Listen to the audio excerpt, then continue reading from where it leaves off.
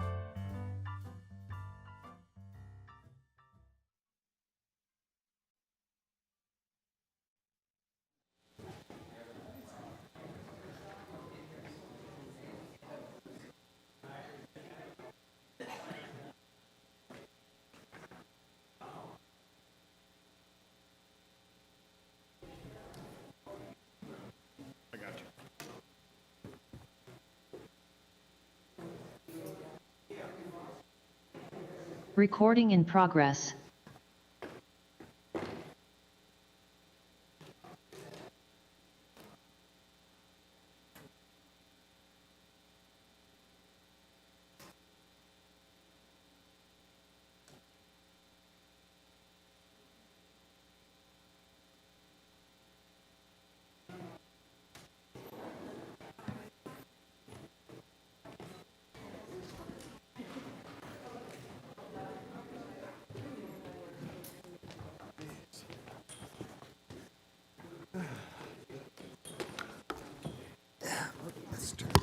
All right, let's come back.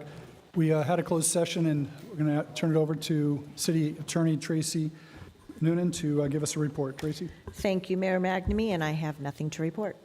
That was easy. Very good. Let us all rise for the Pledge of Allegiance. I pledge allegiance to the flag of the United States of America and to the republic for which it stands, one nation, under God, indivisible, with liberty and justice for all.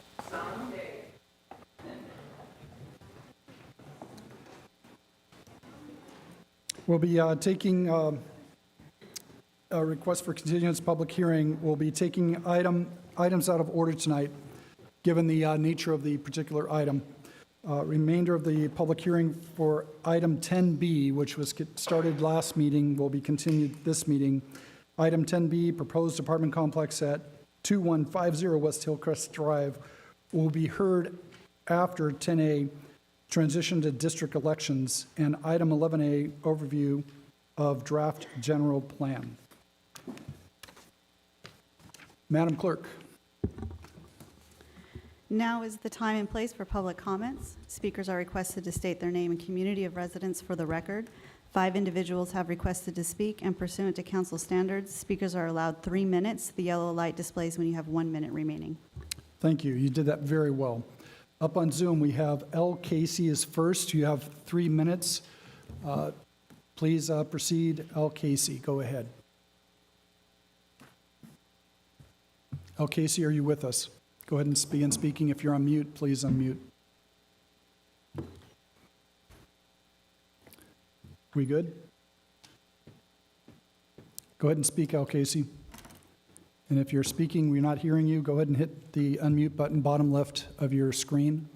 There's a microphone and the X across it. Click on it.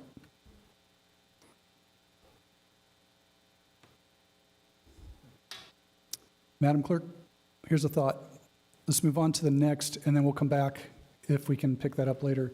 In-house, the way this works, again, you've got 3 minutes. When you have 15 seconds left, I will say very quietly so you can begin your closure of 15 seconds.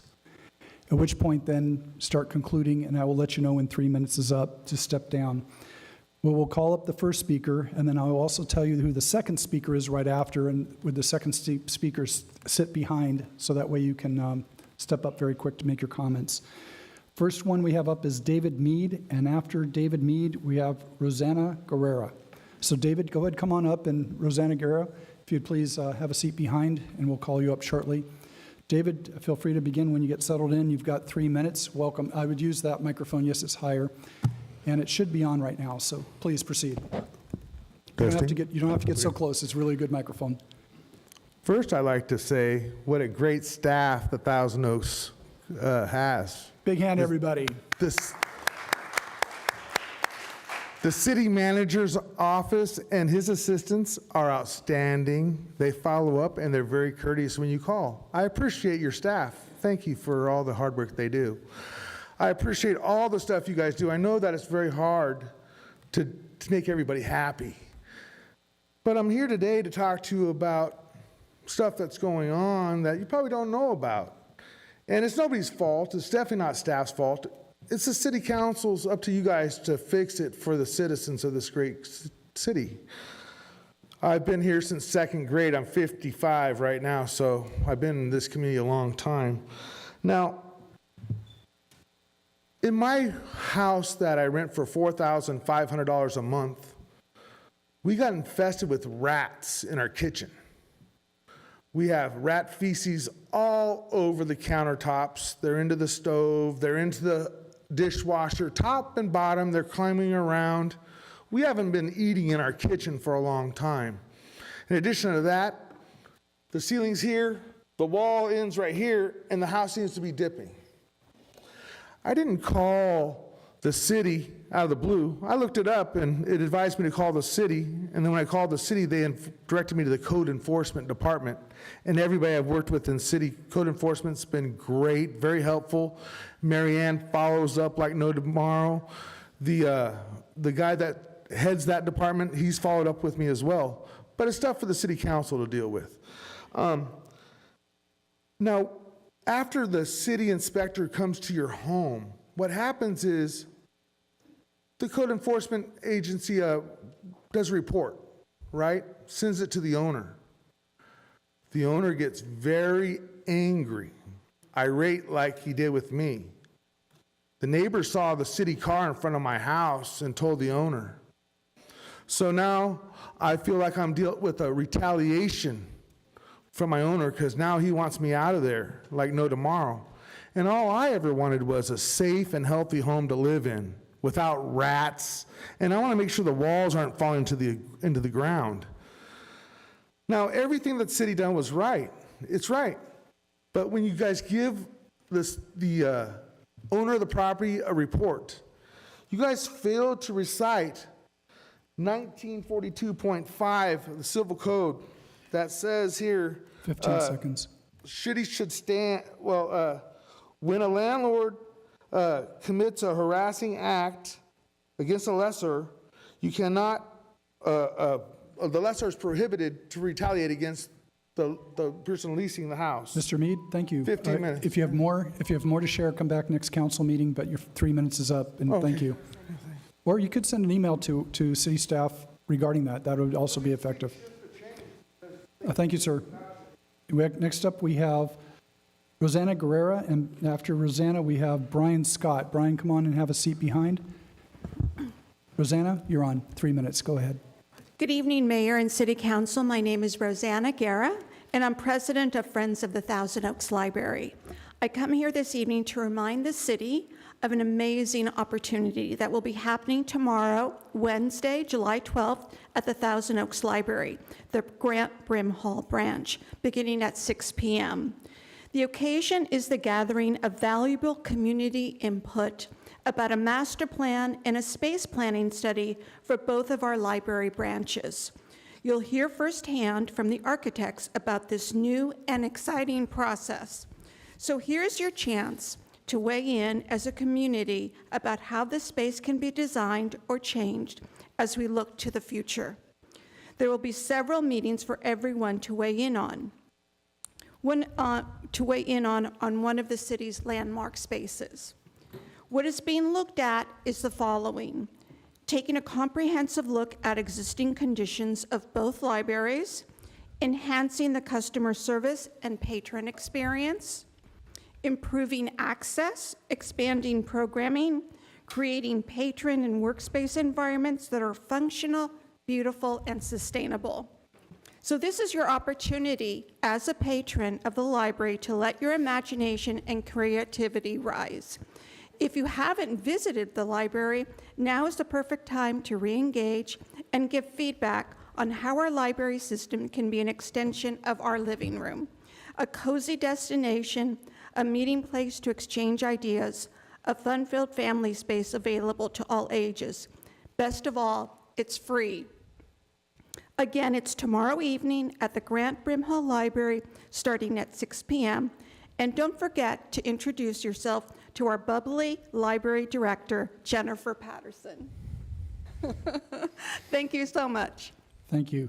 Next up, we have Brian Scott, and in the seat behind, we have Joshua Gray. Joshua, come on down and have a seat. Mr. Scott, you're up. You have 3 minutes. Good evening, Councilman and Mayor. I've been here several times before, and I've mentioned this before.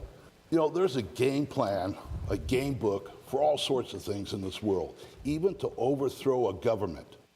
And that's even happening in our country if you're not aware of it yet. I live at the Senior Citizen Park. These people have a game plan. They're trying to get us out of there.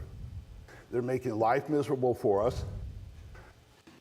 They are making it difficult for the people in the park to pay their rent. I paid my rent on June 5th, last June. That's the deadline. On June 7th, it hit my bank. On June 13th, they send me a 3 and 60-day notice saying I got 3 days to pay up or 60 days to get out because I own the trailer, not the property. They call me the next day and says, oh yeah, we got it resolved. I videotape now every time I drop my check into their office drop box.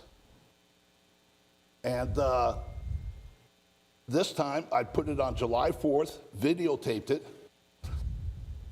They sent me a statement, but they didn't deduct June's payment.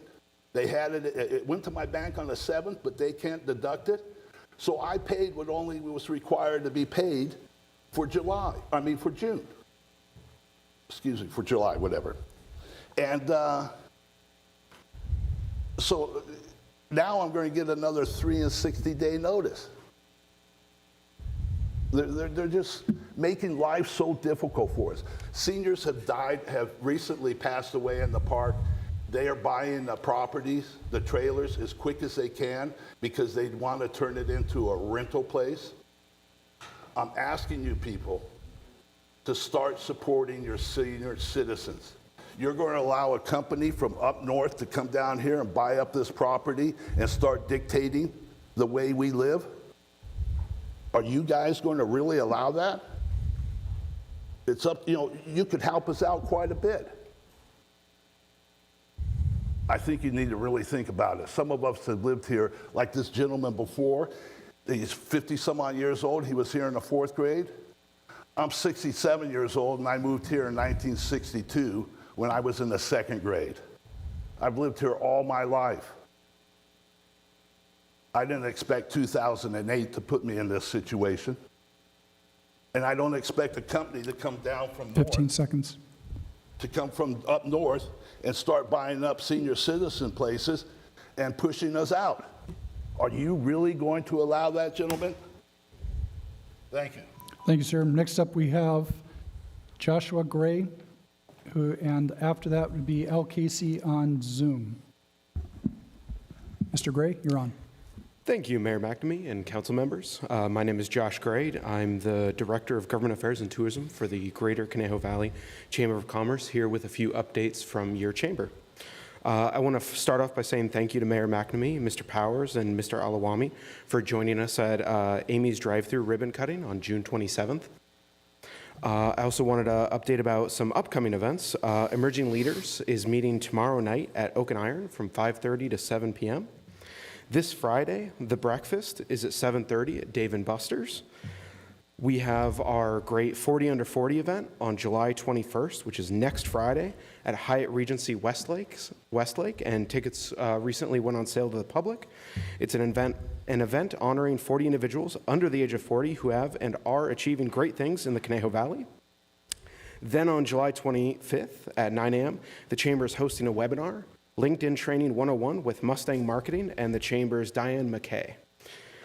The final upcoming event is the ribbon cutting ceremony for Brown's Top Shelf meets on July 28th at 12 p.m. You can register for all these events and more on the Chamber website through our events calendar. An update on the tourism front. The tourism district has been working on an X Games promotion. We had a partnership with 2 influencers recently, Garrett Castro and Justin Ladner. They are quite popular on TikTok and Instagram. They highlighted the Palm Garden, the 507, the Mighty Axe, Petals and Pines Brewing Company, and K1 Speed Newbury Park. Their posts garnered over 300,000 views, 50,000 likes, 1,000 saves in approximately 1 week since posting. It's absolutely fantastic for each of the local businesses. And then one last one is, with June being the Great Outdoors Month, Visit Conejo's socials and blogs highlighted some great summer spots and activities in the area, like trails, green spaces, food, and local performances. And with the last little bit, I will just highlight our Leadership Conejo program. Applications are open. The City of Thousand Oaks and other groups always send a few folks to participate. You can find out more and submit your applications at leadershipconejo.org. Applications will close on August 18th. Thank you very much for your time. Thank you. Next up, we have back on Zoom, L. Casey. Please proceed. They are no longer on Zoom. Oh, we tried. Thank you. All right, and that's our last speaker then, correct, for the public comments, correct? We turn this over to our city manager, Drew Powers. Mr. Powers. Thanks, Mayor McNamee. Just a couple of quick things. I believe Calvin Parker, our Community Development Director, is already out discussing the code issue further along with our police chief. And also wanted to echo the comments from Rosanna. We're very excited about our library space planning efforts that are underway and really encourage the community to participate in that, looking at the future both of our library locations and how to transform them as we move into the future. That's it. Thank you. Number 9, consent calendar. Any questions from council regarding consent calendar? Any questions? Very good. Can I entertain a motion to move forward with consent? Move. Got a motion to move consent? Move consent. Madam, Al made the motion? Okay. Ready? Madam Clerk? Okay. Councilmember Engler? Yes. Councilmember Newman? Yes. Councilmember Taylor? Yes. Mayor Pro Tem Adam? Yes. And Mayor McNamee? Yes. And that motion passes 5-0. Thank you. We're going to move to item 10, public hearings. Madam Clerk, could you please open the public hearing? Hearing advertised as required by law is open to consider agenda item number 10A, transition to district elections, hearing number 4, district boundary maps and sequencing of elections.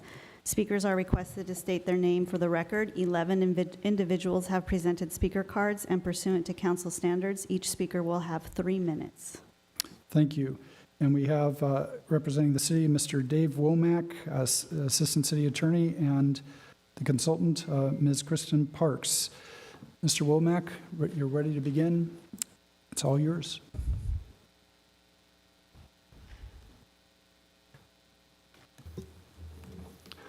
Thank you, Mr. Mayor, members of council. Happy to be here tonight. We are in meeting number 4 of our statutorily required 4 meetings in relation to our transition from at-large elections to by-district elections. Tonight, we will be presenting to you a little update on what we've done so far, presenting to you the focus maps that were advanced by council at our last meeting on June 20th, going over the new maps that we've received and asking for your input on how to move forward. With that, I'm going to turn it over to Kristen Parks. She's here with NDC, and she's going to go through a PowerPoint presentation that will bring us up to date. Good evening. My name is Kristen Parks, and it's a pleasure to be with you all. I am part of the consultant team from National Demographics Corporation that has been working with the City of Thousand Oaks throughout this transition to district-based elections. Anyone who has attended one of the online webinar workshops or in-person community workshops has probably seen me, as I facilitated both of those. So this evening we have some additional maps to review, and I'm going to head and move along to the next slide here. You can see that this process has been going on for several months now. And I want to point out that the city has made significant effort to educate residents and provide opportunities for public engagement. In addition to the 5 required public hearings, Thousand Oaks goes above and beyond by hosting those community workshops I just mentioned. And tonight is the second hearing on the draft maps. The goal for this evening is for council to select a preferred map, and the map that is chosen will be implemented starting with the 2024 council elections. Every presentation that we make, we take time to review the rules that govern this process because we want to ensure that our clients adopt maps that are legally compliant. Always supreme is our federal law. First, federal law says that equal that districts should have substantially equal population sizes, and this is within a permissible range of deviation. Next, we have the Federal Voting Rights Act of 1965, which prohibits the dilution of protected classes of voters, of their voting power, and discrimination on the basis of race, color, or membership in a language minority group. To ensure that the districts do not violate the Federal Voting Rights Act, we look at racial and ethnic demographic data to determine whether a reasonably compact district that respects neighborhoods and communities of interest can be drawn with a majority protected class population. However, while racial and ethnic data can help us to identify neighborhoods with higher proportions of protected class populations, federal courts prohibit the use of race or ethnicity as a predominant factor in determining district boundaries. So what that means is, in common language, that race and ethnicity can be one of many factors that we look at, but it cannot be the only one. Next, in the state of California, there is a law that applies to cities that gives us 4 criteria that are ordered in order of importance. So there's a prioritization of this criteria. And so California's state elections code says cities first must ensure that the districts are geographically contiguous, meaning that each district has no disconnected parts. Second in importance, district boundaries should minimize the division of neighborhoods and communities of interest. And state law does give us a definition. A community of interest is a population that shares common social or economic interests that should be included within a single district for purposes of effective and fair representation. It further states, communities of interest do not include relationships with political parties, incumbents, or political candidates. Third on this list is that district boundaries should be easily identifiable to all residents. We accomplish this by trying to draw district boundaries that follow major roads, highways, waterways, or other natural or man-made features. Finally, fourth on this list, and last in importance here, is to the extent practicable, the district should be geographically compact. And while there are many ways to measure compactness, state law says that a compact district should not bypass a nearby area of population in order to encompass a more distant area of population. Finally, state law says that districts should not favor or discriminate against a political party, and this is why we do not include any partisan data in our databases or look at that during this process. So you see here we have a column that says number 3, other traditional districting principles, because it's important to point out that cities are permitted to consider other factors and goals that may be unique to your city after or when these goals are not in conflict with federal and state rules. So you have federal law, state law, and then you can consider other things unique to Thousand Oaks. So I take all of this time to review these rules and goals just to guide the discussion that will occur this evening about the draft maps. So during this process that has been going on for months, we've gathered a significant array of input from residents of Thousand Oaks, and this is just a snapshot of some of the communities of interest that have been, we've received testimonial on, either through public comment, participation in a workshop, written correspondence, or filling out a survey on the districting website. So we talked about a community of interest being, defined a little bit differently than a neighborhood. It's a broader category. Sometimes a community of interest might be larger than a district size. So, you know, our freeway corridors or Newbury Park, those might be larger than a council district. But usually these communities of interest are smaller than a council district. And so one of the questions that we ask is not only, does this map, for each map, divide neighborhoods or communities of interest, but which neighborhoods and communities make sense to be grouped together within a district? So that's something that comes up when we look at these maps. And there's a lot of other demographic data and socioeconomic data and city planning data that can help us provide additional evidence for a definition of a community of interest. So I just want to take a moment and thank all members of the public who have participated and given testimony about their neighborhoods and communities. All of this is available on the maptoaks.org website. There's extensive testimony from the public on neighborhoods and communities of interest. This map just shows that list that you just saw overlaid on a satellite image of Thousand Oaks. So you can see sometimes what might be a neighborhood or community might overlap with another, or in the case of Newbury Park, Dos Vientos is a sort of a part of Newbury Park, so it's a neighborhood within that community. So this is useful to look at. We can also look, and we've added on our interactive map page, a series of layers that come from the city's GIS database. So we can look at the city's current specific plan areas. So you see here there's the Thousand Oaks Boulevard specific plan area, Lang Ranch, North Ranch, etc.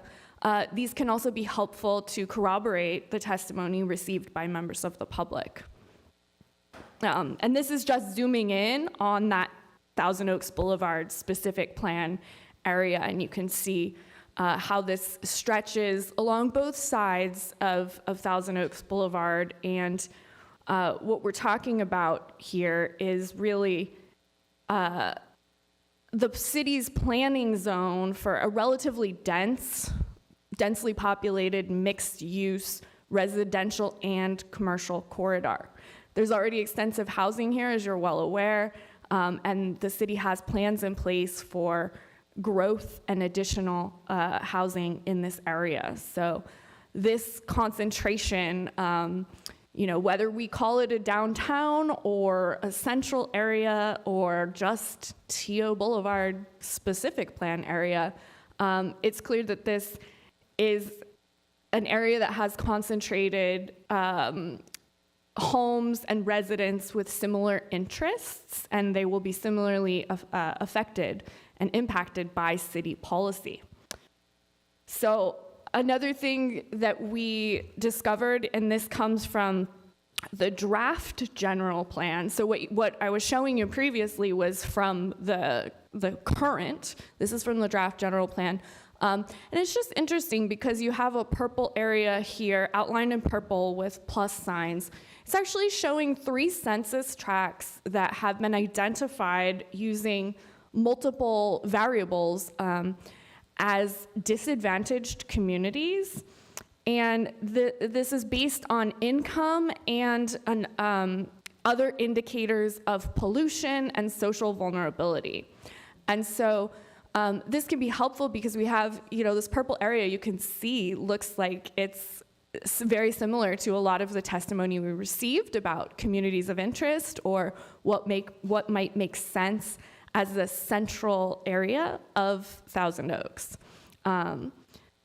So that's another just interesting, you can tell I like maps. I like showing you maps. Okay. Before I get into the draft maps, I also wanted to show you we also have current zoning, current land use added to the interactive map. So this is just a snapshot of what you can see there. we think this is really interesting, again, because when you're talking about housing density here, so that's sort of like the denser areas here are the darker brown to the yellow are the least dense. You can start to see features of neighborhoods that have similar characteristics, similar types of homes, perhaps built in similar decades. And this is all information that helps us identify those communities, not just which ones we don't want districts to divide, but which communities make sense to be put together in the same district. So all of this is just to, if you're just tuning in for the first time to this, to get your wheels spinning. And then I do want to present the new draft maps we've received, as well as review the focus maps identified at the June 20th public hearing. I will say, compared to many of the other cities I've worked with across the state of California, Thousand Oaks did get a good number of public map submissions. So we often say that, those residents of the community know it best. And so we're excited to have maps drawn by the public here. So 16 total maps were submitted. Some of them did not meet the basic criteria of being population balanced or contiguous. At the June 20th public hearing, there were 10 contiguous population balanced maps presented, including 3 from your consultant team. The council identified 3 maps as focus maps, map 104, 106, and 111. All of those were publicly submitted maps. 106 and 111, council directed NDC to make a small modification to. And if you were present at that hearing, you'll remember this well, that there was a lot of discussion and public comment about the Borchard property. And so there was a request by the council to have 106 and 111 be modified. So what I'm going to show you are those modifications. And then I'm also going to show you 5 new maps that came in since the deadline for the previous public hearing. And those maps are maps 112 through 116, again, all submitted by members of the public. The goal for this evening is for the council to review both the modified focus maps, the 5 new maps, and select a preferred map along with an election sequence. What the election sequence is simply saying for each of the 5 districts, which district will be 2024, which district will hold an election in 2026. That's what election sequence is. So I'm going to give a quick overview of these maps, highlighting any concerns that we might have about legal issues that we'd like to be discussed and addressed this evening, and just differences between maps to help council and the public understand what the options are and how they're different. So I'm going to start with focus maps 106B and 111B. These maps, of course, as I mentioned, are revisions that council directed NDC to make. And you may be able to see here on the screen, although you may not, what the revision was requesting that 106 and 111 previously had District 2, that's the blue-colored district that includes area north of the 101 on the west side of the city. In 106 and 111, that District 2 actually came down south of the 101 and included what is being called the Borchard property, right, which is a section along Borchard Road. Council said we like map 106 and 111, but we want to actually unify all of Newbury Park south of the 101 into District 1, and so District 1's the pink one. So not having District 2 cross over the freeway to the south. So that is the only modification that we made to maps 106 and 111. So that modified version is 106B, 111B.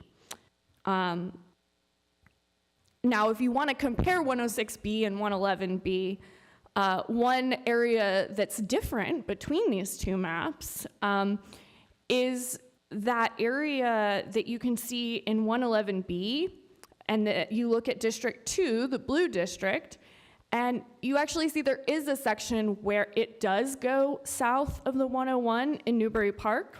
It's not on Borchard Road. It's actually that area at Ventu Park Road. So this is pulling into District 2, those mobile home communities and some of the medium and high density residential communities there. You can see map 106B, on the other hand, keeps that section not in District 1, but in District 4, it doesn't have that section in District 2. So it's a little difference there, but I want to point that out. And then another difference to note between these two maps is the configuration of District 5. Pretty much in every map we're looking at, District 5 is a central, we're calling it a central district of Thousand Oaks. And so determining what communities make sense to be in that central district is one of the issues before us. So you can notice that, again, 111B pulls that central district, it's sort of a tan color, it pulls it all the way up to include the area around Los Robles Hospital, all the way up to Avenida de las Flores. But you can see in 106B that the central district actually stops right before you get to the hospital, right before Los Robles, and follows Jan's there. So that's another difference to look at. The boundary lines for districts, between districts 2 and 3 here, and 3 and 4 are very similar, and they're not changed. So those are the first two focus maps that have been revised. Next, we have focus map 104, and I wanted to put it side by side with new map 113, because both of these maps were drawn by the same author, and the comments that were submitted with map 113 were that it was based on map 104, but made some changes. And so wanting to point out some characteristics of these two maps, just like 106 and 111, when you look at that central district, District 5, we do have what we would call non-geographically compact areas, right? And that's number 4 in importance, according to state law. It's at the bottom of the list, but we still want to think about it. So if our central district is not geographically compact, there has to be a higher ranked criterion that explains why. So looking at this central district, right, we're talking about which communities make sense to be grouped together. And so we did hear at the previous meeting some discussion about what this more densely populated central area of Thousand Oaks looks like and where its boundaries are. And so that's an explanation for why in the previous two maps I showed you and in these two, you do have that leg. I just want to call it a leg sticking out in the Thousand Oaks Boulevard corridor. So even though it's not geographically compact, there may be a valid reason to include it in District 5 due to keeping together similar neighborhoods and communities. So looking now at differences between 104 and 113,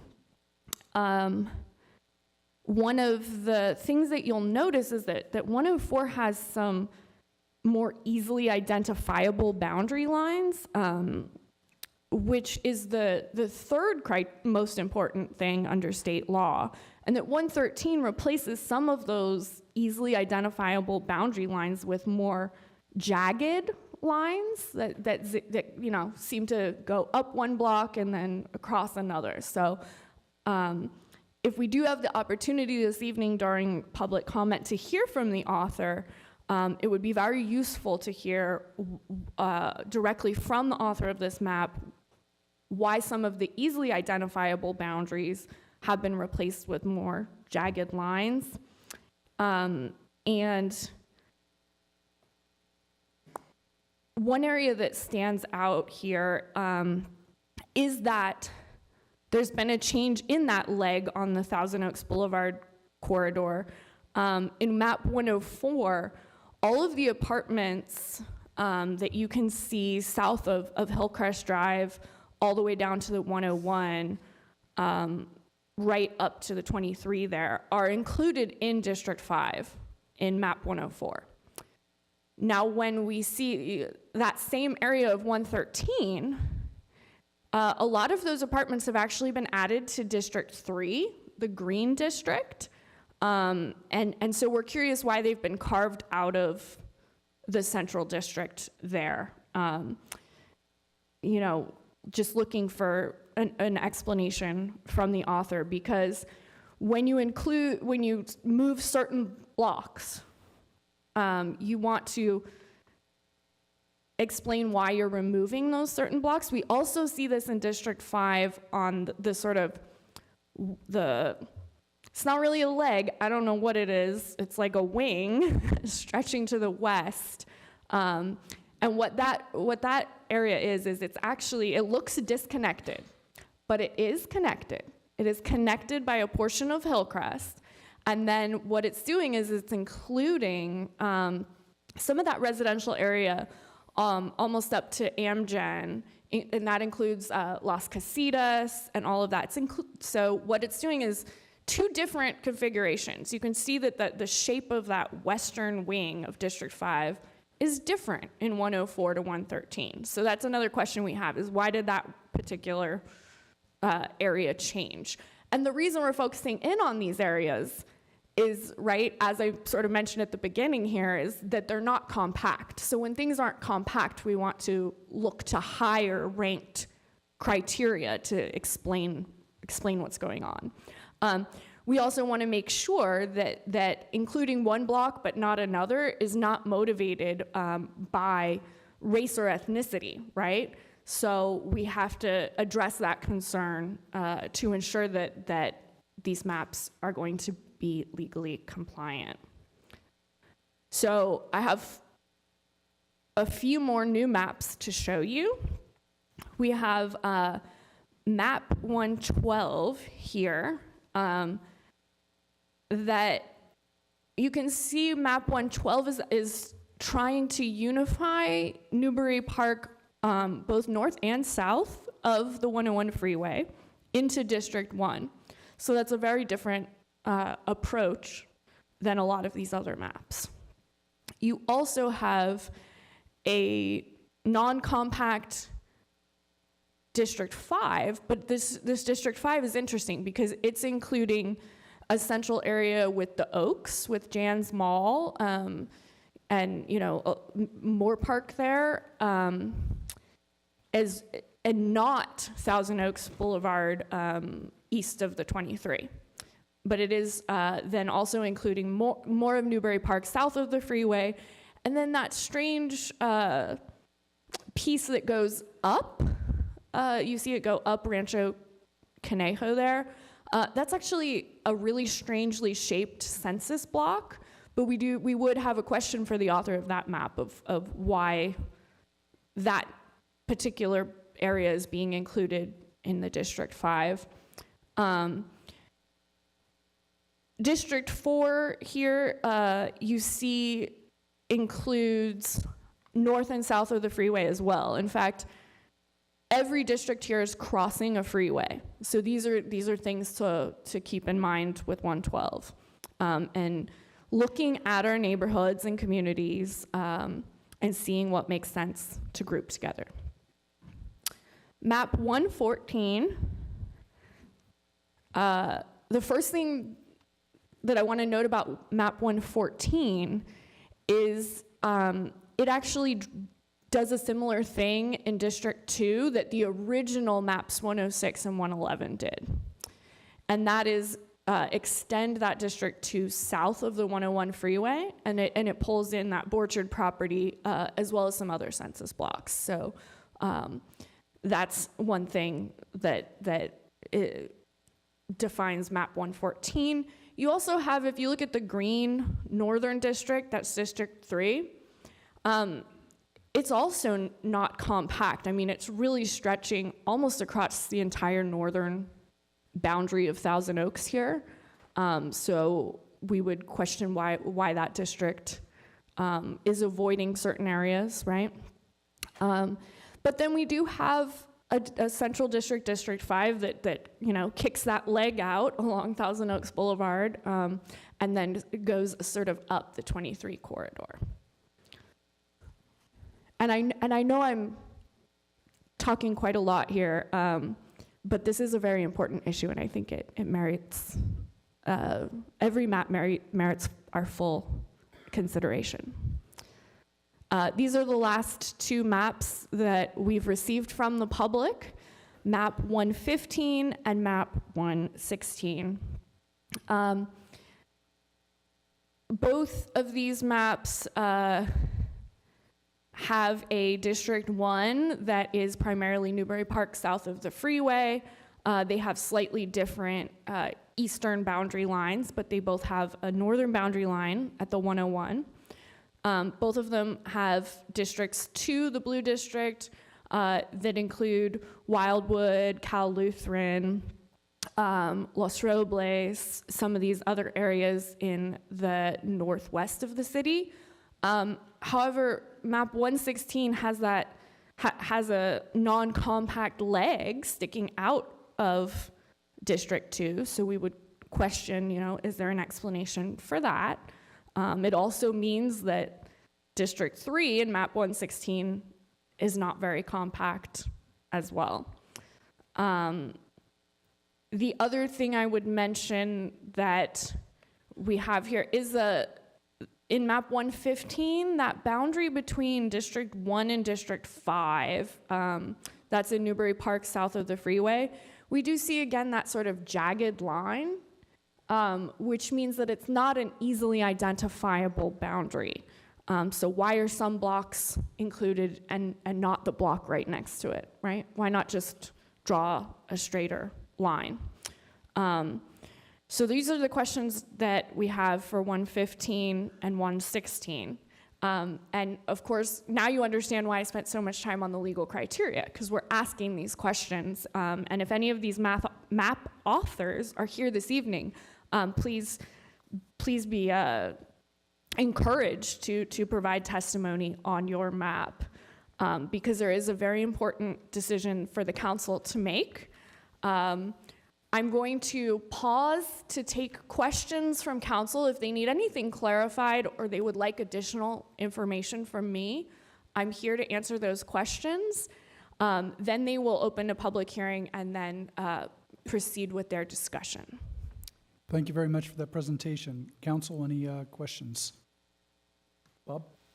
Excuse me, Councilman Engler. Thank you, Mr. Mayor. I think the one question I have is we have several maps here, which are all, and I thank the citizens for coming forward and making these maps and giving their input on it. You've mentioned several caveats to several of the maps. As they stand, are these maps defendable? In other words, if we were to pick, say, map 106B, I think it was, is that a defendable map as it sits, or do we need to make adjustments to it, or what do we need to do to make sure that we are covering our side legally? This is an excellent question. So all of these maps meet the sort of easiest criteria, which are population balance and contiguity. And we do believe that likely all of these maps could be defensible, but a lot of that depends on explanations for why boundary lines are where they are. So if the council wanted to adopt one of the new maps, we'd expect to hear there be discussion from council entering into the public record, right? So that even 10 years from now, when we revisit these boundaries after the 2030 census, we have a public record of why boundaries were where they were. So there should be some discussion, and that will provide evidence if the adopted map were to be challenged.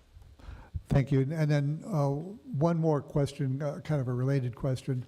There was discussion among some of the public that filtered to our level concerning the reliability of some of the numbers that were presented last time, and also the reliability overall of some of the activities that you've been able to do in other cities.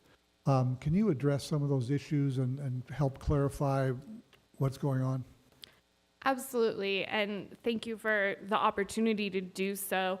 If anyone is looking on the website at the draft maps page, there's also some FAQs there. But what Councilmember Engler is referring to is a typo in the PDF demographic summaries for the draft maps that were presented on June 20th. And what was labeled as citizen voting age population should have been labeled voting age population. There is a difference between those two data points because voting age population is everyone 18 and older residing in an area. And citizen voting age population is a subset, so it's a smaller number, right? But those numbers are correlated. Citizen voting age population is the population 18 and older that are US citizens. And so those PDF sheets were mislabeled. They have all been correctly labeled now. And the good news is that none of that data was incorrectly calculated or labeled in any of the mapping tools. So members of the public who use the online mapping tool or the paper mapping tool, they had access to correctly labeled data. So nothing was incorrectly labeled anywhere other than the PDFs. And the PDFs have been corrected. And there is now also a spreadsheet on the website that compares the voting age population to the citizen voting age population side by side so that members of the public can see the difference. And the reason that this is important is because when I was talking about the Federal Voting Rights Act, we talk about protected classes of voters. And we want to know where they are if they're concentrated in certain parts of the city. So in the case of Thousand Oaks, there's actually not really a material difference in looking at voting age population versus citizen voting age population when you're trying to compare one proposed district to another, right? You're gonna still see the same proportion of difference. So either data that you're looking at. But again, I think that this has been extensively resolved with a lot of information on the website. And I'm happy to answer any specific questions about the CVAP or VAP data. Thank you. Thank you. I'd like to remind council members about the 3-question rule, which for those in the audience may not be aware, council members sometimes have more than 3 questions, so we stop at 3 with that council to move on to others so they can answer or ask questions, and then we can come back to the other council member to continue with their questions for another 3 and so forth. So with that, let me go to Councilmember Newman. Thank you, Mayor. As it happens, I have exactly 3 questions. Thank you for your presentation. The very first criterion you gave was the federal requirement that districts contain equal population. And my question for you on that criterion is, of all the maps we're looking at tonight, which is the closest to that requirement? Which is the least, in other words, which is the least deviation from an ideal population in every district? Yeah, so just so members of the public have a reference here, federal courts have said up to a 10% total deviation is permissible. And the way that's calculated is looking at the difference in population between the largest district and the smallest. And why do we care about that? Well, the more equal the districts are, really the fairer it is for the voters within those districts.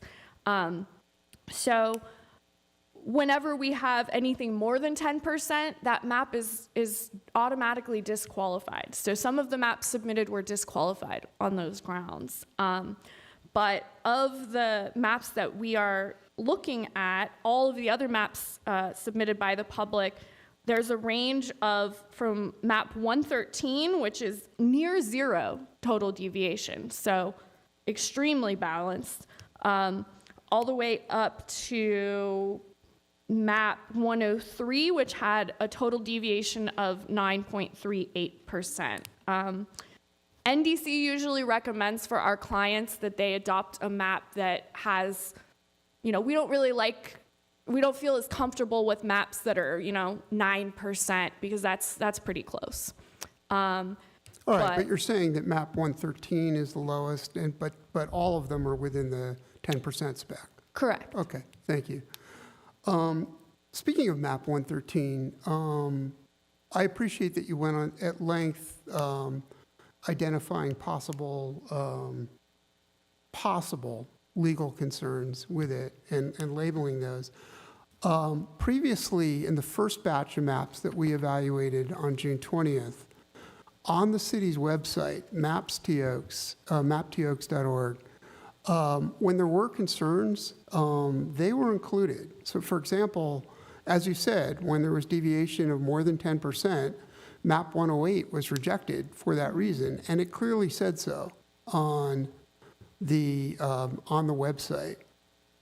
In contrast, and this is really a question for staff as well as you as the consultant, this is the first we're hearing tonight of concern of demographic and other concerns with all of these maps. The public should know that staff holds pre-meetings, if you will, briefings with each council member before before we meet in public session. We discuss different maps, different concerns about maps in some detail, at least in my meeting. And the website has been updated with new maps, but there's been no information about these concerns until tonight. And I guess my question is, why not? Why are we only hearing about this now? Yeah, I can address that, Councilmember Newman. This was when we'd done the maps with the last public hearing, we had included this type of information on those maps, but that was when we'd put that on there. And when we had done the initial PowerPoint on this one, we didn't have any of that. It was brought to our attention that none of the maps had any comments like this on there. So we'd asked the demographer, if there's any issues like we had similar to that first go-around, could you please identify that on those maps? That's why you're seeing those on the maps tonight. Yeah, no, I appreciate the info. I wish it had been included for the public's and the council's edification, but thank you for that answer. My final question is on this citizen voting age population versus voting age population. If we're looking at voting representation, I would think the former metric would be much more important. And indeed, I've looked into NDC's work, both for the work that NDC has done for the city of Thousand Oaks, for our Rec and Parks Department, and for many other agencies around the nation. NDC has used CVAP, not VAP, citizen voting age population, as the metric. And so my question is, given that there was a data error, that what was labeled as citizen voting age population was actually voting age population, why not change and put the correct data in there instead of just changing the label, which is what was done? Yeah, I can also at least address the beginning of that. The data was correct VAP data. That's what was intended to be on the data sheets. It was incorrectly labeled as CVAP data. I'm sorry, that's not the question I'm asking, sir. The use of VAP is inconsistent with NDC's own usage both with us and with other agencies. I think that's fair. And what we look at when we're drawing maps actually is CVAP, because that's what's been identified by federal courts as the best estimate we can get for our protected classes of voters. So in the drawing of maps, that is what was available for the public and within our own proprietary software. These demographic reports that were the PDFs, those are generated, by clicking a button after the map has been created, and those reports are set up to either show VAP or CVAP, right? And so we couldn't do both of them, right? So these reports showed VAP. When we had a request for CVAP, we added that. I want to emphasize, though, that in Thousand Oaks and in most places, whether you're looking at VAP or CVAP, what's really essential about it in terms of the Federal Voting Rights Act is if those numbers are concentrated geographically such that you can draw a district that's reasonably compact, that meets the other requirements, and is near to or majority population of a protected class. So when NDC works with every client, we're looking at CVAC data to an extent, not solely, right? But in concert with other demographic features to see if there is that possibility of creating a majority protected class district by CVAP. In Thousand Oaks, that's not the case. You can see that by looking at the VAP and the CVAP numbers, that you're not approaching a majority protected class district. Perhaps in 10 years, that may change as demographics shift. But materially, for Thousand Oaks, whether you're looking at VAP or CVAP, you're still going to be able to compare districts to each other and see, well, this one, has more of this protected class than the other, or comparing one map to another. But the final caution that we need to make is that it's not just the drawing of district boundaries where we need to take care not to consider race as a predominant factor, but also when deciding between one map or another, even if the maps have been drawn using primarily the criteria that is race neutral, that we don't want to make a decision one map or the other based solely on race or ethnicity.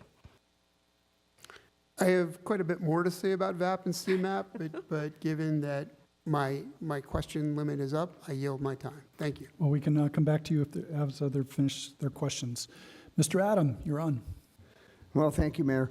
Just a point of clarification. So this whole process that we're going through districting, we have to stay to a certain time frame to get it done.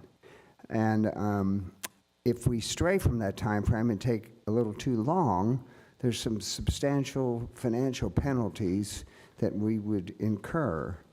And the point of clarification I'm trying to get to is that if we were to pick a map that was presented to us tonight and decide that, well, we like this particular map, but maybe we want to change it just a little bit here or a little bit there, that would throw off that time frame.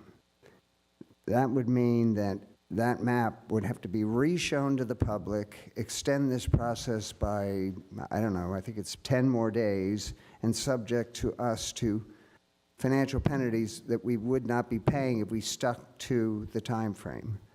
So and Tracy could probably speak a little bit more to this, but what it means that to stay to this time frame and keep the costs where they are now, we have to pick a map that was presented to us tonight.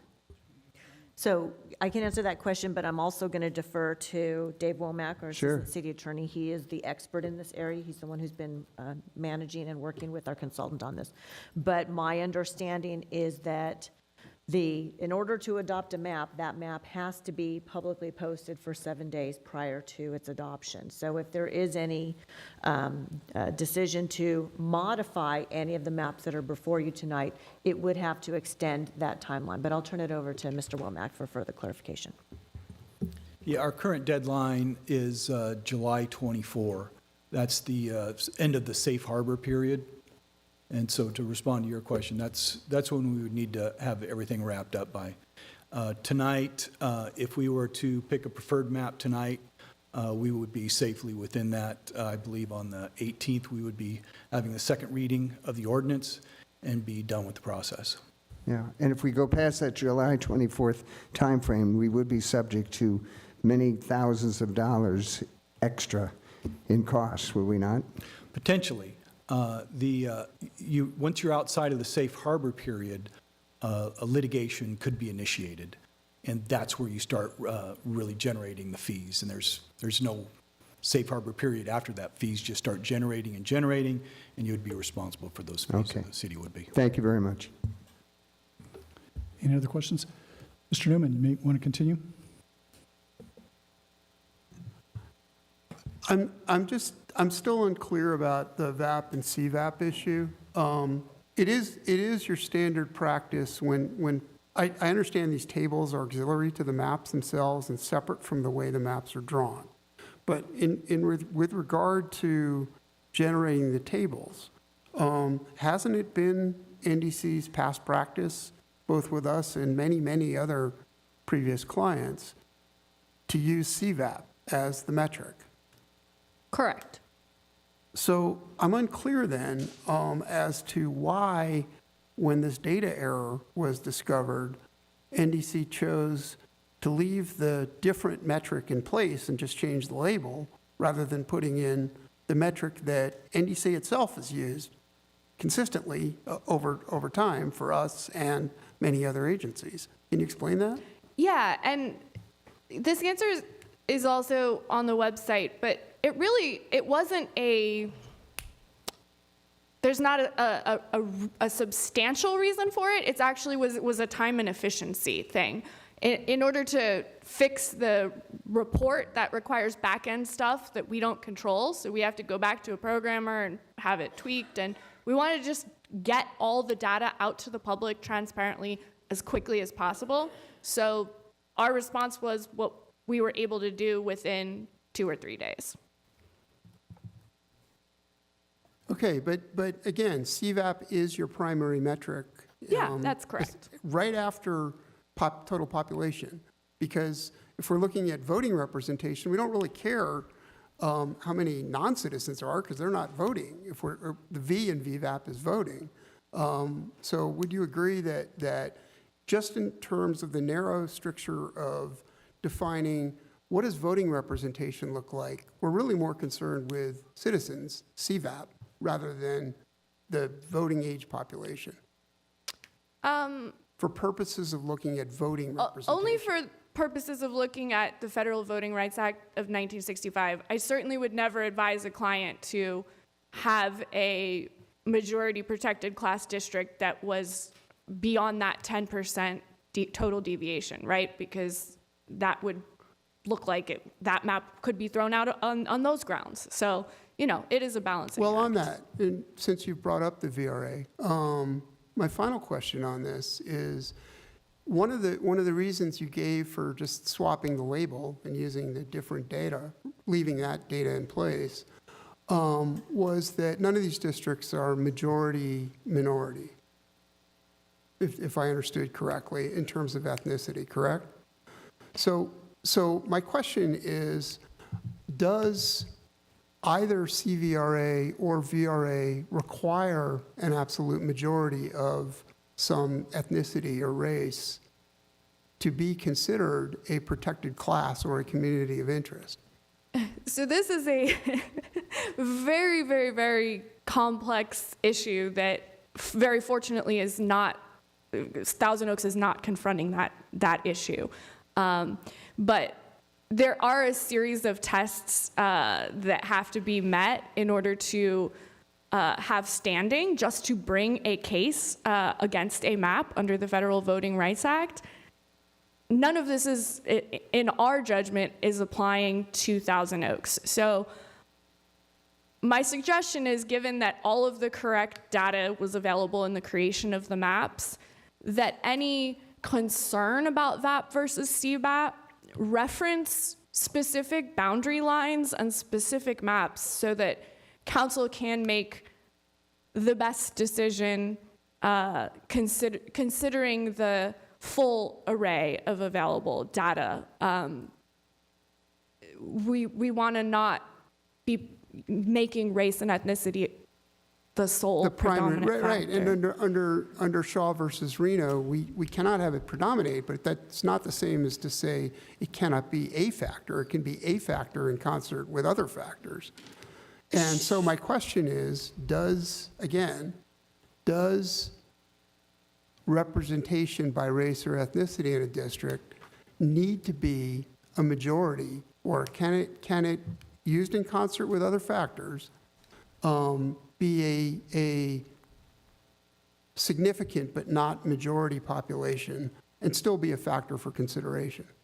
Yes, and what that's referred to legally is an effective district. For example, we tend to see in California among the protected class of Asian American citizens of voting age population that 40% or more tends to be effective. But you have to keep in mind that when cases are brought under the VRA, they're not just looking at numbers. They're also looking at, is there a history of voters of this protected class not being able to elect a member from their class to council, right? Has there never been someone from that group? So there's multiple factors, so we can't boil it down just to whether it is a plurality or a majority of that district, but you're right, that is one significant I'm consideration. sorry, the term of art again is effective. You said there is a term to describe Yeah, a plurality, that it is an effective something, and I missed the second word, I'm sorry. Effective district. Effective district. Yeah. Great. Right, so that would be, and it doesn't even have to be a plurality, that would be if the group were able to elect someone, right? Right, right.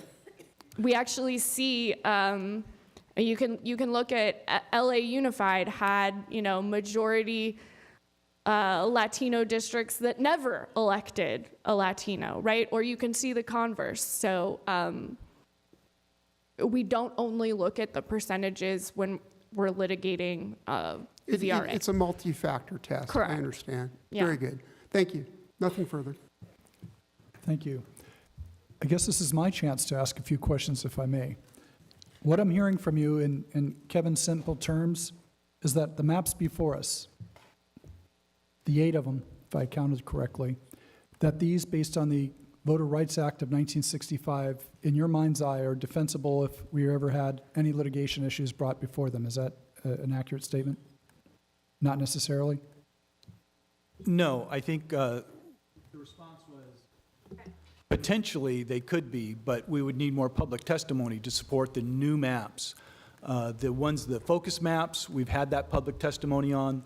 We believe those are legally defensible right now. As far as moving forward on the new maps, we would encourage additional public discourse on those to flesh those out, why some of those district boundaries were drawn the way they were in order to be a little more comfortable with responding to your question with an affirmative yes.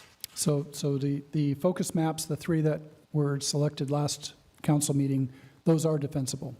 We believe so, yes. Excellent, thank you. And that is my one question. Thank you. So with that, no other questions from council? Very good. Let's move into public speakers. Now, this is a public hearing, and as such, we have 29 speakers, and I applaud all of you for participating in this discourse, this dialogue, this conversation, because your input is very important. At 29 speakers, we need to reduce your speaker time to 5. So, I'm sorry, 2 minutes, down to 2 minutes. So please be prepared for 2 minutes. And at 15 seconds, again, I will say very quietly, you have 15 seconds, so you can wrap up your comments and thoughts. With that, Madam Clerk, I will begin calling people up. First one we have on Zoom is Karen Wilburn, followed by on Zoom also is Jackson Piper. Karen, feel free to begin when ready. Okay, can you hear me? Sure can. You have 2 minutes. All right. Thank you. I'm Karen Wilburn from Newbury Park. Map 113 seems to me to be the clear choice. It has the lowest level of deviation and provides the best representation in District 5 for communities of interest based on socioeconomic levels, language spoken, and immigrant status. This is what the Voting Rights Act is designed to do. It may appear as if the compactness requirement of the map looks odd, but if you consider an unincorporated island of the county is adjacent, the lines drawn clearly represent where the members of this community of interest are clustered. The only downside I see is it places 2 current council members in the same district. Map 116 on the surface also seems to meet requirements, but it also appears to be drawn largely to protect the current council members' district by moving some of the communities of interest in Map 113 to District 3. This option displaces about 3% of the community of interest in Maps 113 District 5 and puts Westlake Hills into District 5. Members of Westlake Hills have stated their community of interest aligns more with District 4 of Map 113. The Voting Rights Act only allows for incumbents to be considered after all other requirements are met. I think Map 116 appears to violate this, and the council has no option but to support Map 113 to avoid legal and financial risk to the city. Thank you. Thank you. Next up, we have Jackson. Can we hold on the applause so we can move through this rather quick? Next up, we have Clint Foltz, and then after that, Janie Anberg on Zoom also. Mr. Foltz, you have 2 minutes. Go ahead and begin. Hello, my name is Clint Foltz, and I'm a resident of Thousand Oaks. I urge you to adopt map number 113. This map ensures that currently underrepresented groups have equal representation in the election process. Map 113 provides proper representation for neighborhoods with multifamily housing. As a longtime Thousand Oaks resident and renter in a multifamily housing complex, it's important to me that the heart of our community is represented by someone who knows us and understands our unique place in the Conejo Valley. I feel the spirit of community amongst the people in my neighborhood and know that proper representation for us would be beneficial to the entire city of Thousand Oaks. We know what would help our segment of the community thrive, and we want to elect a council member that understands our needs and what we contribute to the city. We must also ensure that we honor the principles of the Voting Rights Act, and Map 113 does just that. I was born in Westlake Village, but I grew up in the parks, streets, and open space here in the Conejo Valley, walking and biking nearly every square inch of Thousand Oaks over the years, and I can tell you with confidence that map number 113 will best represent my current neighborhood and our sister neighborhoods as well. Thank you. Thank you. Mr. Piper Jackson, Jackson Piper, my apologies, I skipped you. You're up next, and then after that we have Jeannie Alberg. Go ahead, you're on, Mr. Piper Jackson. Thank you, and no worries, Mr. Mayor. Thank you, Mayor McNamee, members of the City Council. My name is Jackson Piper. I'm in unincorporated Newbury Park. I'm sure you all know me as the housing activist in the area. I think that the issue of the district elections is very important. Also relates to housing because it determines how the city's future politics will take shape. I think that the rental population of Thousand Oaks is important to consider. I know they don't always turn out in large numbers for political issues, but I think part of that is because they often don't feel like they're going to be represented anyway, so why bother? I think this is an opportunity to at least potentially allow more representation for those people who live in apartments and live in other multifamily units. So I'm here to ask the council to endorse map 113. I believe it is the fairest distribution of the population, considering the need to keep communities of interest together. I think it will provide a basis for the rental population, like I said, to have more of a voice on the city council. I do realize that because it pits incumbent council members against one another, even though that's legal, it may not be a amenable situation for the city council. So Because of that, I also think that map 116 is fairly similar to map 113 and does a very good job of also maintaining communities of interest within the city 15 while seconds. avoiding that direct conflict.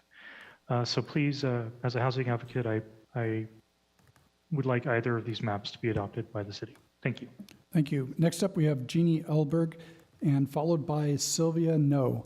Jeannie, you're on Zoom. Go ahead. You have 2 minutes. Jeannie, go ahead and hit the mute button on the bottom left. Is Jeannie with us still? It appears she's no longer there. Okay, Jeannie, so we'll move on to Sylvia No, and after Sylvia on Zoom, Catherine Willett. Jeannie, you're on.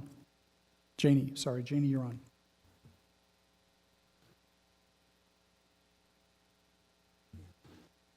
Sorry, think we're on Sylvia. Sylvia No, you're on. Go ahead, Sylvia.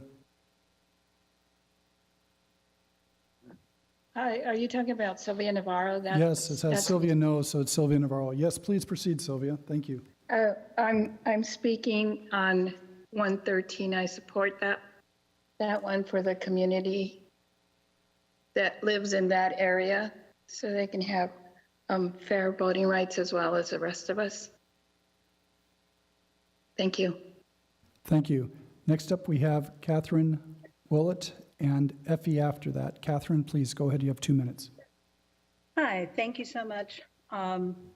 I also am recommending that we adopt MAP 113, mostly because of the distribution of District 5, which is an area that currently has no voice on the council. I think it's important for the high-density, low-income community to be together and have representation that actually speaks with the same voice as they do. That's about all I can say. Thanks. Thank you. Next up, we have Effie, and after Effie, we have Danielle Blum. Effie, you have 2 minutes. Thank you. Good evening, Mayor and City Council members. I echo my community's support for MAP 113.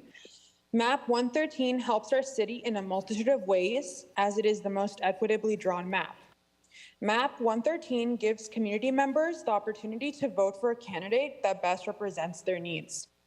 The Voting Rights Act is a federal law that prohibits discriminatory voting practices and ensures fair representation for all community members, particularly those from historically marginalized communities. Districts should represent their constituents. When community members' voices are heard and their voices count, a more inclusive government is created. MAP 113 responds to our community's needs when it comes to city concerns like housing, transportation, public safety, and roads, just to name a few. Our community strives to make sure that Thousand Oaks is a place where everyone can provide for their families, have equitable access to resources, and maintain their health and well-being. And what better way to do that than by ensuring all community voices count? When everyone in our community has a voice, the whole community is better off. For these reasons, I believe that the Thousand Oaks City Council should vote to adopt MAP 113. Thank you. Thank you. Next up, we have Danielle Bloom, and after that, Milo Wagner. Danielle, you've got 2 minutes. Thank you so much. I am calling to support District Map 113. Map 113 best complies with the California Voting Rights Act. Also, since districting is about equal representation of people and not businesses, commercial interests should not be playing a part in selecting a fair map. And it is important that we choose a map that reflects best practices, and MAP 113 does that. Thank you very much. Next up, we have Milo Wagner, and after that, James Osborne. Milo, you have 2 minutes. Milo, go ahead and unmute your, there you go. Okay, yes, I'm calling in support of District Map 113 as the most equitable and in compliance with the California Voting Rights Act. I believe that it is best to address the concerns of the community rather than business interests and incumbency. And map 113 is the most equitable for that and for serving communities of interest. Thank you very much. Next up, we have James Osborne after James Cynthia Bergston. James, you're on. You have 2 minutes. James, are you on?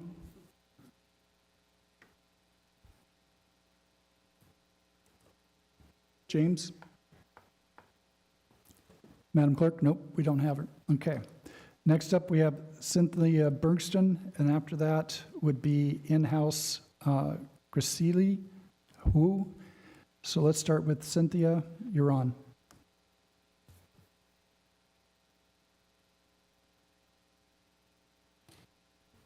Madam Clerk, do we have Cynthia?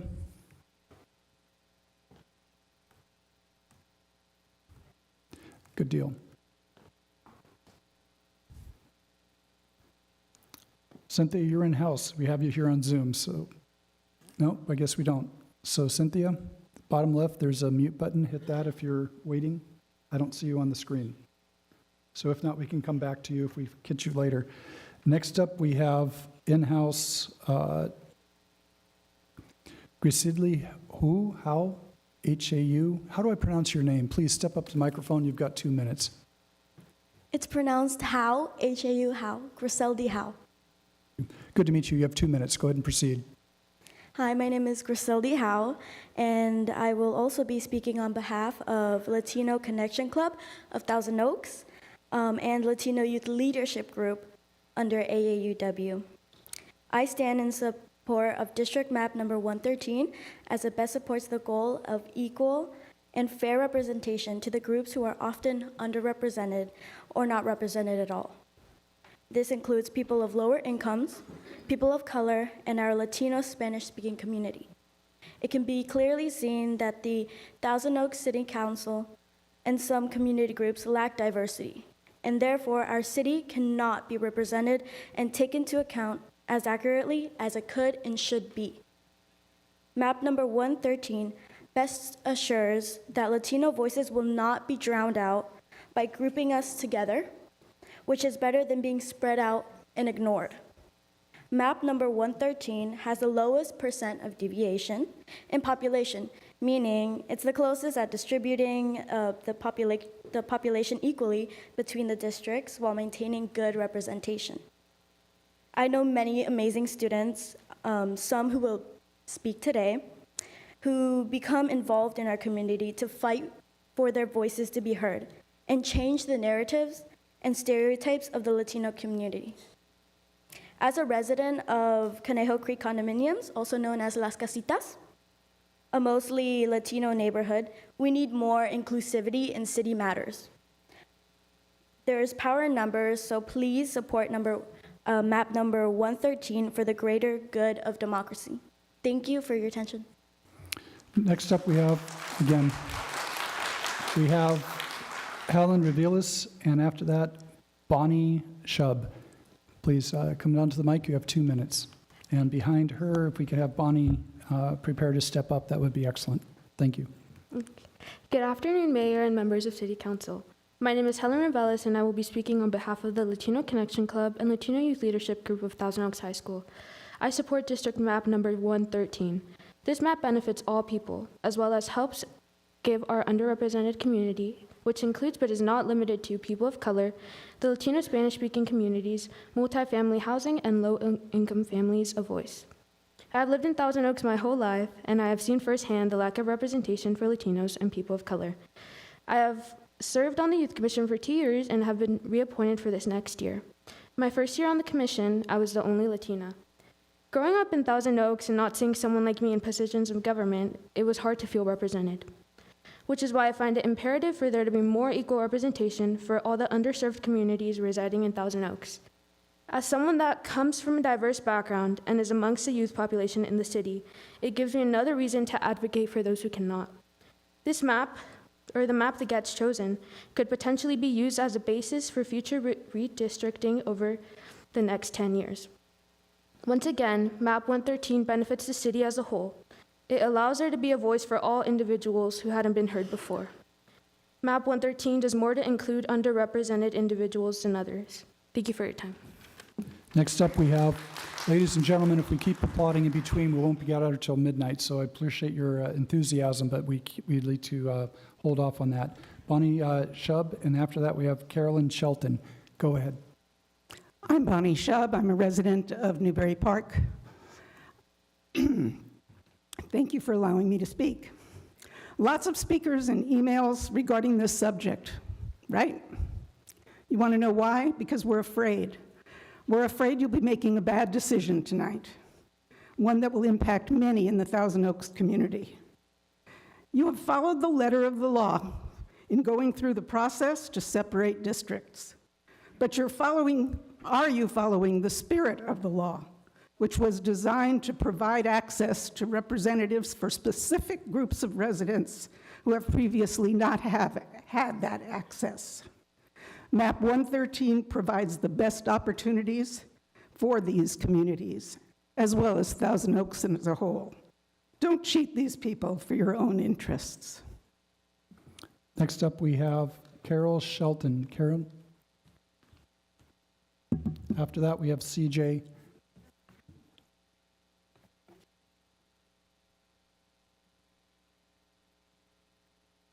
Apologize.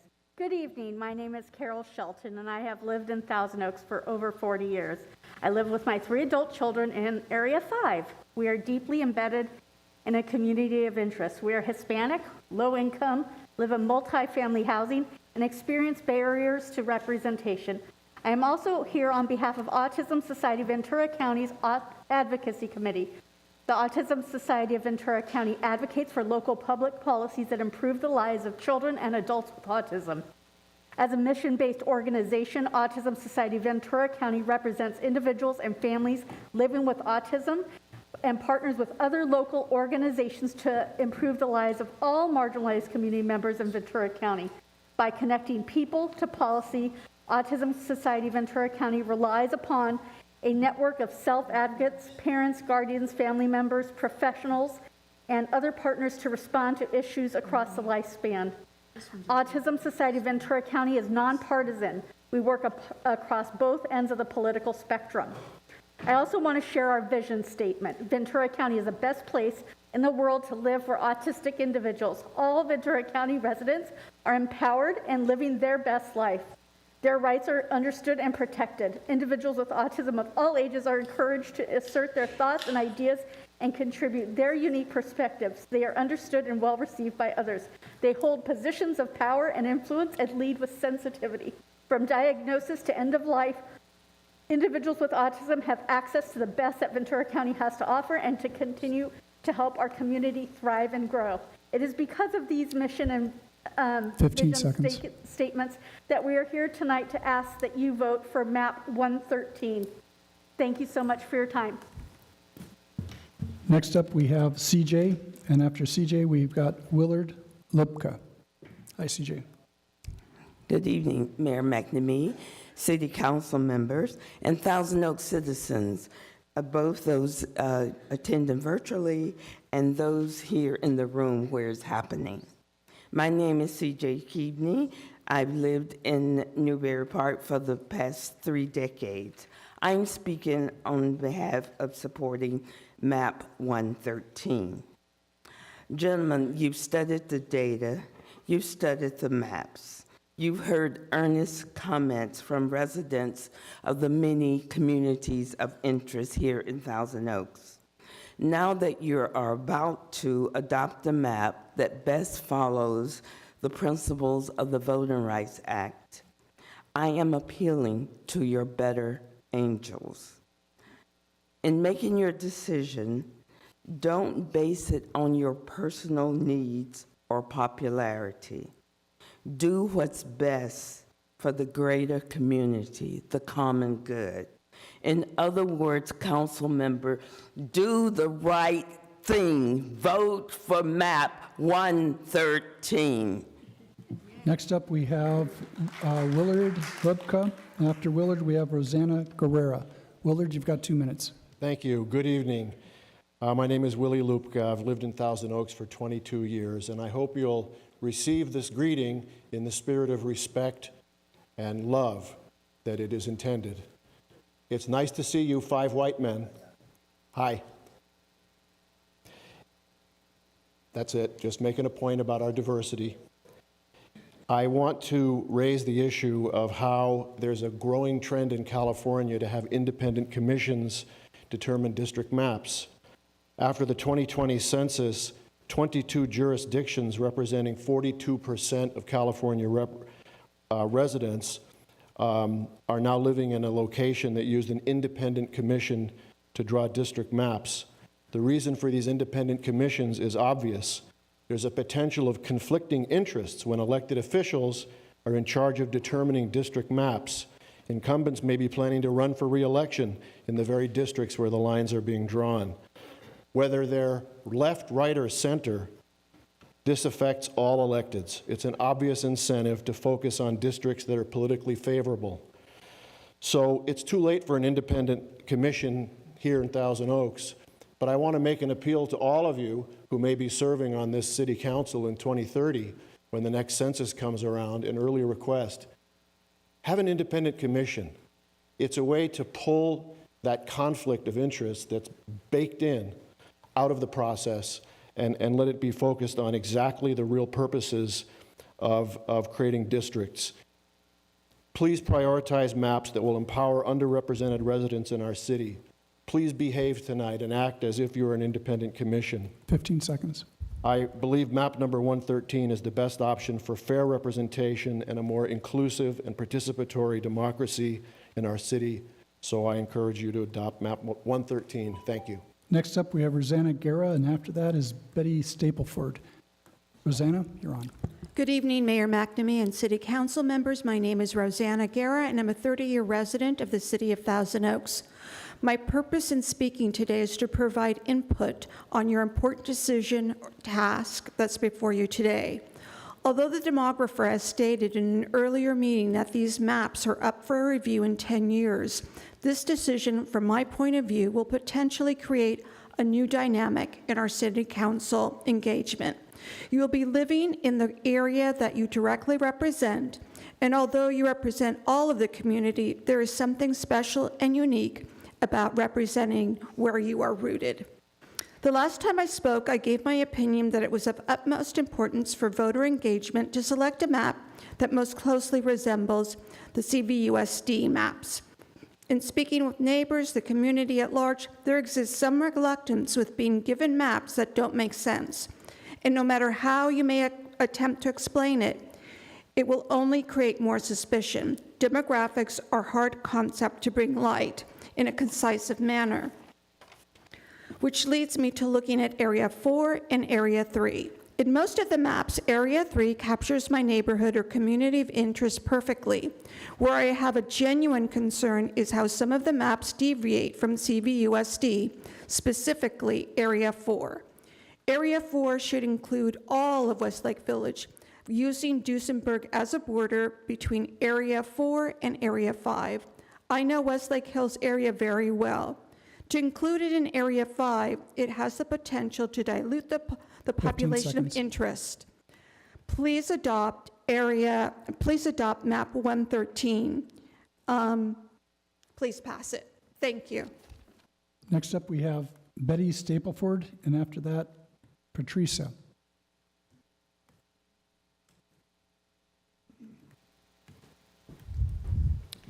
Good evening. I'm Betty Stapleford. I've been a member of this community in the same house for the last 25 years. And I thank the City Council for inviting us here to speak about this. It's been a long time coming. The other two major groups in the city have already done districting, but I'm glad you finally got there. I'm representing AAUW tonight, and I'd like, maybe this is a little strange, but I'd like you just to please look at each other. Just turn your heads, look. I mean, I know it's hard because you've been used to looking forward, but just look at each other. You can smile, that'd be good. Who's missing? Who's missing?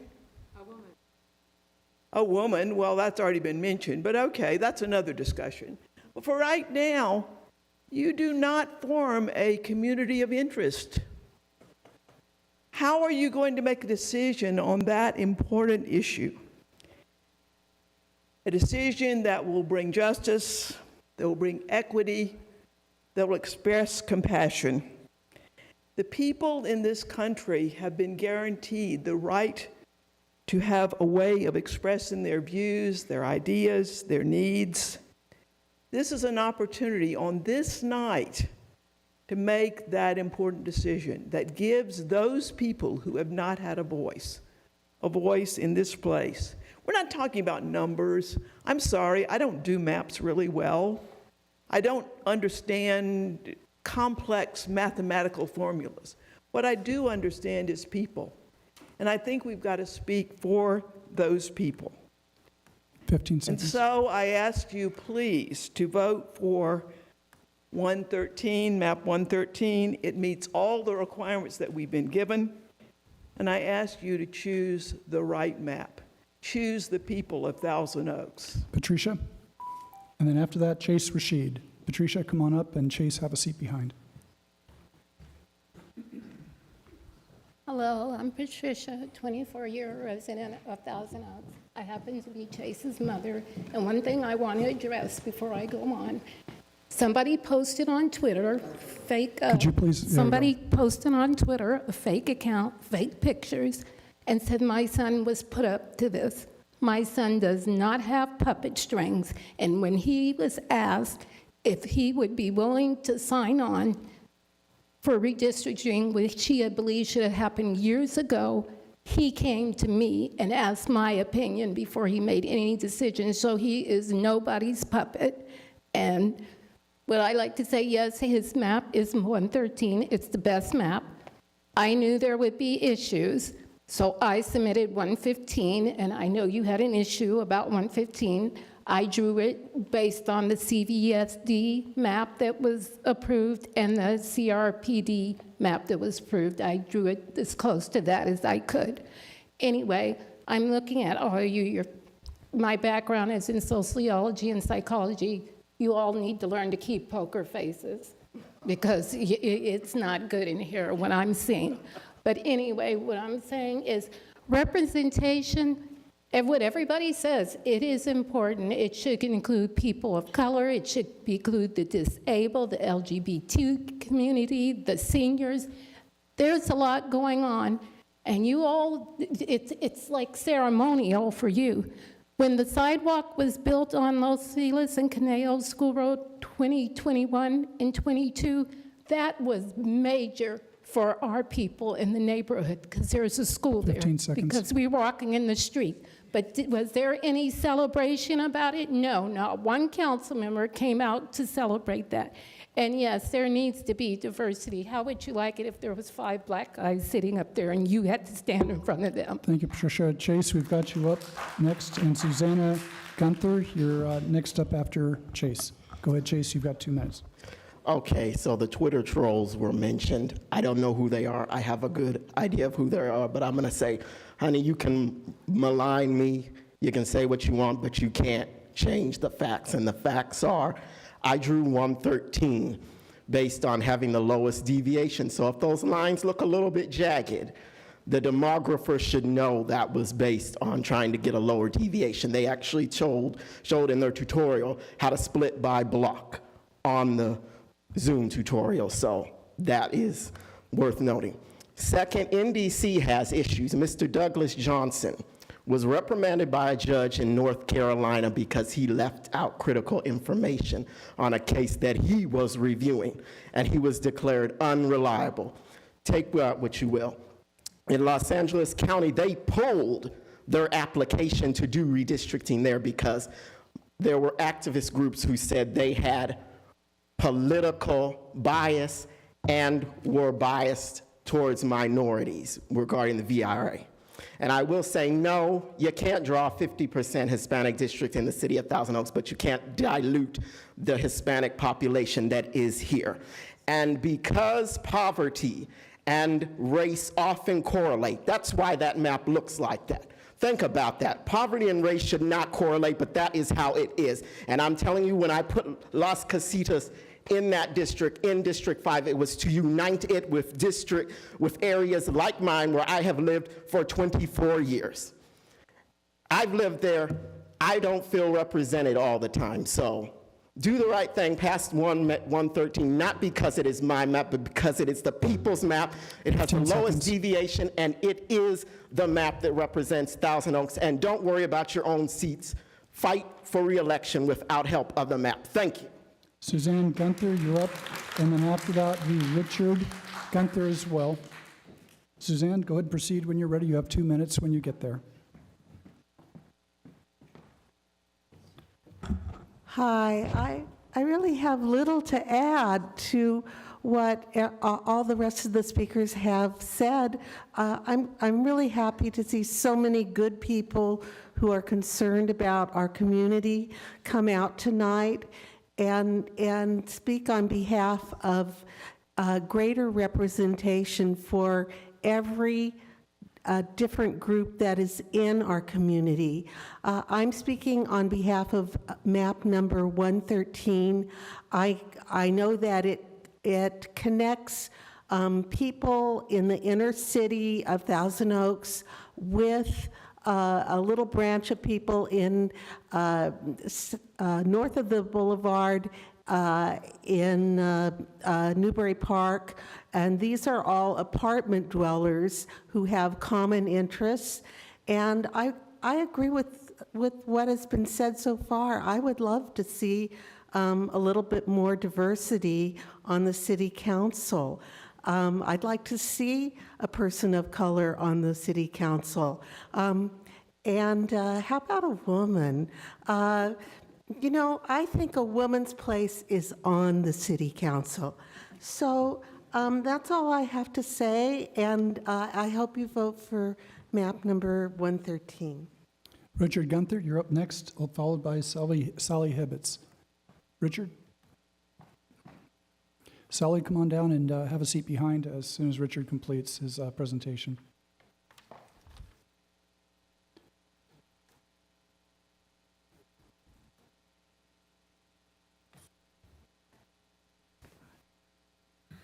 Hello to the esteemed City Council of the City of Thousand Oaks. My name is Richard, or Rick, Gunther. I've lived in Newbury Park since 1979. Some here may know that I've been a teacher for a long time, since the 70s at Cal State Northridge, and after I retired from Cal State Northridge, some at Cal State University Channel Islands. I have a PhD from the Anderson School at UCLA in the field of business management with a minor in economics. With that background, for the last 40 years, I have taught, done research in, and published in the area of layout with multiple criteria. Very, very similar to what we're talking about tonight. I've also spent many hours going through the data that Chase here has provided, and I am strongly in favor of the model which minimizes the population diversity and the population itself, and which, in my opinion, meets all of the relevant criteria. That is number 113. Now, I know that number 113 would cause two incumbents to run against one another.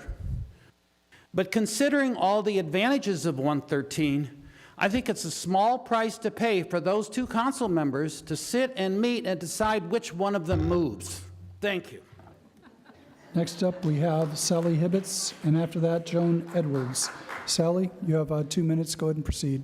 You may want to bring the microphone down just a little bit towards you. There you go. That's wonderful. Thank you. That's good. It'll pick it up. Good evening, members of the Thousand Oaks City Council. My husband and I have lived in Westlake Hills for nearly 40 years and very much see our home as part of a community of interest within Westlake. Most of the maps place our tract into the Center Core District 5 west of Duesenberg. We value and support map 113 as it is the best map to create fair districts for our city. Our regular routine keeps us within the greater Westlake area. We send our children to Westlake schools, we shop, we see friends, we dine out, we go to the movies, we attend events at the parks, we hike, etc., all generally within Westlake. Any approved map must place Westlake Hills into District 4 or the greater Westlake area. We demographically are very unlike District 5. This is true not only in terms of income level, but also in the type of housing, education level, education patterns, and all other demographic points. We are a specific community of interest within Westlake. Our residential area is named Westlake Hills, not Thousand Oaks Hills. We believe that if Westlake Hills is placed in District 5, it is done only for 2 reasons. Number 1, to dilute the power of the much-needed diverse voices living in District 5, and 2, to create incumbent protection for Mr. McNamee. Both of these reasons are definitely major legal concerns, and we challenge the council to keep these points in mind. Avoiding continued litigation is of major concern, and that above all other criteria must be a factor in your decision. By now, you should be 15 familiar seconds. with the legal terminology of cracking and packing in reference to the creation of voting districts. Cracking and packing are factors here and should not be quickly dismissed. Do not split up or crack all of the other many diverse voices in this city, Thank you but very rather much. do the right thing and Next pack up, them together we have so Joan all Edwards, folks will and finally have a afterwards, seat at the Kevin table. Hu. We have Joan Edwards up next, and then after that, Calvin Hugh.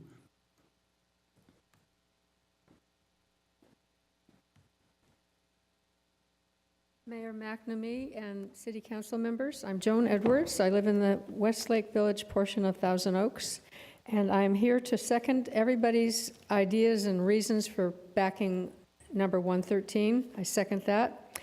I'm also here to say that in the general plan, I see you're not taking any comments on that, so I'll just quickly say that I think the housing element needs to be voted on by the people of this city because I think it's very confusing. Thank you. Next up, we have Calvin Hugh, and then after that, Lauren Gill. Calvin, you're on. Thank you. Good evening. My name is Kelvin Haukanche. I graduated from Kalu and went into accounting. I reside in Newbury Park, and I'm here to show support for District Map 113. I support this map mostly because it does the best job in representing the community aspects that I grew up with.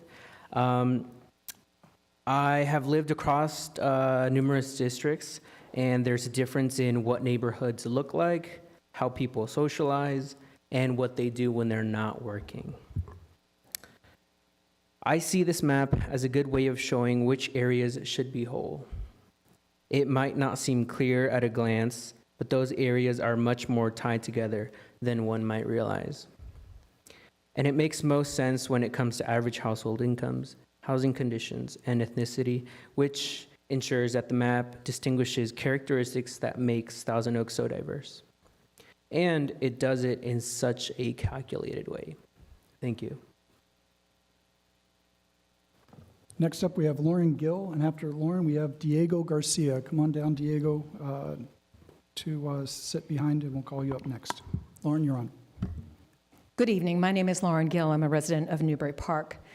This is a momentous occasion, a historic opportunity to expand fairness in the city of Thousand Oaks.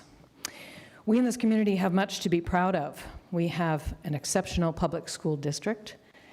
We cherish and protect our beautiful open spaces. We have a vibrant business community.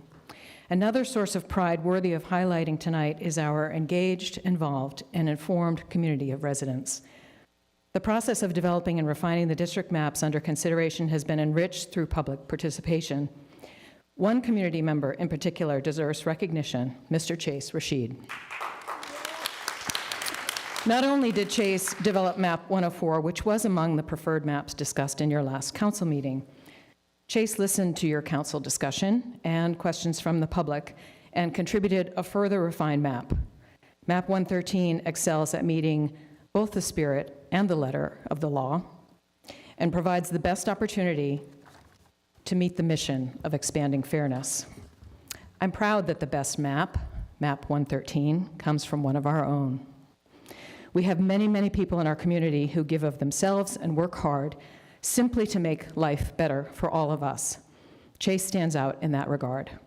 I want to publicly express my gratitude to Mr. Chase Rashid and to all the residents who contributed to this process. I hope that you share in my gratitude and regard, and that you honor the process and the historic opportunity to expand fairness in the city of Thousand Oaks by voting for MAP 113. Thank you. Next up, we have Diego Garcia and then Ty Gutierrez. Mr. Garcia, you have 2 minutes. Go ahead. Hello, good evening, everyone. My name is Diego Garcia Yama, and I am here on behalf of Latino Connections from Newbury Park High School. I've lived in Las Casitas. Diego, could you bring your microphone up just a little bit? You're tall. I've lived in Las Casitas my whole life, which would be in District 5 of the 113 map. My community is misrepresented and the issues we are facing are being ignored. With our current map, the voices of minorities are left unheard, especially from the people who are lower income, are different races, and are non-English speakers. If the City Council decides to move forward with this new map, it would allow the voices of the minorities to be heard and end the favoritism of one community over the other. I recently traveled to Las Vegas while I was visiting my family, and I drove past many neighborhoods and I noticed that higher income communities would look a lot cleaner and nicer compared to the lower income communities that were not well taken care of and were treated as a lower priority. This makes a connection to our city because I see some communities are being better taken care of,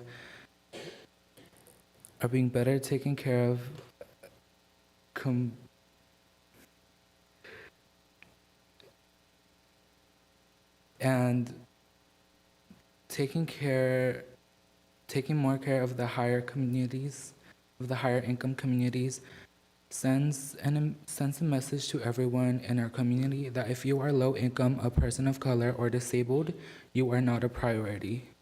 My community wants to be treated equally and heard regardless of our income, our ethnicity, or race. 15 seconds. And if we can speak English or not. The city council should strongly consider map number 113 because it honors the principles of the Voting Rights Act and provides a fair chance for everyone's voices to be heard. Ty Gutierrez, and then after that, Brian Pletcher. Ty, you're up. You have 2 minutes. Hello, my name is Connie Gutierrez, or Connie Ty Gutierrez. Ty is my preferred name. And I am speaking in favor of MAP 113. The last time myself and many others here today spoke before some of our local government representatives, and to Willie's point, all majority white individuals, like tonight, who I feel may be friends or some unknown, but more importantly, with the power, influence, and final say of how our communities, as we've been referred to tonight, communities of interest, will be heard going further, or going forward. Several of us have grown up here, and the next generation I'm proudly got to witness using their voices here tonight on their behalf and in their community's best interests.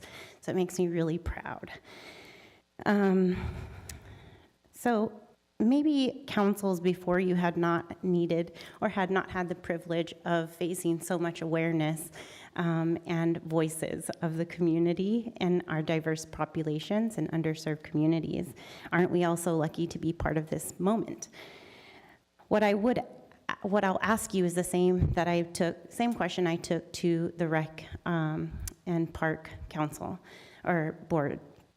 Why wouldn't we prioritize the communities of interest? Why wouldn't we invite the opportunities for more diverse representation, voices, and proximity to all of the things maybe you haven't had the disadvantages to come into contact or close proximity to while you lead the lives you live? That's it. Thank you. Next up, we have Brian Pletcher. He'll be our last speaker on this particular topic. Brian, come on down.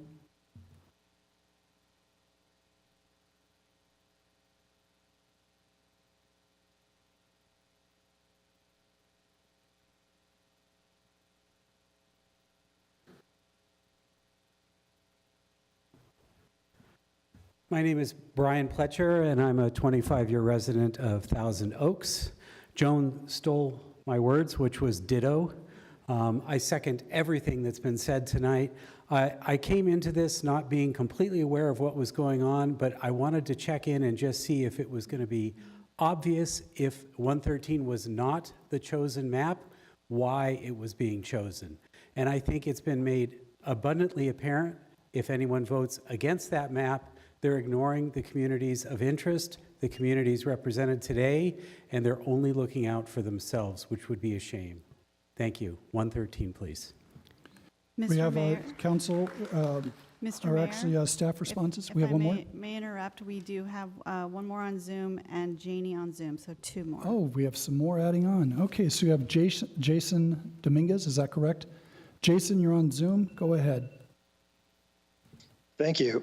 I'd like to start by thanking staff and City Council for taking up this important issue so quickly and almost vehemently.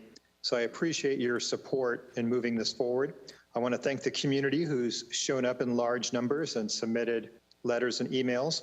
And I want to thank Chase Rashid. It's a privilege and honor to work with him as his lawyer in this situation. And I'm also supporting MAP 113, as you might guess. It's had the unanimous support of the community, people who've been willing to speak up publicly. And I want to just point out one legal observation I have as a former deputy city attorney and former deputy county counsel with regard to the motivation for maps. Mr. Rashid, in both writing and today at the council meeting, has emphasized that the rationale for MAP 113 has to do with socioeconomic factors. And I was a little bit surprised that there was emphasis placed on what people say about the maps as opposed to the data that underlies the map. But let's be clear, he's made it clear the entire time it's related to socioeconomic factors which support the community of interest which make up MAP 113. So I'd appreciate deference to that particular factor and that criteria. One thing that wasn't brought up in the opening presentation was that pushing for a map because of what it does to preserve incumbency is actually unconstitutional in the state of California and against separate state legislation. So I just want to go on the record with those comments. And again, thanking everyone for their support on these issues. Next up, we have Jeannie Alberg. You're with us again. Please, you have 2 minutes. Good evening. I attended last month's public hearing on this topic, and I was shocked and appalled that the demographer from NDC, Douglas Johnson, said that this was a very high-level presentation, and for 15 minutes, he did not mention numbers or bring up data. In showing maps last meeting, he did not once give information on housing status, household income, education, language, fluency of language spoken at home, which would help with understanding these maps. Not once in his, I quote, high-level presentation did he point out the maps and the areas of percentage of voter turnout or vote immigration. Not once did he present the citizen age population or the voter age population. Not once did Douglas Johnson, in his high-level presentation about the maps last month, bring up social economic data, poverty rates, and medium income rates, or car ownership areas. But you know who did? Mr. Chase Rashid. I want you to understand that keeping communities of interest is the point. That's the assignment.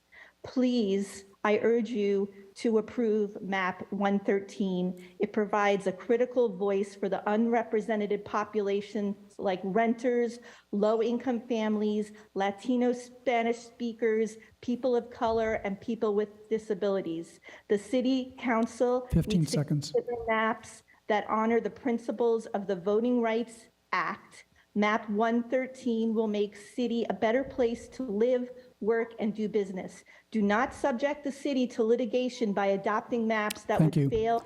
We follow appreciate the your principles comments. We're going to move of the forward Voting with Rights city Act. staff. Any comments from city staff about the public comments? And again, thank you all for your public comments. Okay. I want to just quickly correct the record about the Dr. Johnson's testimony in the North Carolina case. NDC never participated in drawing districts in North Carolina, and Dr. Johnson was invited as an expert witness and provided a 6-part testimony. The judges in that case did dismiss one section of his testimony. However, they quote much of the rest of his testimony in their final ruling. The other thing I want to correct is the public comment we just heard that says that considering incumbents is unconstitutional under the California Constitution. That provision only applies to the State Redistricting Commission. That does not apply to cities. And then finally, I want to thank Mr. Rashid for clarifying that map 113, that the changes from 104 were made to reduce the total deviation. And I would just caution the council in prioritizing a super low population deviation over the state criterion to have easily identifiable boundaries. So keeping in mind that if you did adopt map 113, those jagged boundaries pose a concern, much less of a concern with map 104. Much of the demographic data is similar, though of course map 113 has a near zero total deviation, which is the advantage. So, okay, that's what I got for you. Thank you. Mr. Womack, anything else? No additional comments. Thank you. So we'll close the public hearing, Madam Clerk. We'll close the public hearing and open up for council discussion. Mr. Engler? So I'll go back to my original question then. Have we determined through the public comment and public testimony from some of the authors of the maps, do we have enough information to declare that these maps are something that is acceptable, or do we still have questions on it? And if so, how do we rectify those questions? In terms of map 113, I have no further questions. Is that what you're? That was the only map that we heard any type of discussion on, and why the districts were drawn the way they were. We understood, we were given testimony on that subject. We really don't have any testimony on the other maps, other than map 115, I believe, was drawn in an effort to be as close as possible to, I believe it was the Park District map. So that, other than what was already commented on map 113, it being, we have some issue with easily identifiable boundaries, which is one of the criteria, at least one of the prioritized criteria of the state. So that's one of the concerns with 113, but we have an understanding of why it was done that way.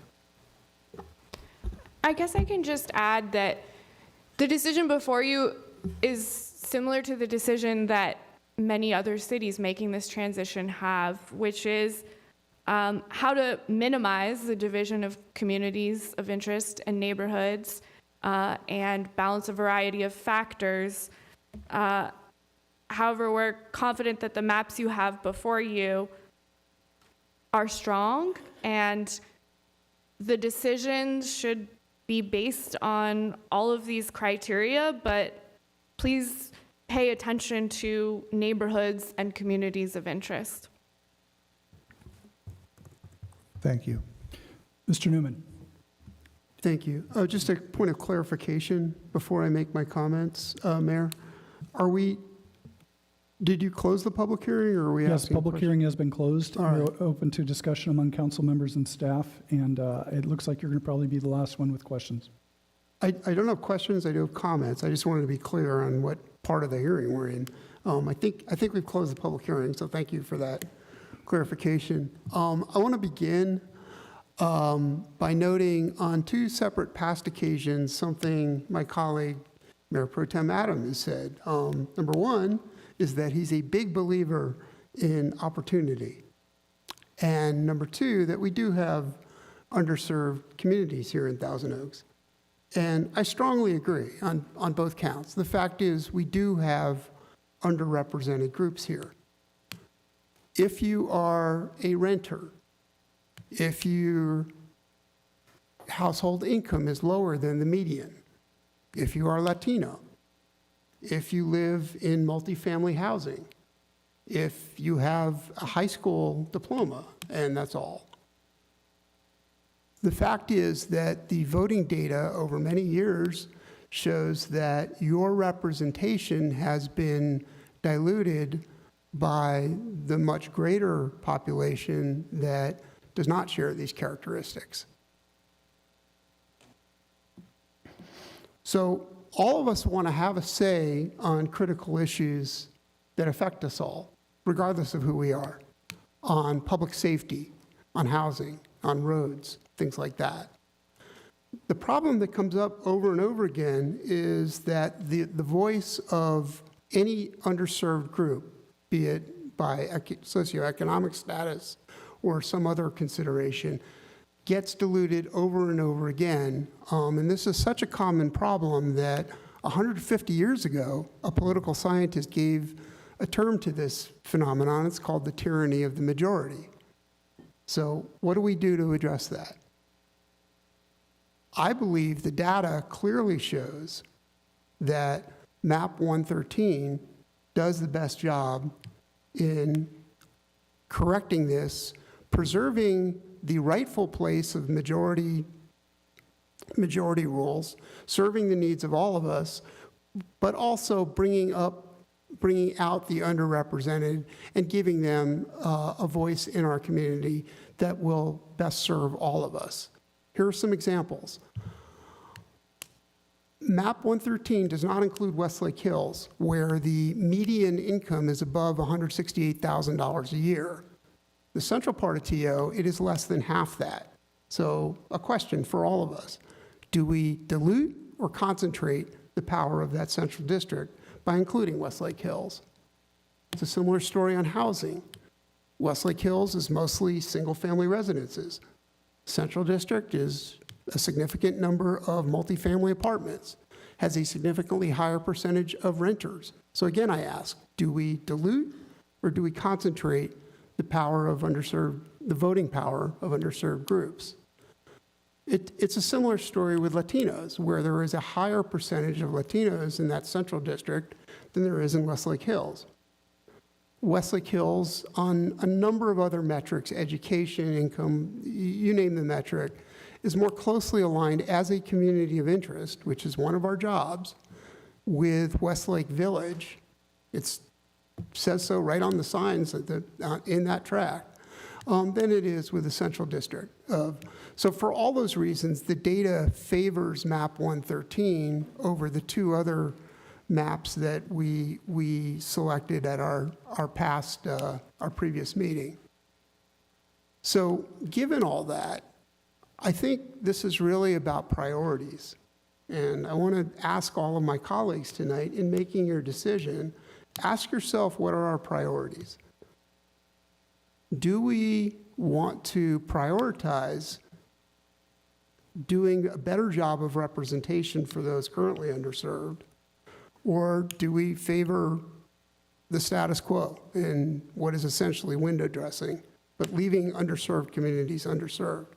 Which is more important, minority representation for a number of definitions of minority, not just race, but along a number of ways in which this population is underserved, or doing the same thing and having these voices be underrepresented over potentially a very long period of time?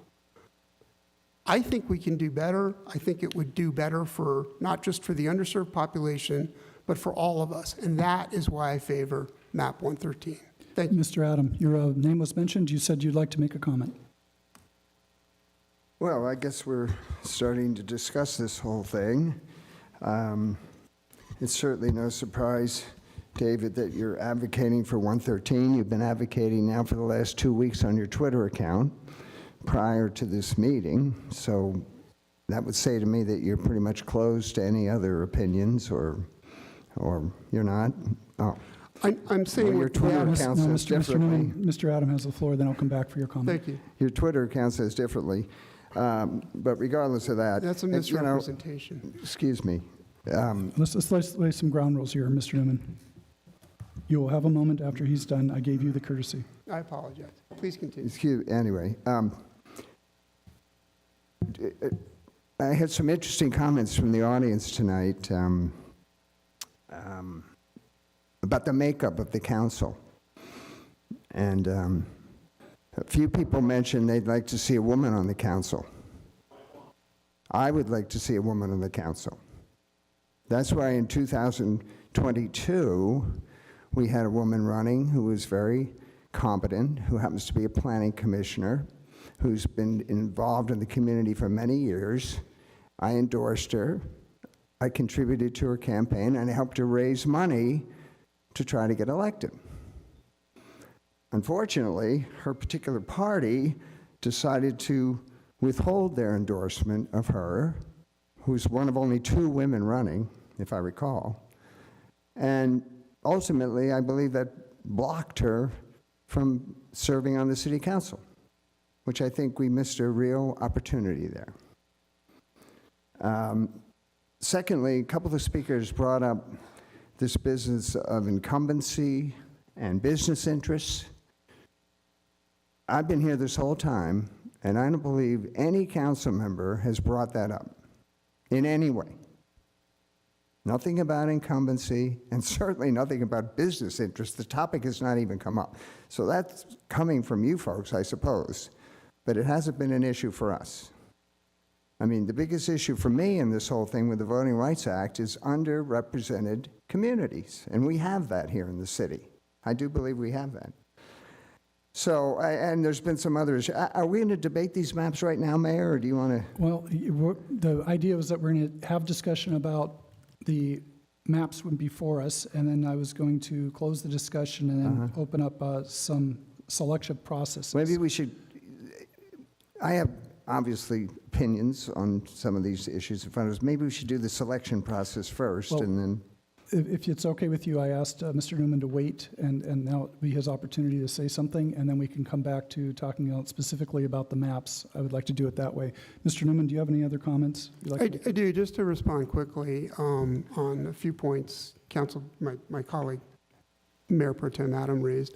I'm glad we agree. There are underserved groups here. I'm taking your lead on that. You've said that for many years. You've said that both privately to me and in public, that you think there should be more representation of that. I don't think I've ever stated on Twitter or anywhere else that I am closed-minded and would never consider any option other than the one that I advocate for. I have advocated for a position. That is a true prior statement. to this meeting. I have not said I will not ever go 1 degree off that or anything even in the same zip code as that. So I don't appreciate the suggestion of closed-mindedness because it's not accurate. And then with regard to raising partisan political concerns, I think that's unfortunate, particularly since the demographer has told us explicitly the law says that cannot be a part of this discussion, period, full stop. That's not my opinion. That's what the law says. So I don't think that we have discussed partisan politics, which is good because we would be in legal hot water if we did. I also don't think we've discussed gender as a community of interest, in part because as a geographical challenge, it's not really possible to define a women-only district in this city. There are women everywhere in the city. So I'm not sure how appropriate that is, as much as I too share your view that I too would like to have a female colleague on the council. I don't know that that's necessarily it hasn't been part of the discussion, and I'm not sure for demographic reasons that it can be tonight. For the sake of being productive here, thank you for the comments. I'd like to do the following. Last meeting, we agreed on considering the focus maps 104, 106B, and 111B. I'm going to put those aside for right now. I would like to open discussion for maps 112 through 116 if any council members have any comments about those. And from that, we'll come down to the straw vote, where I will ask if any council members like 112 to 116 to state which one they like, and then we will move forward to see if we've got more than 3 votes for any one of those maps from 112 to 116. They make the cut to talk about with 104, 106B, and 111B. Is everyone clear on those ground rules? So with that, anyone wish to make any discussion, comment, thoughts about 112 to 116? Yes. Well, Mikey, we haven't heard from Mikey. Mr. Taylor, go ahead. Thank you. I'll only speak on one map just because it's the map that has been brought up the most. For me personally, I've really wanted to focus on minimizing communities of interest. Last meeting, I really liked map 106 with the change that the Borchardt property be put Mr. in. Taylor, can we keep it to 112 to 116? Okay. Those are where the discussion is right now. Okay, so with 113, what I don't like about 113, I don't like that it breaks up the boulevard. I don't like the jagged boundaries. I don't like the pocket of Rancho Conejo that becomes kind of a bubble or an island. In my perspective, and this is why I highlighted last meeting, when we were talking about making sure that the communities of interest are minimized, to me, this map actually goes in in a different direction. And the push that we made to make sure Borchardt property is in District 1, I feel like map 113 did not accomplish that. So for me personally, those would be the reasons why I do not like map 113. All right. Mr. Adam, any comment on 112 to 116? Well, I can eliminate everything in that numerical order except 113. Obviously, that's incumbent upon us to talk about.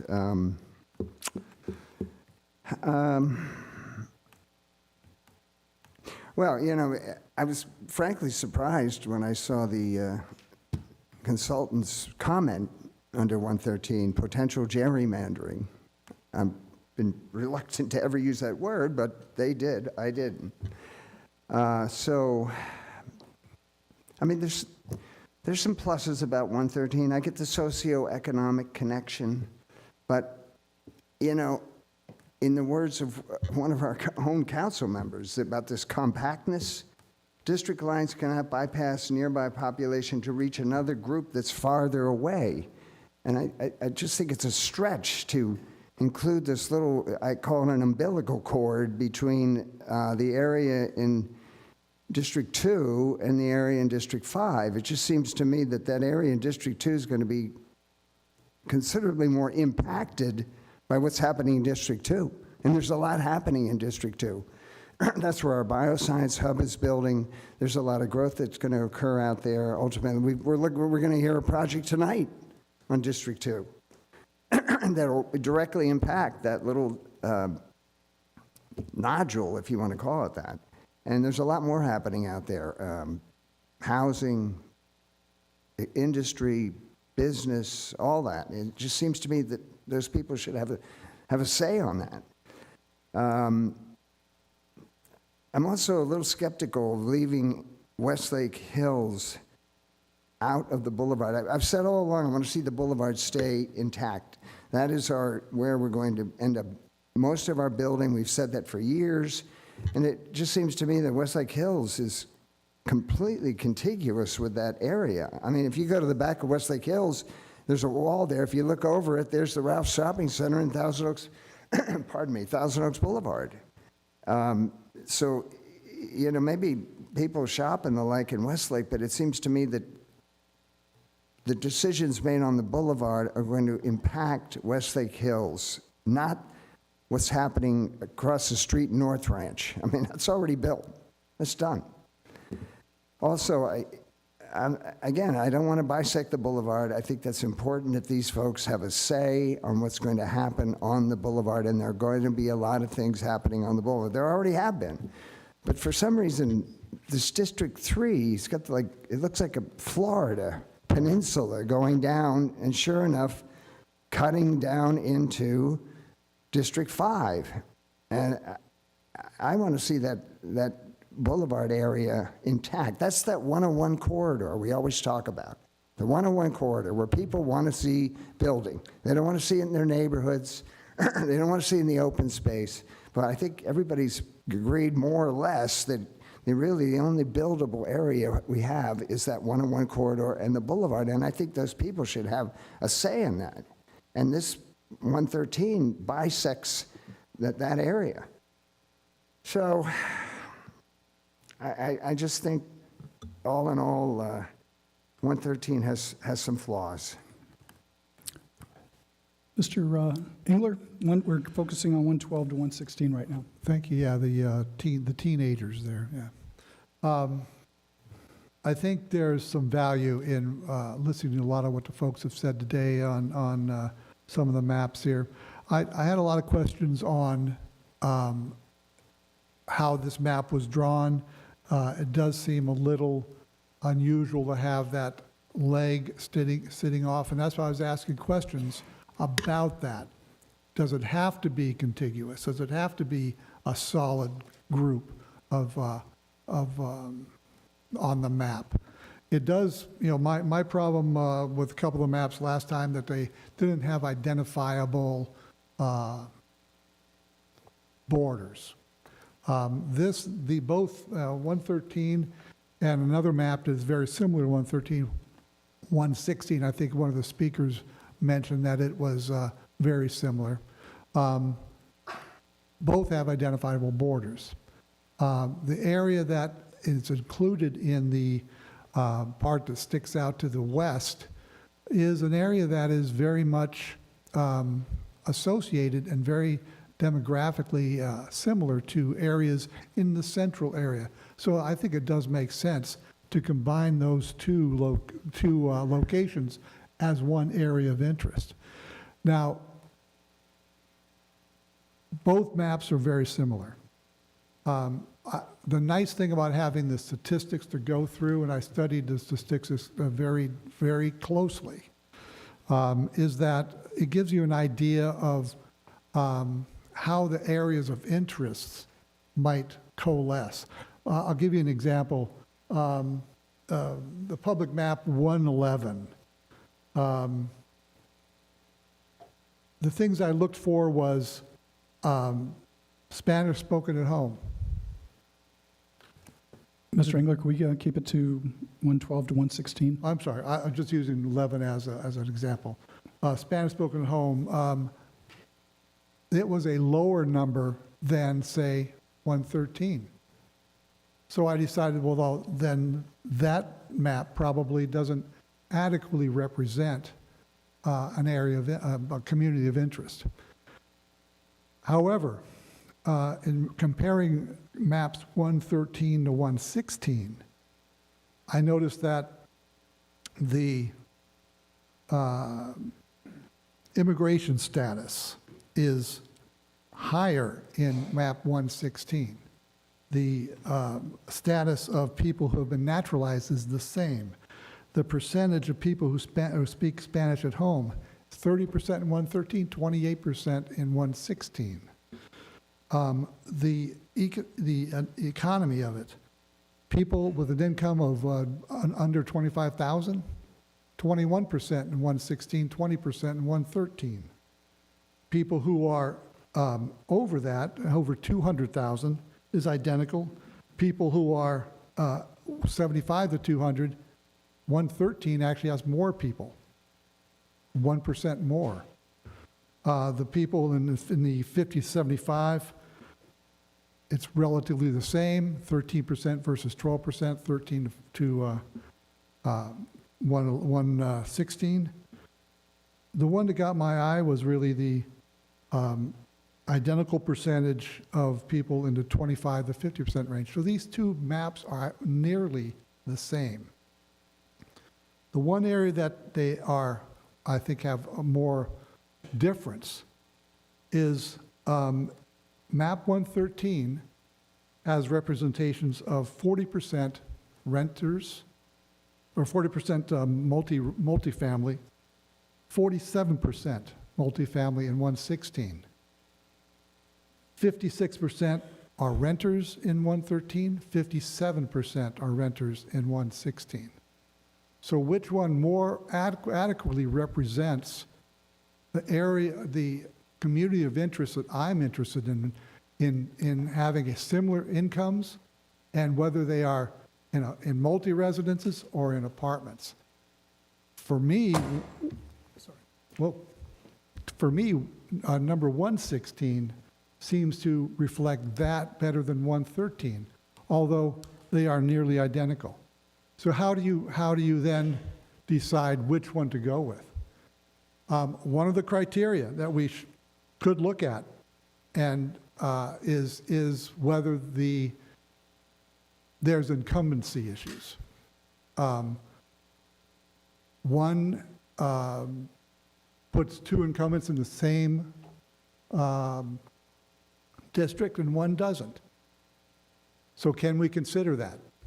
And I would put it to my council members that that is an area that we could consider in this particular thing, in nearly identical maps that reflect the same community of interest. I'll leave it at that for right now. Mr. Newman. Yeah, thank you. I'm surprised to find myself in agreement with many of the comments that have been made. I share Councilmember Adams. I had this very same initial concern the first time I saw 104, now 113, about connecting Casitas and the central part of TO. However, that concern was allayed at our previous meeting by Dr. Johnson himself, who said, "This is fine. This passes the contiguity and compactness tests." That was his testimony at the previous meeting. So while I would agree it looks funny for legal purposes, and also additionally, I've heard from many residents who have expressed a desire, to the extent possible. We can't have 100% agreement with CVUSD or CRPD maps because the boundaries, the populations differ a bit. But I should note that the CVUSD map also ties together the Central District and the Casitas area in Newbury Park. So it's not like we're doing something that's without precedent in Thousand Oaks.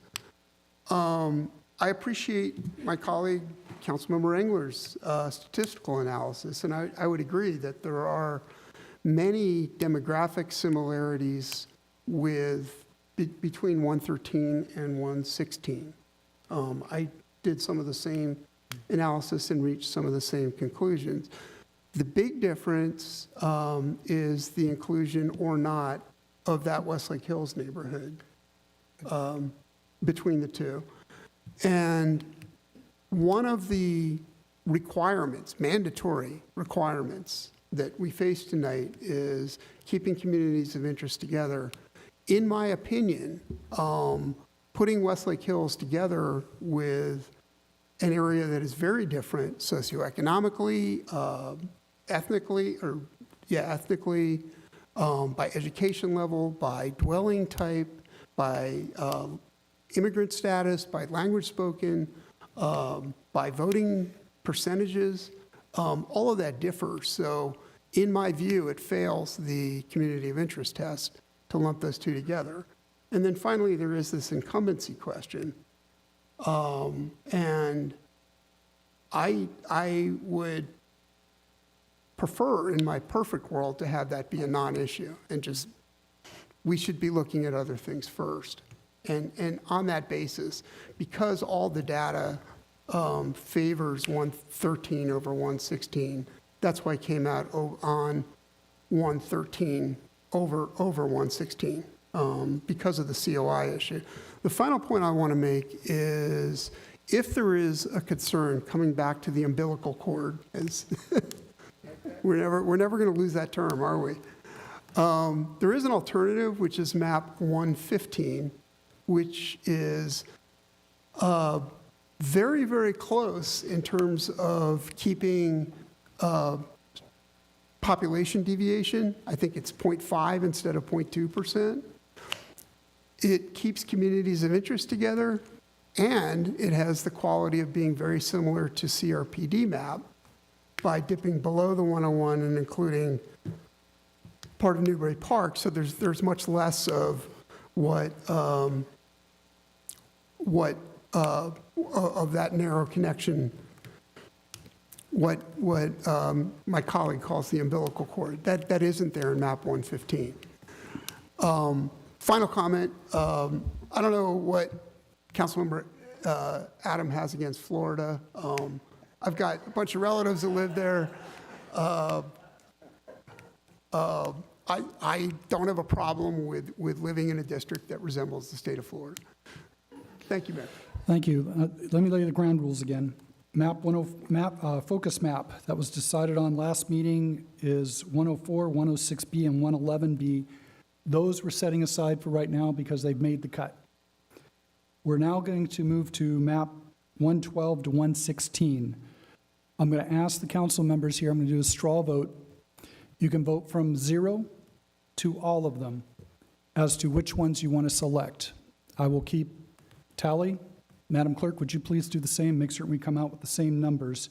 If it has 3 or more votes, it makes the cut to enter discussion with 104, 106B, and 111. All agreed? So, Mr. Taylor, 0 to all those on 112 to 116. Do you have any selection on any of those? I have 0. Mr. Adam, do you have any selection on 112 to 116? What, 0 to what? You don't have to select any. Yes. Or you could select all of 112 to 116 as your favorites. Which ones, which way you all want right. to go? So basically, you're saying, do you want to select one of 112 to 116 or not? For further discussion to enter, all right, let me go back over I this understand. again. Now I get it, Mayor. All I right. get it. I'll go and- slower if you wish. We're not voting on the maps. We're just trying to make the final I get cut. it. I get it. And David, I have nothing against Florida. And listening to you, all these, I know you're very technically oriented, but for you to mention something looks funny, that's a little out of character for you, but. I use the technical term. Right. Anyway. So, Mr. Adam, to move us along so we can That's get an out of here before aside, midnight. ladies and gentlemen.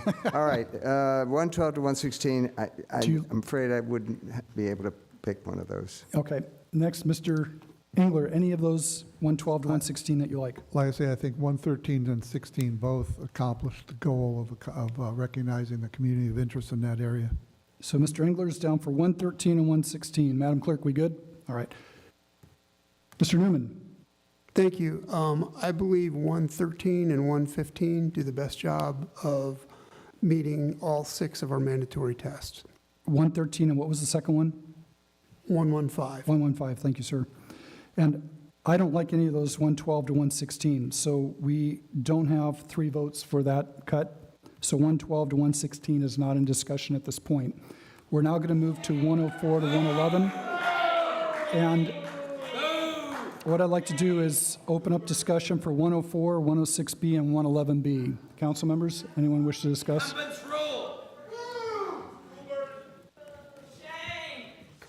Now, what's going to happen here, folks? If you continue with this, we will clear the room. Clear the room! Including you! Mr. Newman, any comments between 104, 106B, and 111B? Mr. Adam, any discussion? Mayor, I'm sorry, what choice did you just try? We have 104, 106B, and 111B made the cut. My strong- 112 to 116 did not make the cut because we didn't have 3 or more votes. So we are now talking about 104 and 111B. Mr. Newman, do you have any comments on those 3 maps? I will echo this very same comment I made at our June 20th meeting, which is that 104 is head and shoulders better than the other 2 because the data clearly shows it does a better job of meeting the 6 mandatory tests we're required to meet. And I have another concern as well. Because it does such a good job of that, it is the most legally defensible and thus would do the best job of saving the city from potentially costly and time-consuming litigation. Thank you. Mr. Engler, any comments on 104, 111, 106, 111B? Yes, and I'll have to do my quick look at this. 104.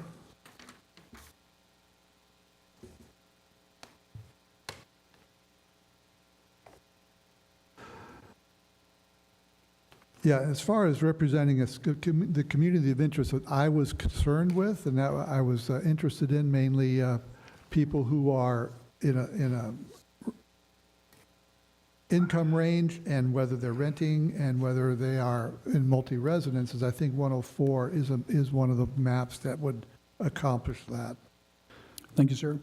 Mr. Taylor, any comments or any thoughts? I guess this is a question for council. Do we have any issue from having to defend the other maps? I'll just be frank. I've always liked 106, especially 106B. Do we feel like there's a challenge at all having to defend that map?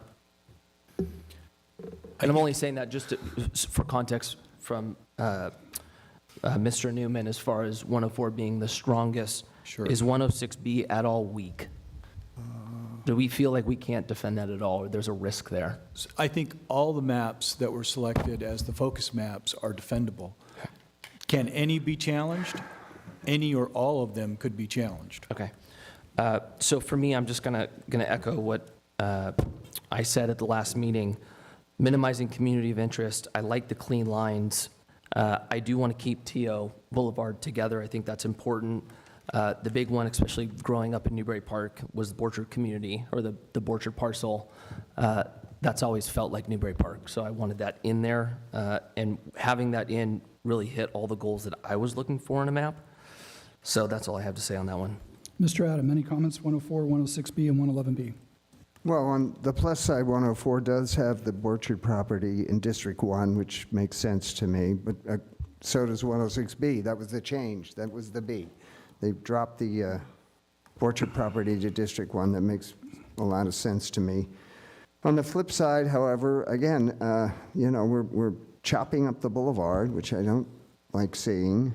We've got I just don't believe there's geographic contiguity. Is that the right word, David? Contiguity. Contiguity. What is it? Contiguity. Contiguity. Oh, for goodness sakes. Okay, contiguity.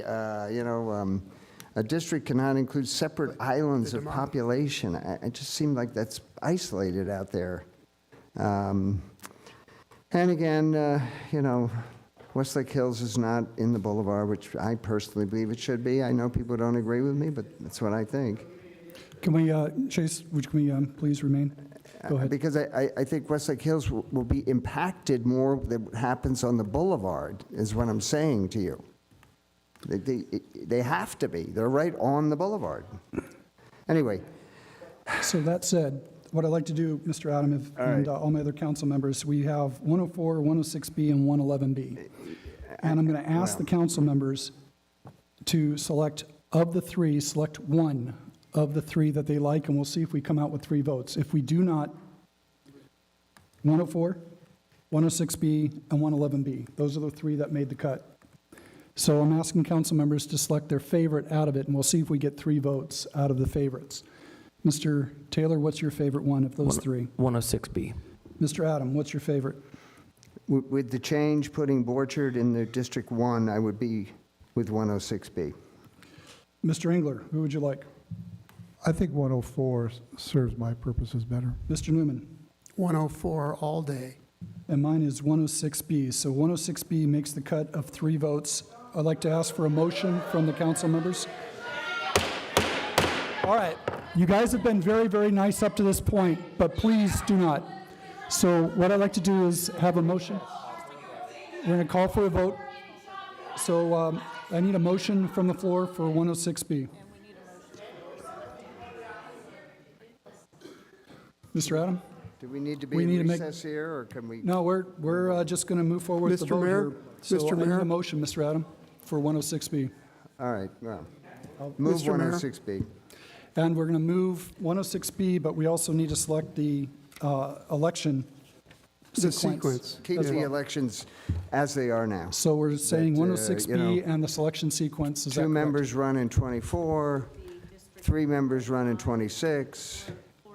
Did I get that right? So it'll be, you're saying District 4 and 5 in 2024, Yes, and then we're going with 106B as the map, correct?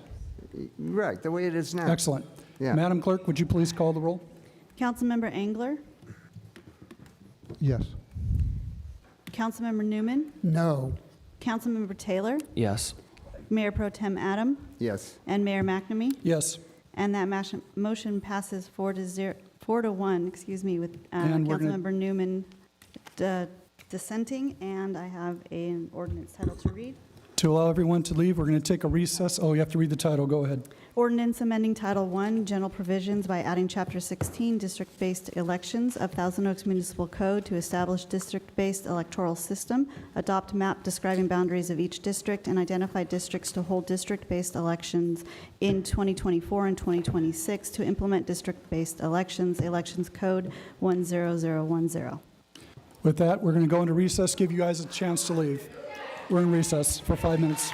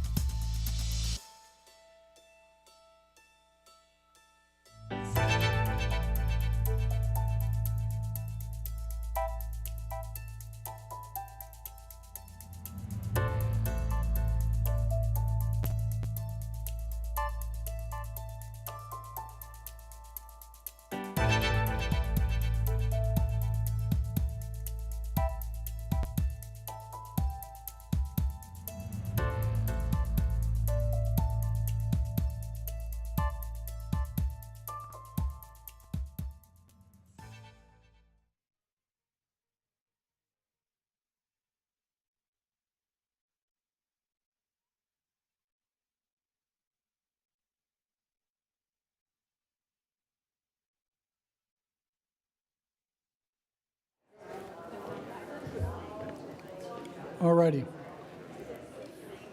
We'll get one more council member, Mr. Adam, and we'll get going.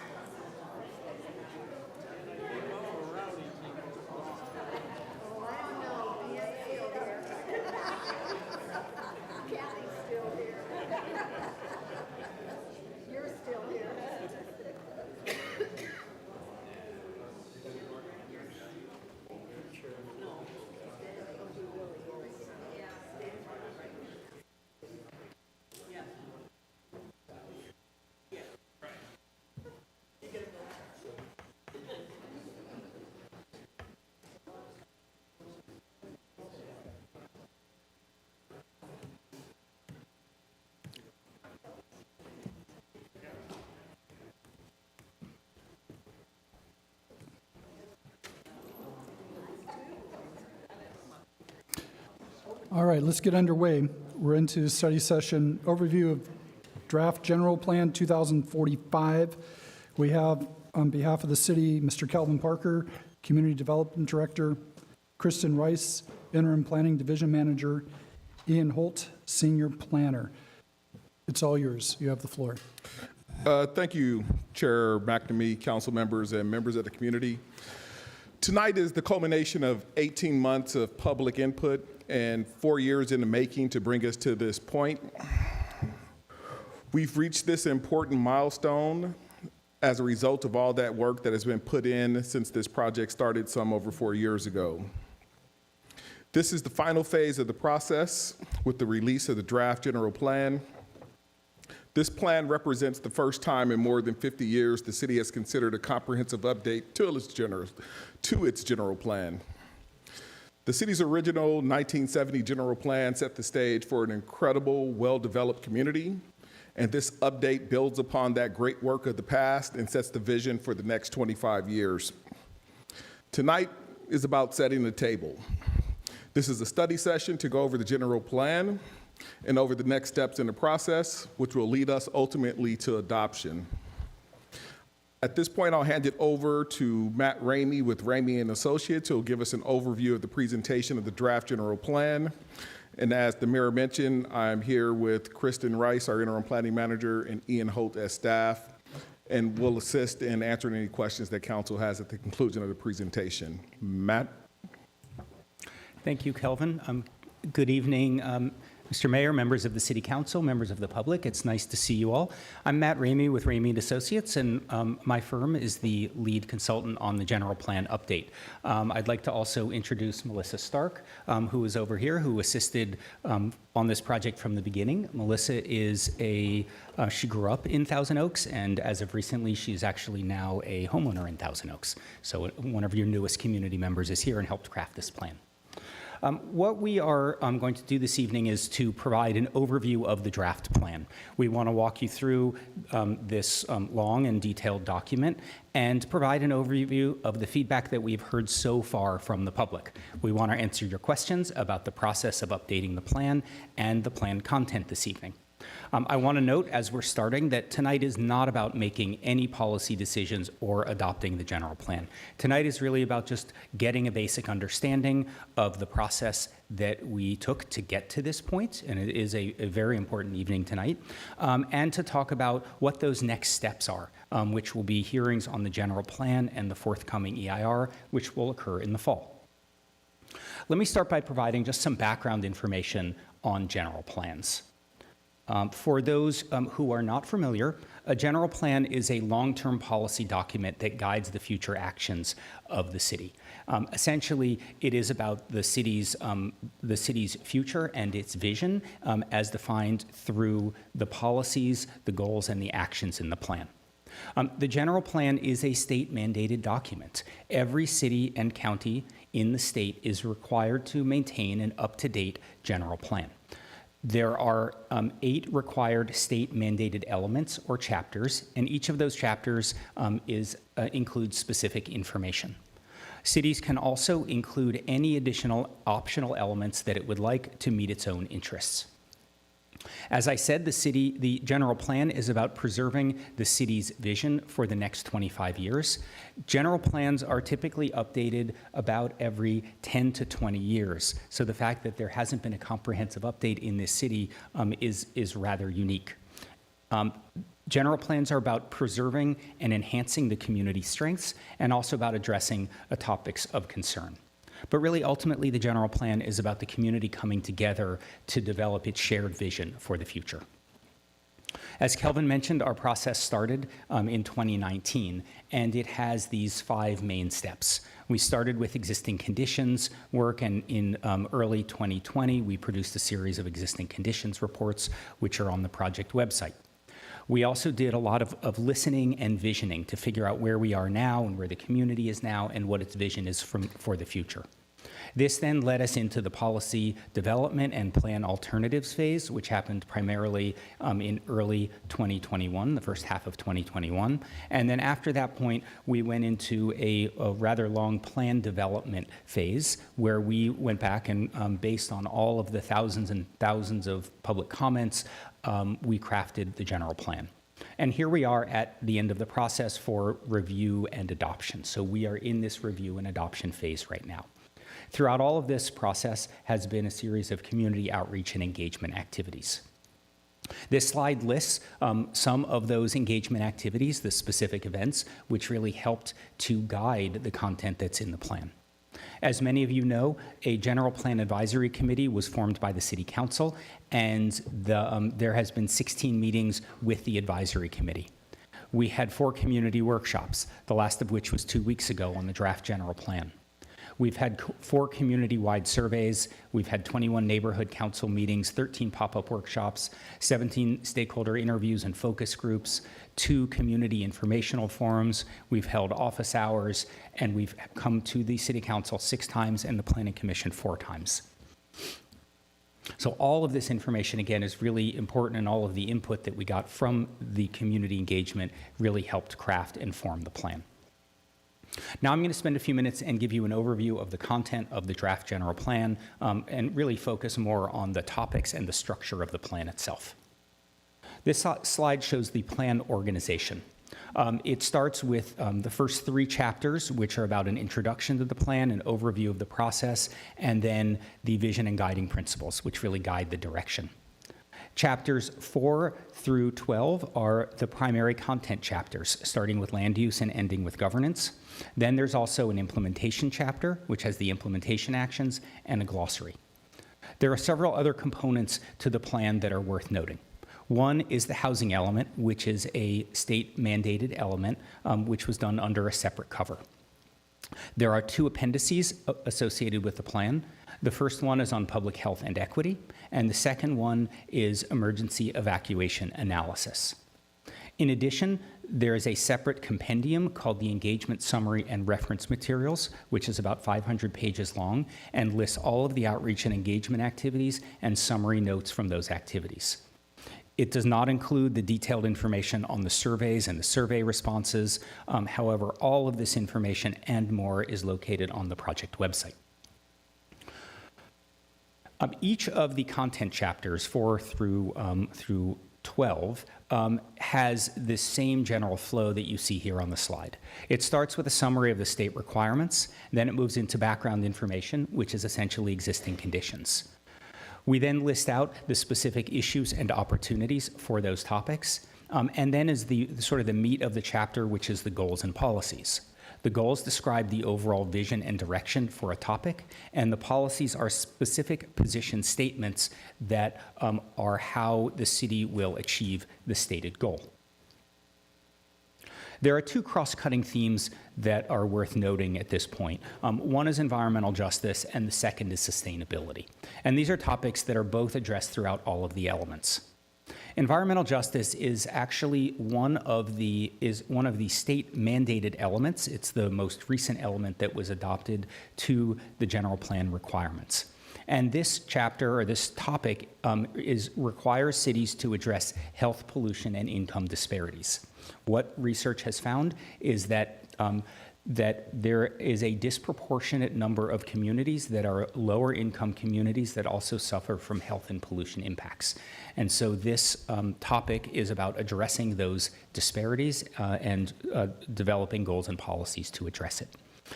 It is a cross-cutting theme because it addresses many of the topics of the general plan, so it is not a standalone element, it is cross-cutting throughout all. Likewise, sustainability is a topic that rose to the top at the very beginning as being a cross-cutting theme. Sustainability addresses climate change, natural environment, green buildings, and other topics. And as you'll see when you're looking at the plan, the policies are noted that are related to environmental justice are noted with a heart icon, a red heart icon, and policies with a green leaf are related to sustainability. Chapter 3 is the vision and guiding principles. And this chapter starts with a one-paragraph vision statement, which you see here, which describes essentially the future state of the city in the year 2045. This is then followed by a list of community values. And these really form the backbone of the plan. They were developed early on by the General Plan Advisory Committee through community engagement, and they address topics that really make the core of who the city is. So it's a family-friendly community. There's parks and open spaces, protection of open spaces and oak trees, and so on. And so this is a really an important aspect of the plan itself. The third part of the vision chapter is the major strategies. And these are the ways that the vision will be implemented. Some of these strategies can be mapped, and you can see that here on this slide, such as creating a new downtown core and preserving existing neighborhoods and preserving the ring of green. So these are identified in this map, and then there's also additional major strategies which are equally important but are not subject to being on a map, such as maintaining long-term fiscal sustainability. And for those who are just starting to think about the general plan and just starting to read the general plan, this is probably one of the most important chapters because it sets the overall direction for the city itself. Chapter 4 is the land use element, and this is in many ways the heart of the general plan because it describes the distinct types of places that really make up the future vision of the city. The objective of the land use element is to preserve and enhance the unique features that contribute to the high quality of life in the community. At the core of the land use element are the land use designations. These are the intended future use of every parcel of land, and they include a description of allowable uses, density and intensity, allowable building height, and illustrative examples for scale and character. There are 17 land use designations that are divided into 5 land use categories: residential, mixed use, commercial, industrial, and institutional. This map shows the land use designation map, and this is essentially the same map that was endorsed by the City Council on May 25th, 2021. As you'll remember, we went through a process in early 2021 that began with land use alternatives, and then a preferred direction was selected by the council, and this was endorsed. And this map has not changed, nor have the land use designations.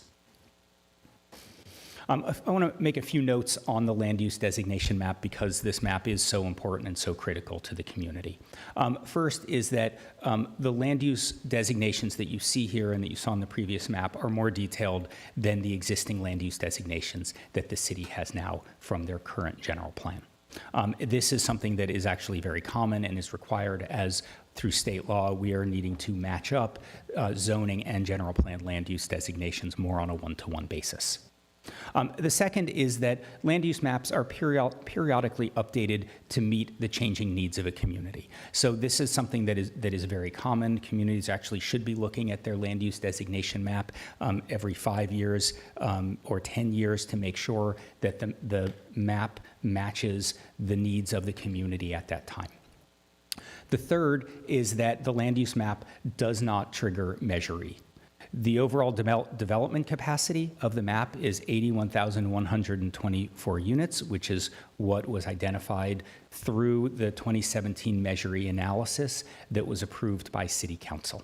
So the land use map, the capacity of that land use map matches the overall development capacity of Measure E. The next point is that the land use map also meets the state SB 330 no net loss requirements. And what this law says is that communities are not allowed to overall reduce the residential development capacity in the city. So the state has required that cities cannot reduce their overall development capacity, and Measure E says that you cannot increase the development capacity without a vote. And that's why that's why the number of 81,124 is the number that was the target for the development capacity. The vast majority of the land uses remain the same in the city, and only 3% or less has land use designation changes.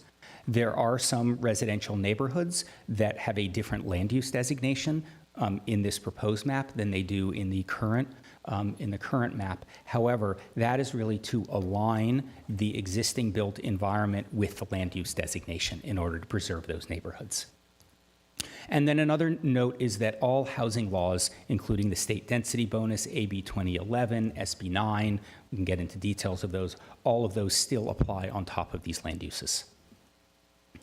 The land use chapter also has citywide goals. The citywide goals are about addressing infill development, preserving existing neighborhoods, promoting housing diversity, looking at expanding the job base in the city, and other important topics such as preserving views and vistas. And the land use element also includes a series of area-specific guidance. So those policies, those topics on the previous page apply citywide. There are also very specific areas of the city that have their own goals and policies. And these are areas that had more discussion throughout the process, and so there's more specificity in the goals and policies to provide guidance to the city moving forward. Chapter 5 is the mobility element, and this chapter describes the citywide multimodal transportation system. And it includes a functional roadway classification map, which you see here on the upper right. This functional roadway classification map is essentially similar to the land use designations for transportation. The topics covered in this chapter in the goals include traffic congestion, transit, active transportation, pedestrian and bike mobility, safety, infrastructure improvements, and environmental impacts. Chapter 6 is parks and open space. And open space is one of the required elements of the general plan, as is mobility and land use.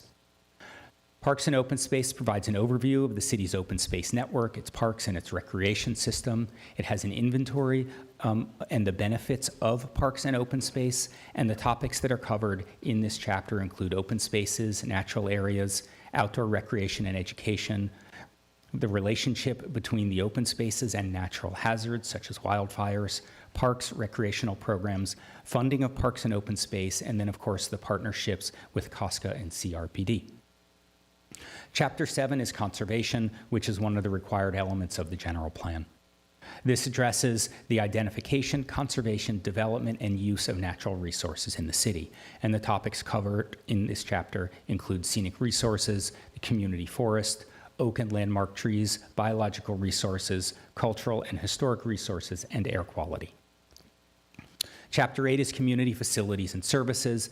This chapter describes the condition, accessibility, and level of service for facilities and public services. The topics covered in this chapter include community facilities, public services, all of the infrastructure topics, including potable water, stormwater, wastewater, and solid waste, and then public safety, so police and fire. Chapter 9 is arts and culture, and this is an optional element that the city has decided to put in the general plan due to its commitment to arts and culture. It is one of the few cities that I've ever worked in, and a few cities across the state, which actually will have an arts and culture element once adopted.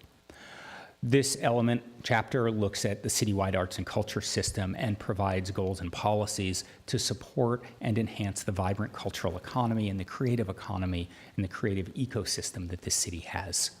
The topics that are covered include arts and its relation to economic development, Civic Arts Plaza, resident cultural and creative experiences, city arts and culture leadership, and then, of course, how to fund the arts on into the future. Chapter 10 is a critical element. It's also one of the required elements that deals with safety. And this chapter addresses human and natural induced hazards, and including building resilience against climate change. There are goals and policies to protect people, property, and the natural environment, and the topics covered include seismic hazards, flooding, wildfires, climate change, terrorism, and disease. Chapter 11 is the noise element, and this describes the noise conditions in the city, which are primarily related to the 2 freeways in the city. It includes goals and policies to promote land use compatibility and minimize transportation noise impacts and excessive intermittent noise, such as construction. And it identifies the current noise levels or noise contours, which you see here on this map, but also the projected noise contours based on development and projected traffic increase on the regional and local roadways. Chapter 12 is the governance chapter, and this is again an optional chapter. It is not required by state law. And this describes the system of governance in the city and has goals and policies to continue to be a properly functioning, responsive, and participatory government. The topics include transparency in government, community engagement, racial and economic equity, fiscal sustainability, and the city's partnerships with other agencies and organizations. Chapter 13 is the implementation chapter, and this lists all of the actions that are needed to execute the goals and the policies. If you think about an implementation action, it is an item that would be on a checklist. You know when you get it done. So it's to implement a plan, pass an ordinance, build a project. These are all implementation actions. The policies are really ongoing actions. They are ongoing things that the city does. The implementation chapter is organized by the content chapters of the general plan, starting with land use and then moving on to governance. And each of the actions includes a description, a time frame, the lead responsibility, and the corresponding goals within the chapter. As I mentioned previously, there are appendices and supplements. There are 2 appendices. One is on public health and equity. This chapter provides a lot of background data and information on environmental justice.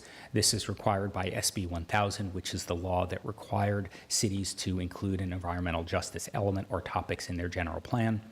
Appendix B is the emergency evacuation analysis. This is required by SB 99 and AB 747, and this is an analysis of evacuation routes in natural and man-made disasters.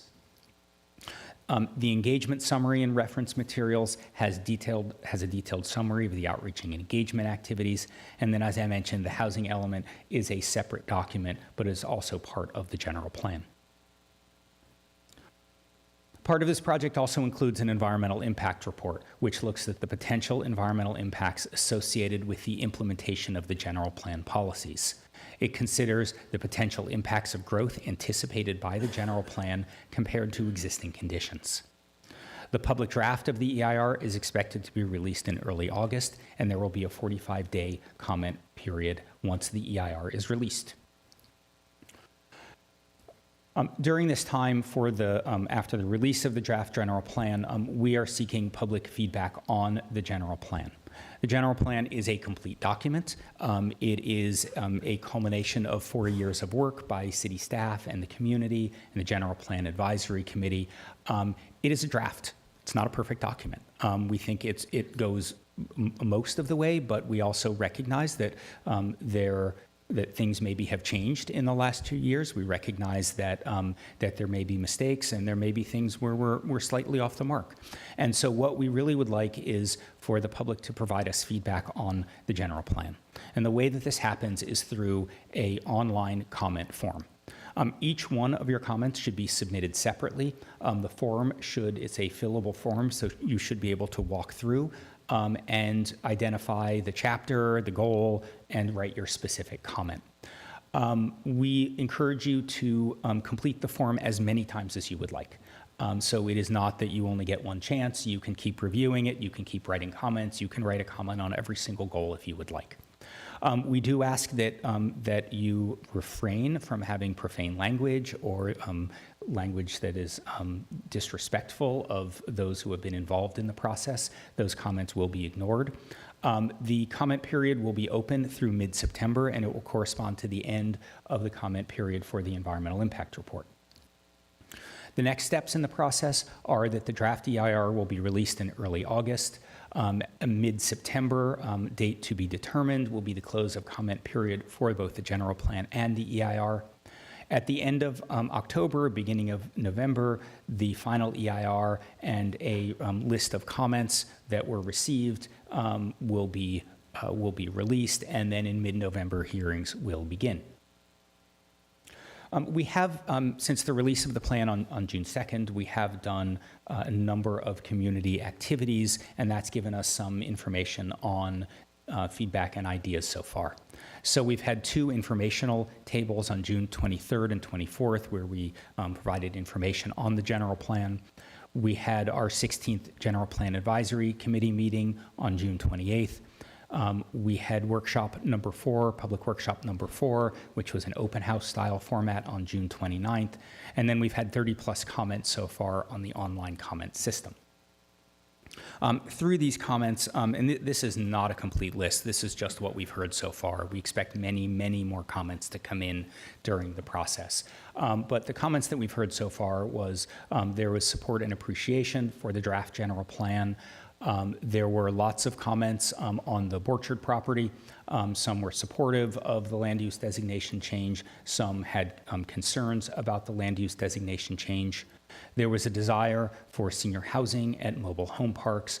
We'll have just one slide on that in just a moment. There was support for active transportation and a desire for more and stronger policies related to active transportation. There's appreciation for the preservation of open spaces in the plan, because we all know how the community holds the open spaces very dear, and it really helps provide the identity and quality of life in the community. There was support for the city to support other industries in addition to biotech. Biotech is mentioned a lot in the plan, but there were comments that the city and the plan itself should expand beyond just biotech. There were ideas for some specific land use changes. There were concerns about parking and traffic congestion. There's a desire for a diversity of housing types. And then particularly last night at the Planning Commission, there were questions about Measure E and Measure W and their relationship to the general plan.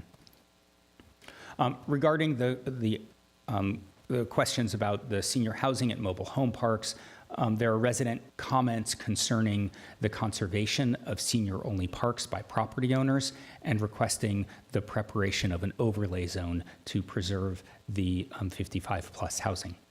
The draft general plan does not contain any changes to the mobile home land use designation, and overlay zones, which are one of the tools that were requested, are something that is typically used in a zoning code, not in the general plan.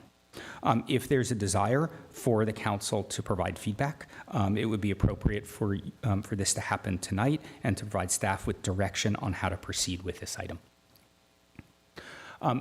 We're going to now move into the discussion. I just want to tee it up with the questions that we had here, which is, we'd love to hear your questions about the process of how we got to where we are today, questions about any comments or contents on the content of the general plan. And then just a note again that tonight's meeting is not about making policy decisions. It's not about adopting the plan. It's really an introduction to this general plan and to this document, and we can certainly have future study sessions and hearings on specific topics, any specific topic for the general plan moving forward. But really tonight is about making sure that everyone, the city council and members of the community, understand what's in the document and then how to provide comments and feedback. So with that, thank you very much. Happy to take any questions. Thank you for the presentation. Just so the audience is clear, we're going to open this up to council questions to clarify or ask any questions of our consultant and staff. And then after that, we will open up to comments from the audience in the public comments section. So the first part, again, was we're going to open up to council questions. Council, any questions? Mr. Newman had his hand up first. And again, 3-question rules in place. Thank you. I want to ask a question I previously asked when I was on the Planning Commission about the land use designations, which are now given as ranges rather than a discrete number. And I'm wondering, in your experience with other communities that have gone to ranges, if there have been cases where developers have opted to go for less than the top figure. So it is common, I believe, required that land use designations have ranges. They have an upper and a lower.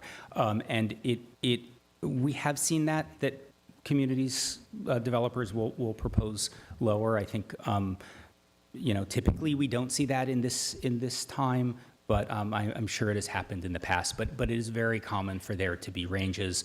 And again, there's been court cases of general plan and zoning not being consistent. And what we really are trying to do with this is make sure that the general plan and then ultimately the zoning code are consistent with one another in one-to-one. And therefore, that's why we have to have more specific land use designations. And I think one of the justifications given previously was that there are some parcels in the city right now that are out of compliance with their stated designations. Is that correct? That I think we said up to 4.5, and there were some that were above that. Is that, or is that more of a zoning issue?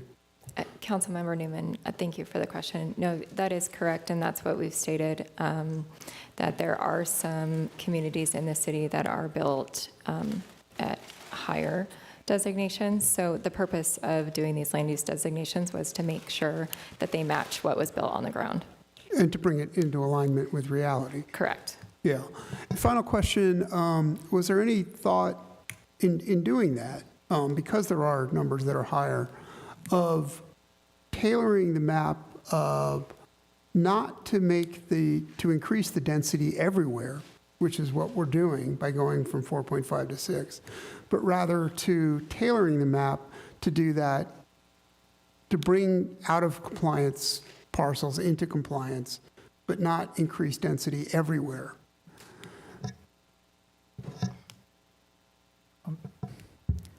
I don't know that I would necessarily agree with that. We're not raising the density everywhere. We are increasing the density for We are increasing the Neighborhood density low 2. range. You're correct. neighborhood but- low 2 goes up, I believe, from Yes, 4.5 to 6. absolutely. But that land use designation is only in areas that represent the community where those, that was built, that fits that range. And again, my question is, what I'm trying to find out is, was there any discussion about, instead of globally increasing the density, tailoring land use designation maps specifically to focus on the out of compliance parcels, but leaving the other parcels where they were? Yeah, actually, I think we did that. I think actually to a very large degree what you're saying and your concern is actually what happened. And if you look at the neighborhood medium designation, which I believe goes from, in the land use, goes from 4.5 to 15 units an acre, what we did was we actually really divided those into much smaller brackets. And what we were concerned about was that there could be a parcel that is, maybe built at 5 units to the acre. So, 8,000 square feet or 9,000 square feet. And if you can go up to 15 units an acre, you could actually add 4 units legally on that parcel. You could build townhomes on that parcel. And we were concerned, given the nature of the community and the desire for the protection of single-family neighborhoods. So we're actually very concerned that that could happen. And so what we did was we really tried to refine and come up with much more refined variations for the residential land use designations, which, as I mentioned, there's 17 total, and 9 of those are residential designations. So I actually really think the map achieves what it is that you're saying you're concerned about. Thank you. That's all. Mr. Engler. I think one of my main concerns is making sure that we comply with our Measure E, and this map, this plan does comply with that. Just I want reassurance. Yes. Thank you. Mr. Adam? Oh, thank you, Mayor. So we have to do an EIR, environmental impact report. This would be speculation on your part, but is there a potential that the EIR could significantly alter the draft general plan that we have proposed so far, or maybe for the better, maybe for the worse, but You know, the EIR is not out. It is very uncommon that it alters, because the EIR is essentially a disclosure document. So what it is doing, it is disclosing what those environmental impacts are. We did work, as we were developing the plan itself, we did work closely with the consultant who was doing the EIR. They're part of our team, but they are separate from us, because we wanted an independent review of the work that we did. So they were reviewing the policies in the plan itself and recommending other policies to be added to that plan. To be added to the general plan. So I don't foresee that happening at all. We don't have the EIR out yet. It's not final, but it is not likely that that's going to happen. good. After all this work, geez. Well, I suppose there could be something that might pop up that might need some mitigation, could there not?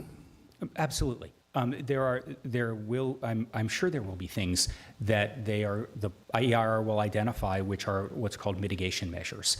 And again, the EIR that is being prepared is what's called a program EIR. It is not a project EIR. It does not certify individual projects. Yeah. It is about the overall plan itself. Yeah.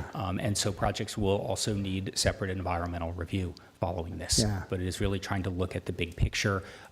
EIRs will include alternatives, which are alternatives to mitigate potential significant environmental impacts. And so, yes, there will be options in there if there are significant impacts for council to take that will be analyzed in the EIR.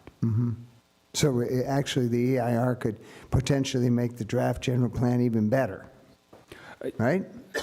Yes. Okay, I'll look at it that way. Because, I mean, these EIRs are a pretty big endeavor, a lot of time and effort. So, yeah, I would like to think that it's a adjunct to the draft general plan, not necessarily a critique, as more of just a document that will make our draft general plan better, like I said. Thank you. Mr. Taylor? Thank you for that report. First, we haven't done a comprehensive general update since incorporation, which most cities go through this more frequently, which has some challenges because we waited so long. My two questions to you, and you kind of touched on one, but I do want to ask it maybe a little differently. First, what's the percentage of land that will be changing in this update? So just to sort of clarify, I don't have the exact number on my head, but I want to sort of clarify that there are always, land uses always change. Land use designations allow development to happen. What we did was we really tried to match the existing land use and the existing land use designations for the majority of the city, so that if anything new is built, say there's a vacant parcel in a neighborhood, that it is built consistent with what's there. So there's a very small percentage that is a, quote, change in a land use designation. The majority is really, we expect no change and really very little development to happen in the city. And then the rest is limited to, I believe, about 3% of the city itself where we would expect change. So it is very much a plan about conservation and conserving the majority of the character of what is here in the city now. Okay, so on that, when we say small, like sub 5%? Yeah, I believe it's 3%. Okay. Second question, this was kind of the one you alluded to. For somebody who doesn't know how, us zoning a certain property maybe doesn't necessarily mean that a project can then just build by right. Can you kind of explain what that process looks like when we give something a land use designation and what still has to happen when a project comes to us? Sorry. Councilmember Taylor, sure. Actually, there is What we're doing right now is just the land use changes. So if and when the general plan is adopted, then the city is going to need to do the first big implementation action, which will be to update the zoning code. So once the zoning code and once the land use parcel, those change, then a project can come forward based off of the new zoning designation. So as projects come, we still have the ability to make sure that this project fits the community, that it doesn't. Absolutely. Okay, thank you. Any other council questions? Let's move towards the comment section from the public speakers. Again, you have 3 minutes in this section because it's not a public hearing, it's just a regular comment section. So we're going to move over to the format we've done before is that at 15 seconds, I will alert you very quietly that you have 15 seconds to wrap up your thoughts. On Zoom, first up, we have Karen Wilburn, then after that, Jackson Piper. Karen, you have 3 minutes. Please proceed. Okay, sorry, I was trying to unmute. Well, yes, it's me again. I'm Karen Wilbur of Newbury Park. I also want to start by asking City Council again to ask any speakers to divulge any conflict of interest they might have, especially with regard to the Borchard property. I'm here to ask the council and staff to leave the land use designation on Borchard as is until further study can be completed.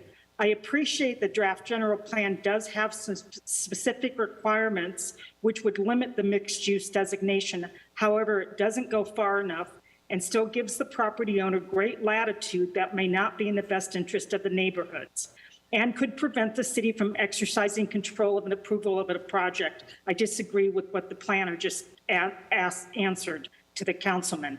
Traffic is a major concern to the surrounding neighborhoods. I would like to advise the public that I sent a letter to City Council and staff on July 7th, and it outlined items that were discussed in the original 1977 EIR report, which allowed for the development of Fox Meadows to the north. This detailed report concluded that Fox Meadows would fall within acceptable traffic standards. However, it went on to clearly state that future development of Borchard would have significant impacts that may be unable to be mitigated, even with a bridge across the Michael side. Without a bridge, only 115 homes would have been allowed. Of course, traffic standards have changed and are probably more liberal. However, at the same time, the average household has more cars than it did 40 years ago. They were able to do a predictive traffic study in 1977 without a development plan. The city should be doing one now before this land use change is made. If the parcel clearly can't handle the potential number of units for this land use, no change should be made. The council can't kick this can down the road and expect other city departments to be the bad guy. If this change is made, we all know the property owner is going to do everything he can to get his project approved, even if traffic and other safety studies don't bear it out, and Sacramento is going to support him. This needs to be studied first, or the council and staff are making an uninformed decision that will affect Newbury Park for the rest of the century. I implore you and staff to revisit this. I remind you, this is the legacy that you're leaving for your time serving our community. Thank you. Next up, we have Jackson Piper, and after Mr. Piper, we have Cynthia Bergstrom. Jackson, go ahead and proceed. You have 3 minutes. Thank you, Mr. Mayor, members of the City Council. My name is Jackson Piper from unincorporated Newbury Park, a member of Ventura County YIMBY and Thousand Oaks Livability Action Network. I want to first start off by thanking staff and the consultants for their effort in creating this document. I think it's very thorough, very well thought out, a very impressive document overall. That being said, and I don't mean this as any kind of personal attack to anyone, but I think when you look at the needs of the city in terms of housing, in terms of actions to combat climate change locally, and in terms of providing more mobility options and safer mobility options for our residents. The reality is that the plan doesn't quite measure up to the moment for those needs. The housing element of this general plan, Table 20, showed data from 2017 that said that at least 7,705 households within Thousand Oaks spent more than 50% of their income on the cost of housing. This was pre-pandemic, so it's certainly gotten worse in the meantime. This severe cost burden increases the likelihood of these households becoming homeless. And beyond that, there are many more households that are at least partially impacted, paying more than 30% of their income on the cost of housing. The city is trying to maintain itself as it has been over the past few decades. I understand that, you know, we all love the city, we all want to keep the oak trees and the open space, and in general, we still can. But we need to also make room for more housing and for changes in our transportation and mobility networks and for other ways of adapting to climate change. And, you know, single family neighborhoods now, you know, duplex neighborhoods at most, make up about 28% of the city's land. The only thing larger percentage-wise is open space. That's where some change needs to happen to allow more housing and enable more affordable housing to be built. The commercial land, the mixed use, it's going to be capped at 30 units per acre, which is still extremely low for development. And if we're going to focus on those areas as our kind of prime areas for building housing supply and increasing affordable housing, we really should look at maximizing the amount of housing that can be produced there. 15 seconds. So I'm in support of this as a first step. The city's really going to need to follow up, budget for additional general plan amendments in the future, staffing, overlay zones. Thank you. Next up, we have George Senko. After George, we have George Rosenthal. So we've got two Georges coming up. Mr. Senko, you're up first. Mr. Rosenthal, have a seat behind.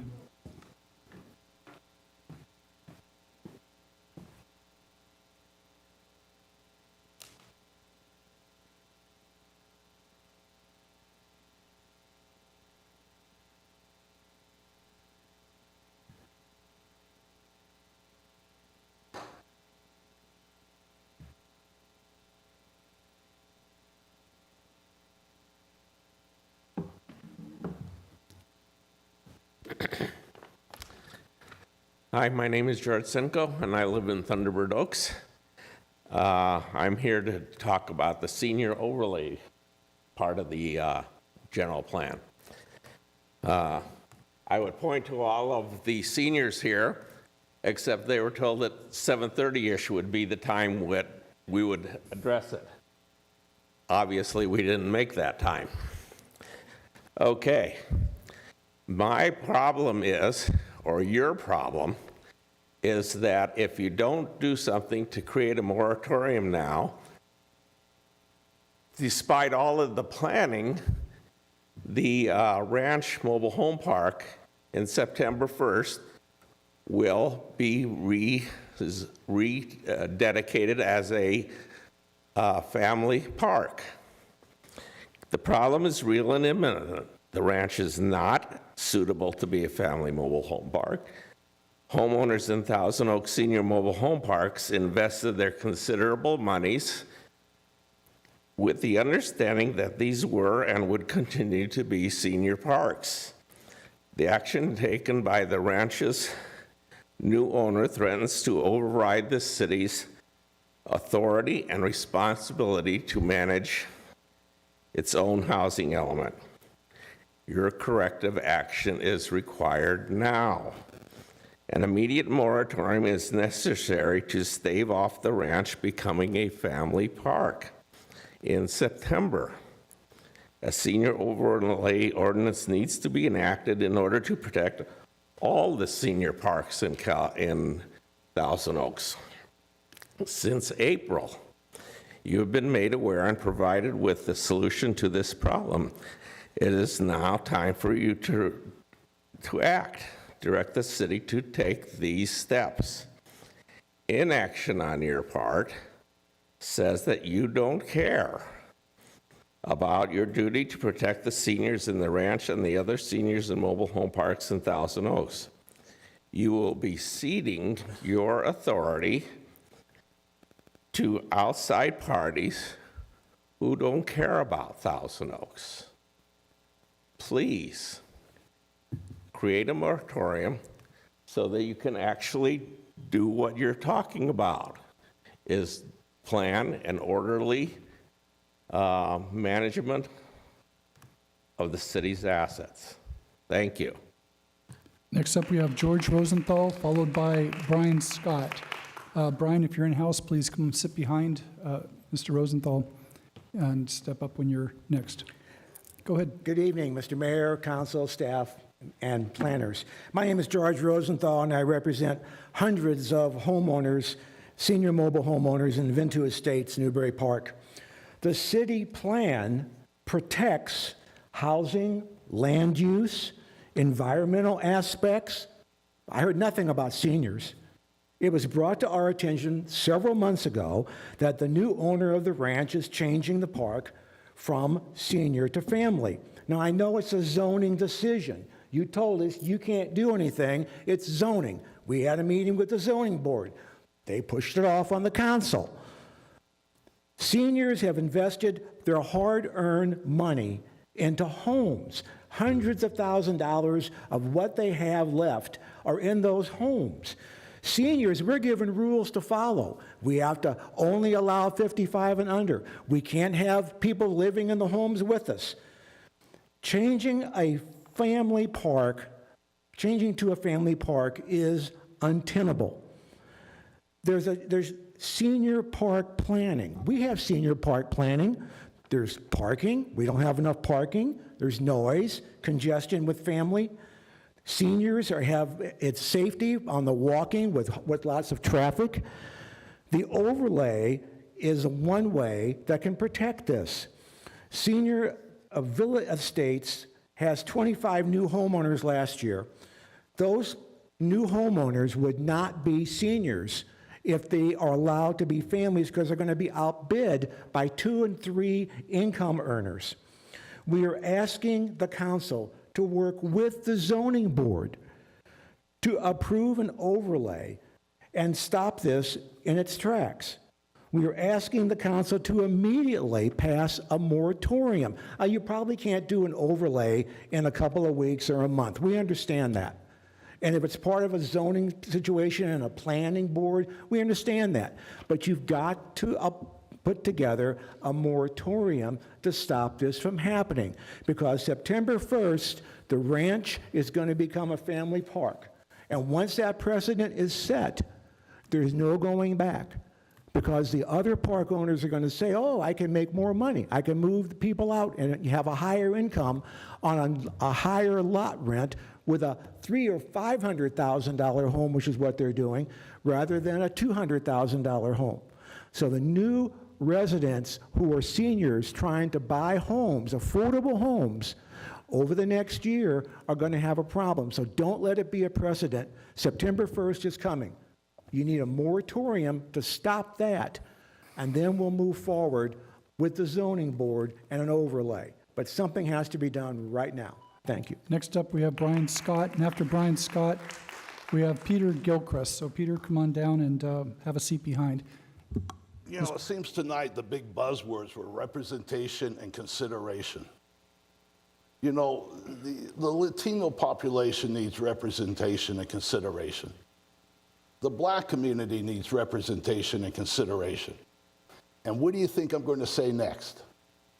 The senior citizens need representation and consideration. This overlay is not out of your wheelhouse. You can approve it.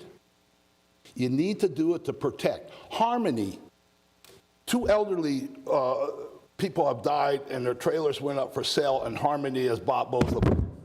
The reason why, do I have to explain maybe the reason why, or can you figure it out? They want to be able to either rent them for a higher income or sell them out to multiple families. We can't handle that in that park. You know, the gentleman before said that there's no black people up here. I got a grandson that's black. I got a granddaughter that's black. Where's the representation on this council? What I see up there now is I see a council that is pretty much in my bracket. You're either all senior citizens or you're a bus stop away from being a senior citizen. So why aren't you guys helping us? Consideration and representation. We need your help.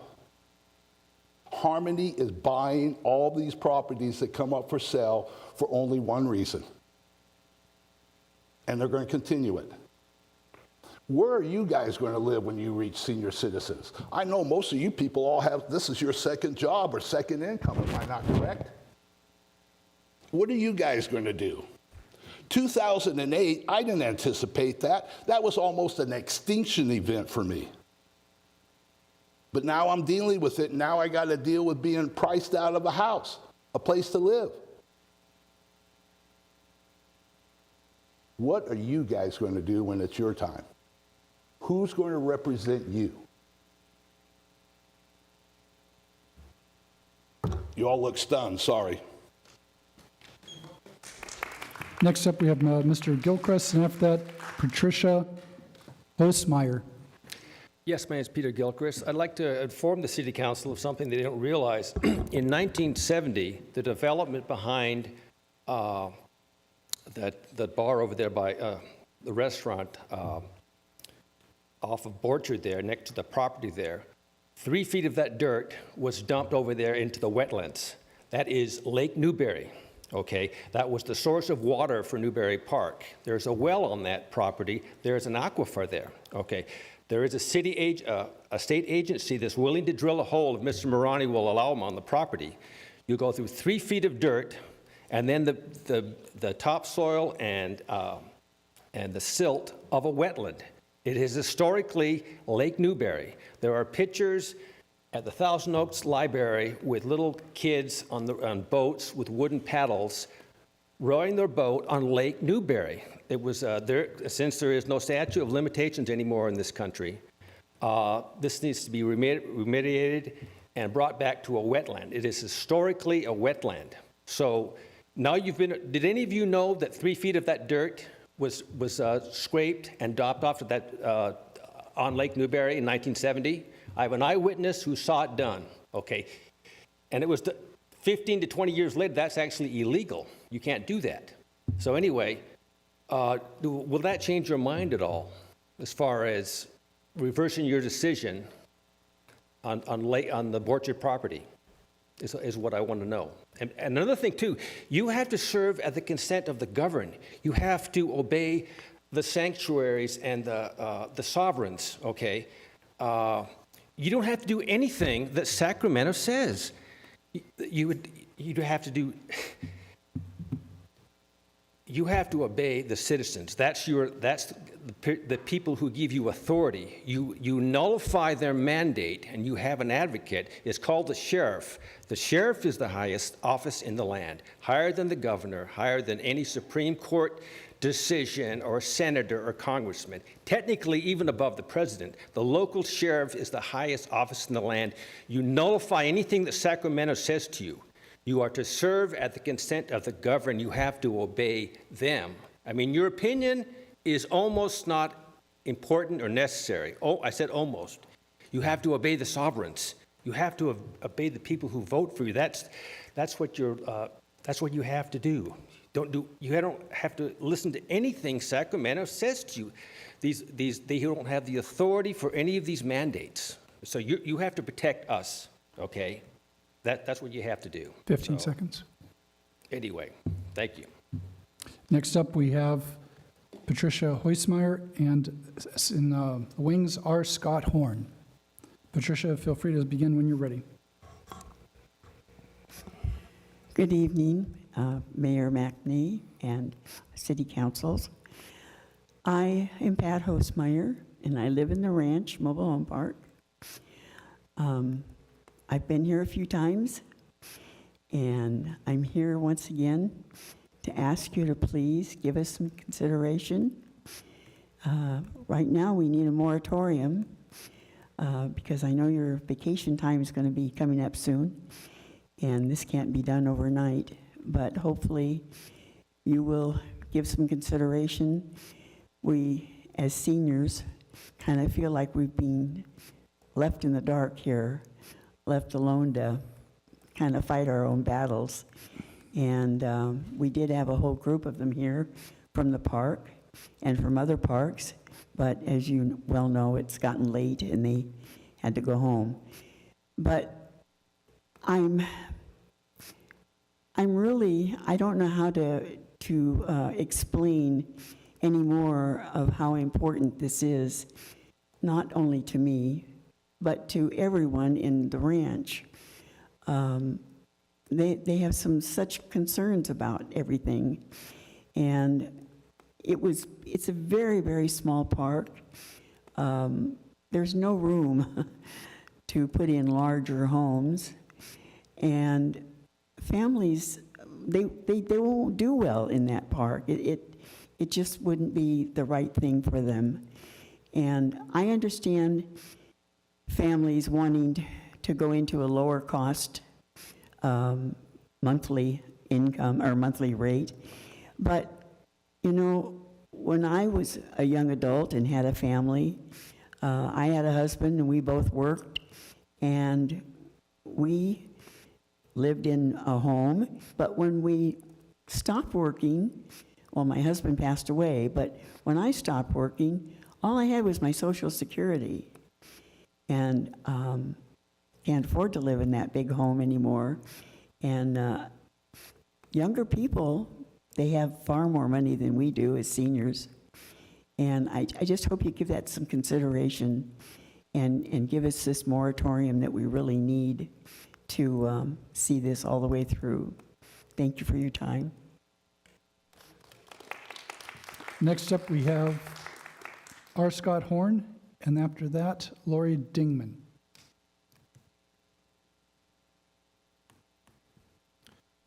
Good evening, Mayor McNamee, City Council members and City staff, and citizens of the Conejo Valley. My name is Scott Horn, and I'm from Newbury Park. We, the people of Newbury Park, have been voicing concern and displeasure for more than 2 years about the proposed land use change at the Borsrud parcel. We, the people, mobilized and circulated a petition and found out that 92% of our neighbors in Newbury Park are against the land use change. We, the people, don't want it because it would change the character of our neighborhood. And that's one of the things you're intending to do, is protect the character of our neighborhoods. It's such a drastic change. 1,100 apartments, 4 stories high, plus commercial stuff like bars and laundromats, next to single-family homes.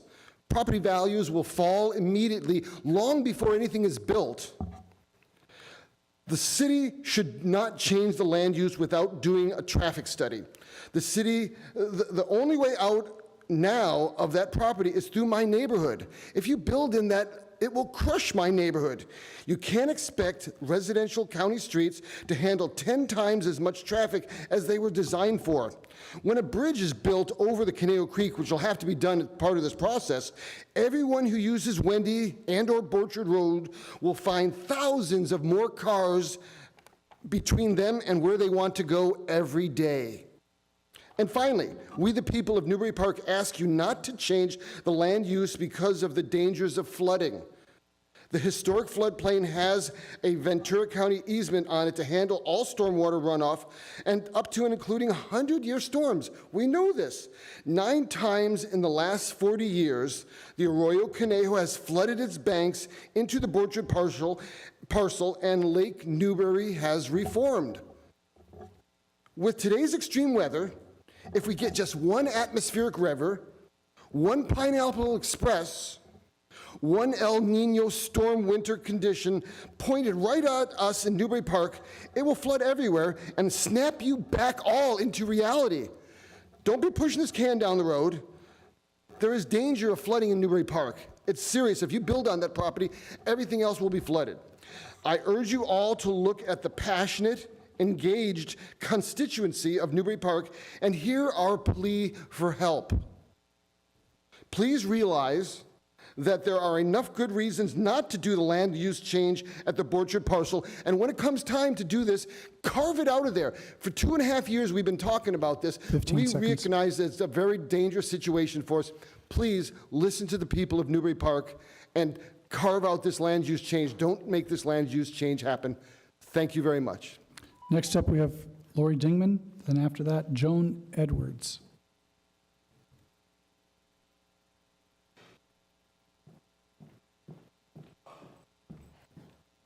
If Joan wishes to come down and sit behind, we'll move a lot faster.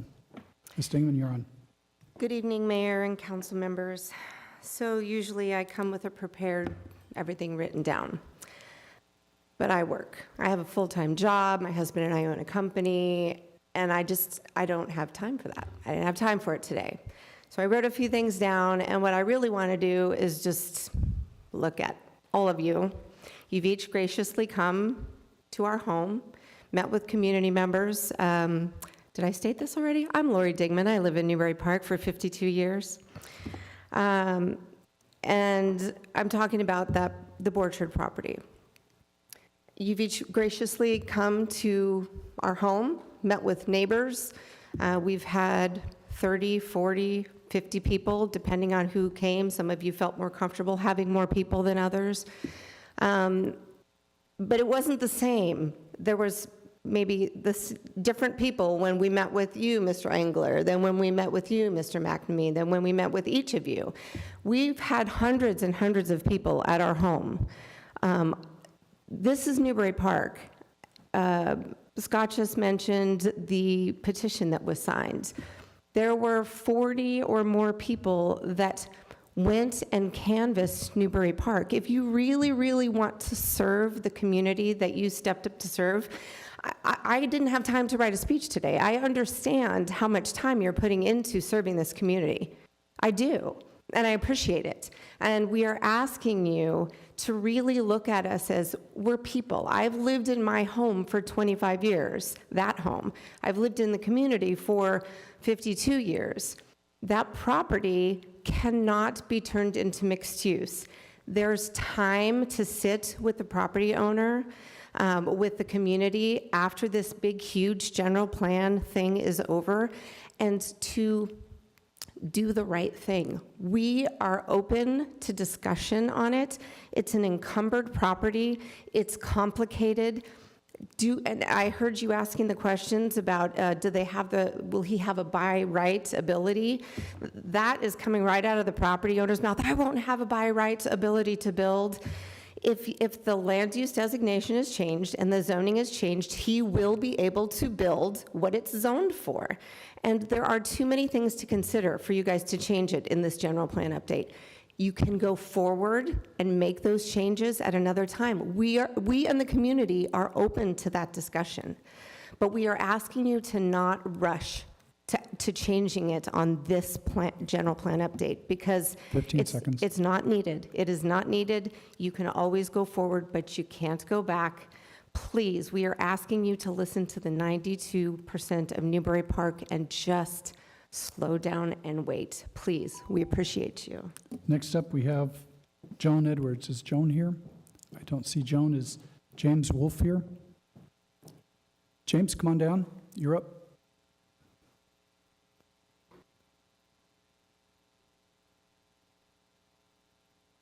Madam Clerk, do we have any other speakers after Mr. Wolf for this topic? We do. We have one lady on Zoom. Very good. Thank you. Greetings, council and staff, and thank you very much for your attention tonight. I'm Jim Wolf. I'm a resident of Thousand Oaks. I'm also a board member of Senior Alliance for Empowerment, better known as SAFE.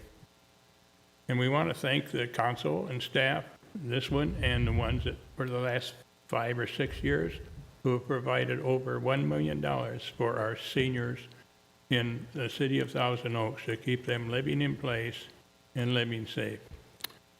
SAFE was formed for a different reason, but once a few of our board members attended a planning commission meeting many years ago, when someone stood up and said, where are we going to warehouse these old people?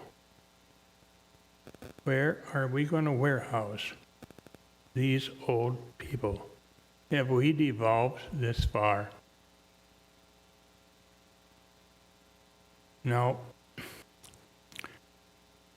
SAFE is an apolitical organization, a nonprofit, to represent seniors of extremely low and acutely low income. My politics are just about 2 clicks to the right of Attila the Hun. But this is not a political question, nor is this a question of legality. This is a question of morality. It's a question of morality. Are we going to protect the people who have protected us, who took care of us, who loved us unconditionally, our mothers, grandmothers, fathers, grandfathers?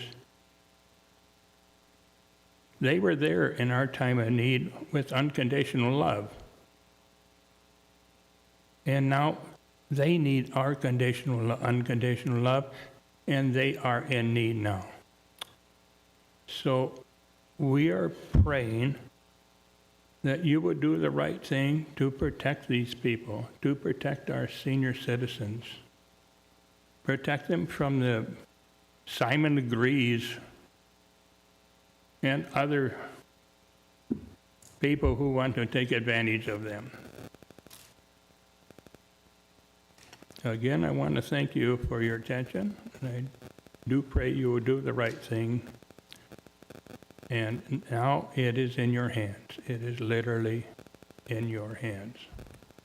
Thank you. Good night. Next one, we have Clara McNamara. Clara?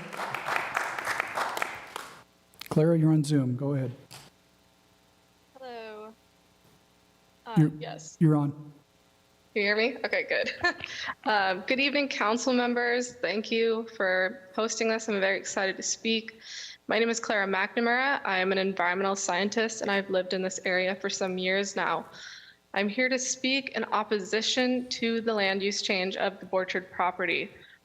I understand the need for additional housing in our small community. However, I firmly believe that the development project on the Borchard lot be reconsidered. This community cherishes the unique charm that comes with being so tight-knit. Erecting a large apartment complex or similar structure would disrupt the harmony we have built over the years in various ways. The increased population density and the influx of new residents will lead to overcrowding, bring more traffic congestion, and could diminish the sense of community that sets us apart. I implore you to consider the long-term implications of this decision. Once an apartment complex is built, there is no turning back. We must contemplate the strain it may place on our infrastructure, including our schools, our roads, and utilities. The potential burden on our already limited resources and services may be significant and could potentially outweigh the short-term benefits that are often associated with such projects. One concern I have not been able to stop thinking about is in regard to wildfire evacuations. I know we haven't thought about those in a long time with all of the rain we've been getting, but I clearly remember residents being unable to evacuate from the area due to traffic congestions on the roads leaving Newbury Park. I cannot fathom trying to evacuate new residents that may come to occupy the Borchard lot, in addition to our current residents, in the event of a wildfire. That could be a potential disaster waiting to happen. Additionally, as I'm sure you're all aware, the Borchard lot was registered with the National Inventory of Wetlands for 20 years. That designation has become a debated issue, but despite this, we all know and have seen this lot fill with water during and beyond the raining season. The Borchard property holds a significant amount of water that aids in the prevention of serious flooding. I know that there is an easement on this property to accommodate for up to and including 100-year storms. Building on this lot would pose many risks to the structure, such as sinking, flooding, mold growth, and can cause structural damage over time. I've seen many news stories in the last few years about apartments built on unsteady, waterlogged areas causing their collapse and injuring the residents inside, or worse. If for no other reason you reconsider this development plan, the safety and security of your community members should be at the forefront of your mind. For these reasons, I oppose the land use change of the Borchard property. 15 Thank you for seconds. your time and consideration. And that's, Madam Clerk, does that conclude all the speakers for this particular section? Thank you. I'd like to share with my council members an idea here and see what their thoughts are. Oh, we get staff response? Go ahead, I'm sorry, go ahead. Thank you, Mr. Mayor. For the purposes of responding to comments, the general plan EIR will evaluate traffic and circulation associated with project growth on a program level. That's something that Matt Ramey mentioned earlier in his presentation, that this is a program EIR that takes into account general projected growth for the city on a long-term basis. The issues being raised surrounding the Borchard property this evening in comments and also in the supplemental packet are more site-specific, and they relate to project-specific comments.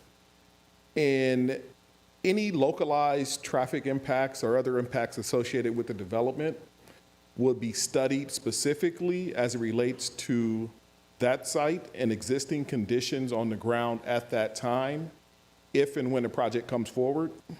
Currently, there's not a project proposed that would require study on that detailed of a project level at this time.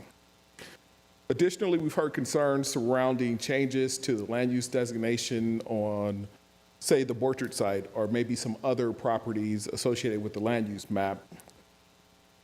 Those changes need to be considered in the context of the larger general plan. There are other factors at play, and they all work in concert in terms of balancing out what's studied in the EIR, as well as taking into account being true to the upper cap set by Measure E, as well as the lower cap stated in SB 330, as mentioned by Matt Ramey. So it's not necessarily appropriate to pick and choose parcels at this stage and at this point. The map being studied right now as part of the proposed general plan update and also in the EIR takes into account the direction that we received from council to move forward on that particular basis with this current balancing of units in those specific areas of change. It was raised in the presentation and also questions that came forward in council tonight that roughly 3% of the city is only being proposed for change. And that takes into account the overarching goals of the document, which is to focus areas of change along specific areas of growth, which is primarily along commercial corridors, and specifically takes into account protecting our open space and preserving existing neighborhoods. Additionally, we've heard some comments this evening as well as previous council meetings as it relates to potential for a senior mobile home overlay. That's direction that staff is willing to listen to and move forward as appropriate as deemed by a majority of council here this evening. Thank you. I'd like to suggest to my council members to consider the following, that our mobile home park owners, that is the last stop before they would be on the street if they didn't have a place to live for many of them because they're fixed income. We've heard since April your plight, your challenges in trying to maintain your homes. We've heard from you very clearly, and thank you for articulating your position and what you're up against. My question to other council members here is to allow staff to do an evaluation and look at this when we resume after the summer break, to have more data, more information, to make a decision as to which way we go with this. I'd like to ask council any thoughts about directing staff to do a study that would come back, say, Mr. Parker, would September be adequate? August, September, how long would this take to do a study of all the options? Or perhaps, Mr. Powers, what's your thoughts? So obviously a couple components we'd love to hear council's feedback about, right? There's been discussions around moratorium component, and there's also been discussions around the senior overlay, right? So the senior overlay needs to be taken in a broader context of a planning component. So That is certainly a staff report we would come back with.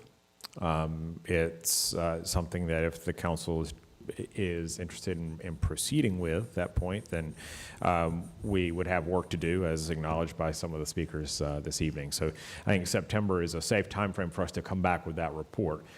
We're looking for, there's been a lot of requests made of the council, so just looking for that guidance from the council tonight. Council members, any discussion, any thoughts on this? Mr. Mayor? Mr. Engler, I think, was first, then we'll go over to Mr. Very good, yeah. Just a couple of questions, because I know there's a time issue here with the, especially with the ranch. Are the existing protections going to remain in place for the current residents? I know that there's a possibility that they want to go to a family park, but will that evict then our people who are currently there? Or are we simply going to be allowing kids of low income to go there? I can probably answer that question for you, Councilmember Engler. Excuse me. So I have a frog in my throat. The current protections that are in place protect the existing residents. So those don't change by virtue of a family coming into place. Those who remain on the property, remain in their units, are still protected. And since the mobile home park, even after new residents come in, they would also be protected at whatever level they come in at. Correct. Once a resident moves in, again, based on that, remember the formula for rents that comes into play depending on when they move in. They would still have the CPI protections and all that stuff. I would be supportive of trying to look at this and try to figure out what we can do to give a little more stability to our senior residents. Since there's a protection is going to still be in place, I'm fine with going into September to find out, but I think we need to take a look at this. Mr. Newman, you're next up. Thank you, Mayor. And I want to commend you for pulling this out of, as Director Parker noted, is we're having a citywide discussion, and this is about a specific parcel. So that it's good on that count. And it's good because we're talking about one of the goals that we approved a few weeks ago, which is, and I'm quoting now, to provide municipal government leadership which is open and responsive to residents. That means people who live here, not necessarily developers or business interests, but to residents. And I'm glad that we're acting on that and hearing what our residents are saying. I agree with Councilmember Engler that it would be a good exercise to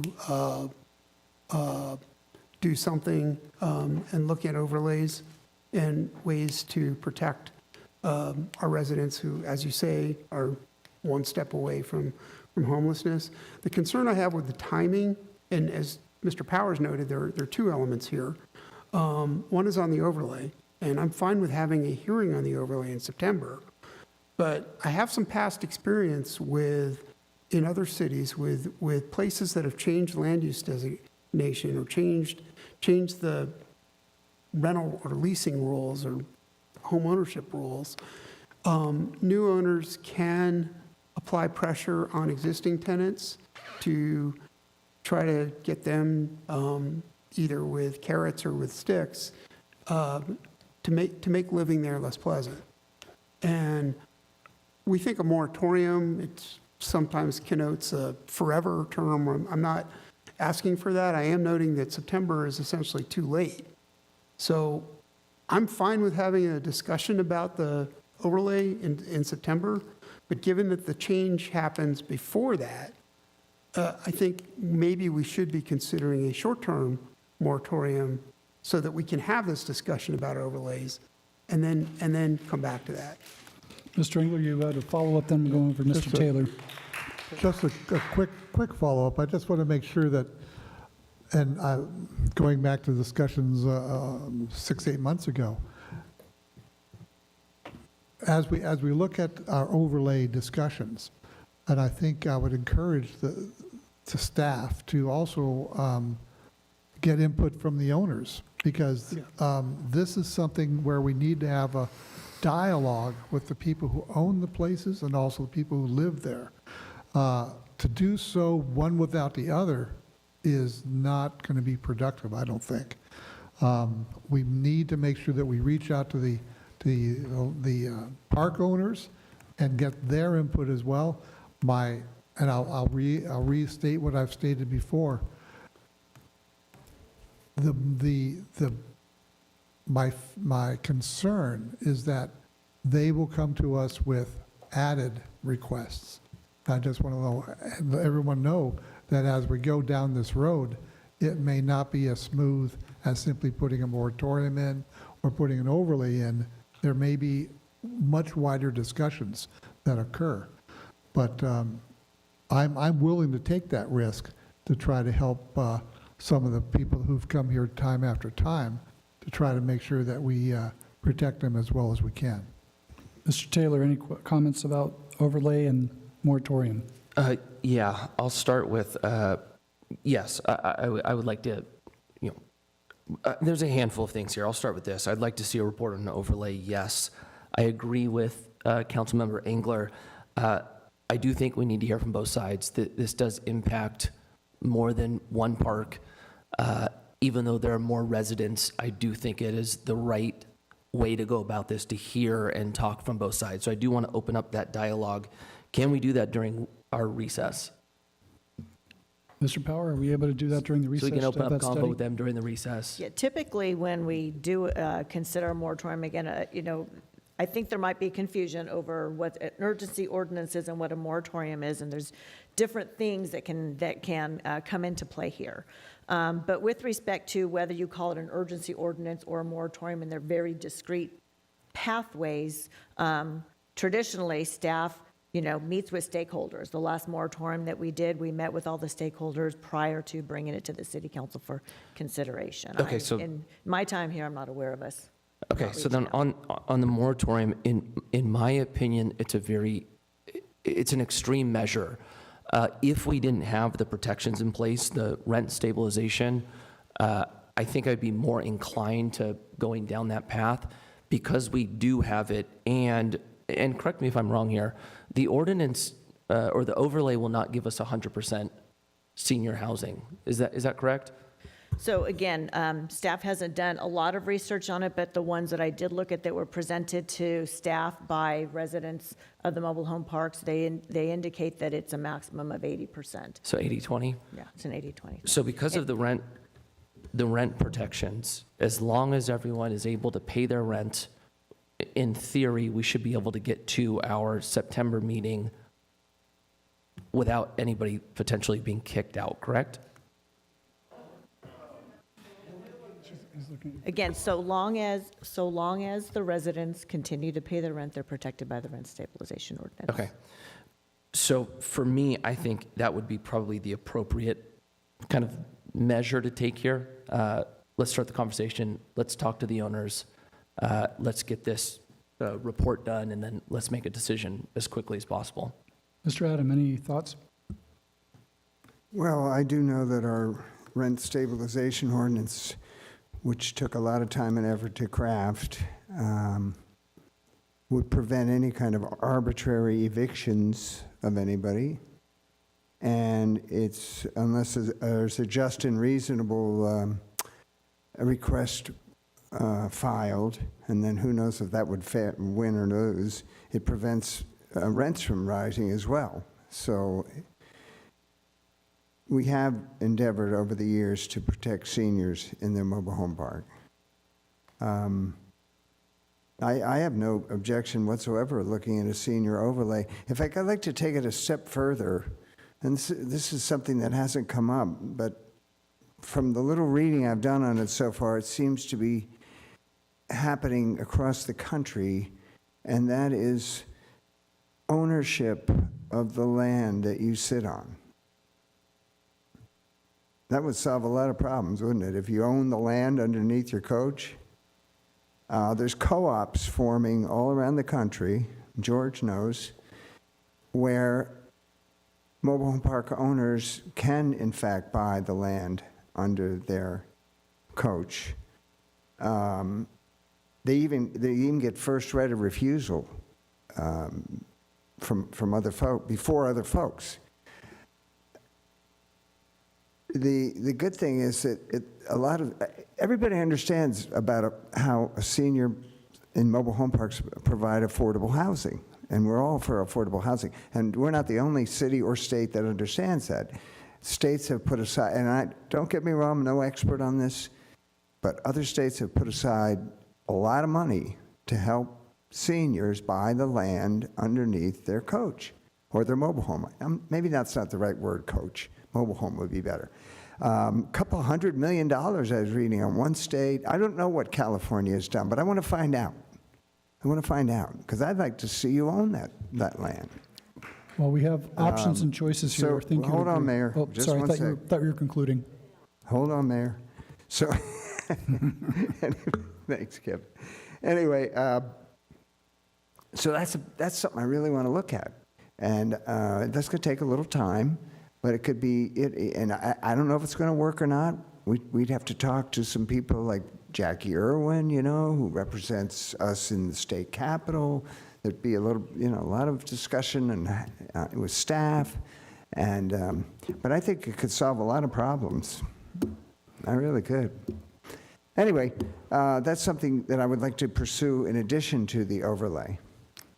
I know what I was going to say, and I don't know if this would work in the state of California or not, but it's been shown that seniors who convert and own the land, the mortgage payment ends up being, because of the subsidies, the mortgage payment ends up being less than the rent. You've read that, right, George? Yes. Less than the rent. And in addition, you have ownership, and in addition, you have appreciation potential, you have a legacy, you have something to pass on. Anyway, it's very in the beginning stages. I'm not an expert on it. I don't know where California stands, but I want to look at that. Mr. Adam, are you sure? What, Kevin? Are you sure you concluded? Am I what? Are you sure you're done? Pretty sure. Mr. Power. Pretty sure. Just because I can sense my colleague Ms. Noonan's concern around going too deep dive here. I wanted to make sure to offer, I've heard from council, a consultation with Mr. Parker just in terms of date certainty around something. Obviously, given the comments here, this report probably a little bit broader than just specific on senior overlay. We'll certainly touch on that. So with that, the first meeting post recess, I think we would be prepared to we'll have something at least well researched and with dialogue associated with all parties. That would be the 12th of September. So with that, what I'm hearing is that we as a council are directing staff to look at the overlay as well as the moratorium, as well as Mr. Adam throwing another aspect into it or any other options. Ownership. Ownership, exactly. So, Mr. Adam, would you like to make a motion there because you spoke last and do it so well? I'll move everything you just said. Madam Clerk, How's that sound? can we call the roll, The please? overlay, ownership, the whole Moratorium. Let's get a really good picture of this thing, Let's not just concentrate on one little area. Say for September 12th then, correct? For Mr. September Mayor? 12th? What, Kevin? For September 12th? Yes. So, Excellent. all right, so I just need to come in and talk procedure here, put on my legal hat here. This is a study session, and again, under the Brown Act, you are allowed to direct staff to bring back items that are not on the agenda, and obviously a senior overlay zone is not on the agenda, but you're directing staff to do so, which is okay under the Brown Act. But you have to do so in accordance with our policies and procedures. And our policies and procedures actually bring about a two-step process. In other words, a council member writes a report, brings it to the city council, then city council considers it and moves forward. So to the extent, again, it's not unheard of, many times Drew reads the tea leaves, he reads the room and recognizes that council is interested in something, and we always attempt to be responsive.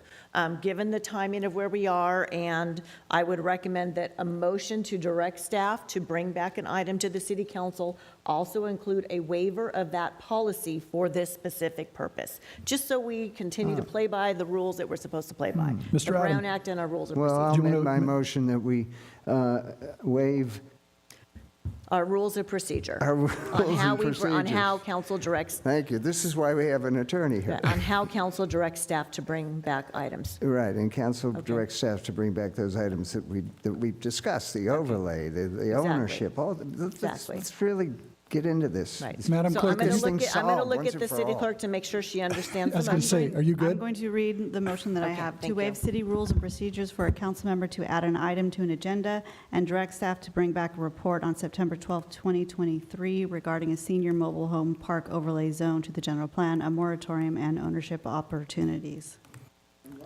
Ownership opportunities.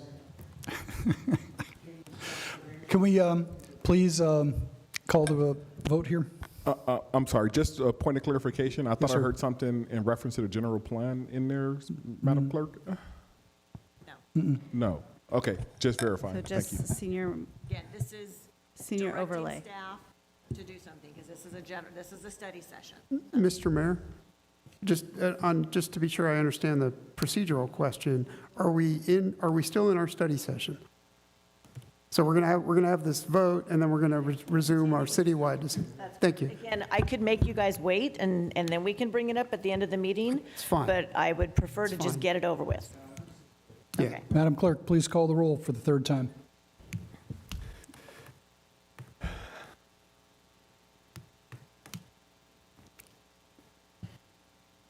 Councilmember Engler? Yes. Councilmember Newman? Yes. Councilmember Taylor? Yes. Mayor Pro Tem Adam? Yes. And Mayor McNamee? Yes. And that motion passes 5-0. So what we're going to do now is continue with the discussion here with the study session. Any other questions from council members? We good? Okay, so we're going to ask for a motion to accept the report from staff. And could I have a motion from one of the council members? And the project is exempt from CEQA and so forth. I'd love our city attorney. Any other council members would like to make that motion? Yes, I would move that we receive the report, and that it is not a... We can't take questions from the floor, sorry. It is not a CEQA applied here. Excellent. Madam Clerk, would you please call the roll? Councilmember Engler? Yes. Councilmember Newman? Yes. Councilmember Taylor? Yes. Mayor Pro Tem Adam? Yes. And Mayor McNamee? Yes. And that motion also passes 5-0. We're moving to number 10. City Clerk, would you please open the public hearing on proposed 333-unit mixed-use apartment complex? Hearing advertised as required by law is continued to consider Agenda Item 10B, the proposed 333-unit mixed-use apartment complex at 2150 West Hillcrest Drive. Speakers are requested to state their name and community of residence for the record. 5 individuals spoke at this hearing on June 20th. Only individuals who did not previously speak on this item may do so tonight. 7 people have presented speaker cards. Pursuant to council standards, each speaker will have 4 minutes. The applicant retains their 5-minute rebuttal time at the conclusion of tonight's public testimony. Thank you. First up, we have Justin Kindle, Associate Planner, and we have available for questions Mr. Parker. There's no stuff. Straight to Oh, straight to public comment. I'm with you. Okay, so we'll go to public comment. First up, on Zoom, we have Mr. Doug Baker, and after that on Zoom is Manley McNitch. Mr. Baker, you're on. You've got 4 minutes. Hello, can you hear me? You sure can. Go ahead and proceed. Hello, Mayor, and hello, City Council members. My name is Doug Baker. I am a resident of Newbury Park and a member of the Ventura County YIMBY organization. My comment is in support of the development on Hillcrest Drive. Speaking from my personal experience and echoing the thoughts of many others that I've talked to in Thousand Oaks, affordable housing is extremely scarce in Thousand Oaks. I believe it was just last year in 2022 that the National Association of Realtors ranked the metropolitan area of Oxnard, Thousand Oaks, and Ventura as one of the least affordable metros in the entire country. This is not just California, but in the entire country. And really, we were only behind LA Long Beach San Francisco and the New York metropolitan areas. So this is very bad what we're finding ourselves here with our lack of affordable housing. And this study was defined by the ratio of the average income to housing prices for that given metro area. But this development will be bringing 333 units of what I would consider as badly needed market rate and affordable housing to the city. This type of infill development is critical to addressing both the ongoing housing and climate crises that California is experiencing, because this is going to allow us to expand our local housing supply, but also minimize the impact on our local environment and open spaces. Plenty of studies indicate that infill development, more denser development, has lower water usage per capita than traditional single-family homes and suburban sprawl that typically eats up open spaces and starts getting into fire hazard zones, right? But this infill development is very critical, and we should be supporting more infill development across Thousand Oaks in addition to this particular development here. This location in particular is within walking, biking distance of the Amgen campus, the Rouse on Ventura Park Road, also the Walmart on Hillcrest. And when I first started working in Thousand Oaks, I wish there was a development like this. Unfortunately, I was not so lucky back then, 7 years ago, when I first started working here. And I was locked out of the Thousand Oaks area for 4 years until I could finally live near my work. But what we can do is we can do the right thing and get housing to people who need it starting right now. So I would ask for the City Council support in moving this housing project forward and approve the development as it stands. I think it's a good start in what I think should be ultimately a more, pro-housing philosophy towards the city in order to meet the ongoing challenges with affordable housing that I mentioned earlier, right? And maybe hopefully in the not too distant future, Thousand Oaks, Ventura, Oxnard won't be one of the most expensive areas to live in the whole country. Thank you. Next up, we have Manley McNish, and followed by Cynthia Bengstrom. Manley, you're on. Manley, go ahead and unmute. He's not on. He's not on? Okay, so we'll move to Cynthia Bengstrom, and then after Cynthia, we have Carol Shelton. Cynthia, go ahead. Cynthia's not on. Cynthia's not on. They're dropping like, okay. Carol Shelton. Carol, you're on. After that, in House, we'll have Katrina Maldonado. Come on down in front. We'll call you up shortly. So go ahead, Carol, you're on. 4 minutes. Thank you so much. Good evening. My name is Carol Shelton. I've lived in Thousand Oaks for over 40 years. I am the proud parent of 3 adult children. My boys have developmental disabilities, or IDD, intellectual developmental disabilities, and will need low-income housing to share with their sister, or very low-income housing to live in independently once I'm gone. Thousand Oaks is where our family calls home. This is where my children were born, have been raised, and where they want to grow old. I support the development on Hillcrest Drive. I appreciate the spread of options for those who need help with housing. Thank you for your efforts on housing our low-income community. Sadly, the inadequate housing options for adult children with developmental disabilities is on the hearts and minds of parents like me, single parents, single earner households, and those without substantial financial resources. People with developmental disabilities are living longer, and the prevalence of autism is increasing each year. Where will everyone live?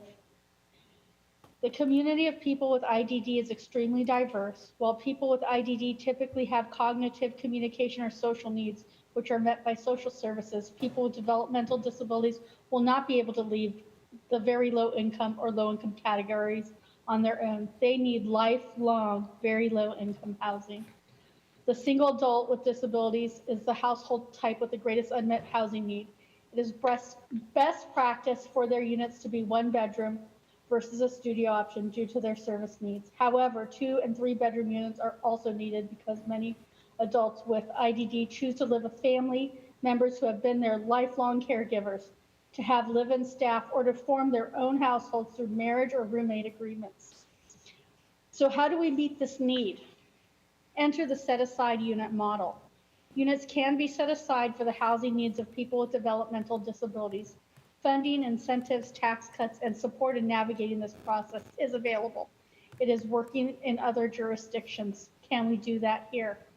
Our local regional centers are simply not equipped to handle local advocacy to negotiate for these set-aside units, leaving it to parents like me.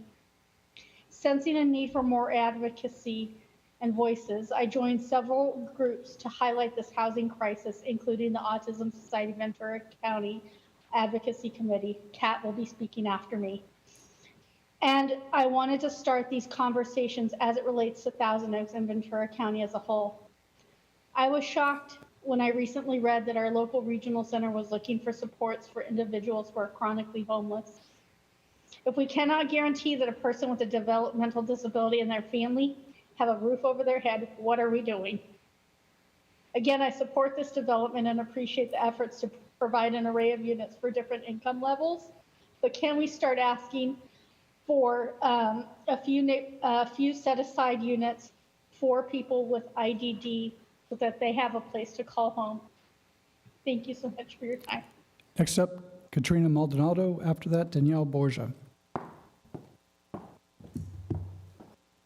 Good evening. My name is Katrina Maldonado, and I am here on behalf of the Autism Society of Ventura County, as well as the Advocacy Committee. Autism Society of Ventura County advocates for local public policies that improve the lives of children and adults with autism. As a mission-based organization, Autism Society of Ventura County represents individuals and families living with autism and partners with local organizations to improve the lives of all marginalized community members in Ventura County. By connecting people to policy, Autism Ventura County relies upon a network of self-advocates, parents, guardians, family members, professionals, and other partners to respond to issues across the lifespan. Autism Society of Ventura County is nonpartisan.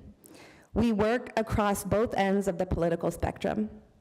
We are currently focused on education, housing, employment, family caregiving, transportation, and community living for upholding fundamental human rights.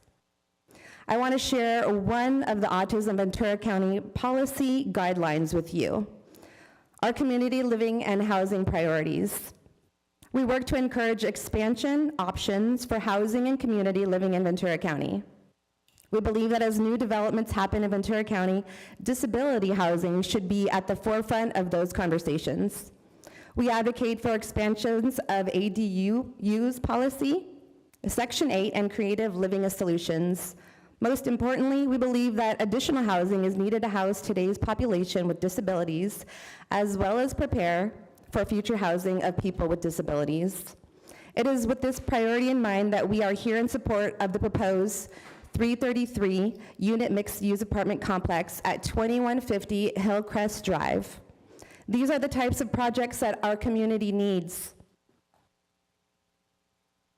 Projects that have the potential to house people with developmental disabilities and their families, their support staff, and low-income caregivers.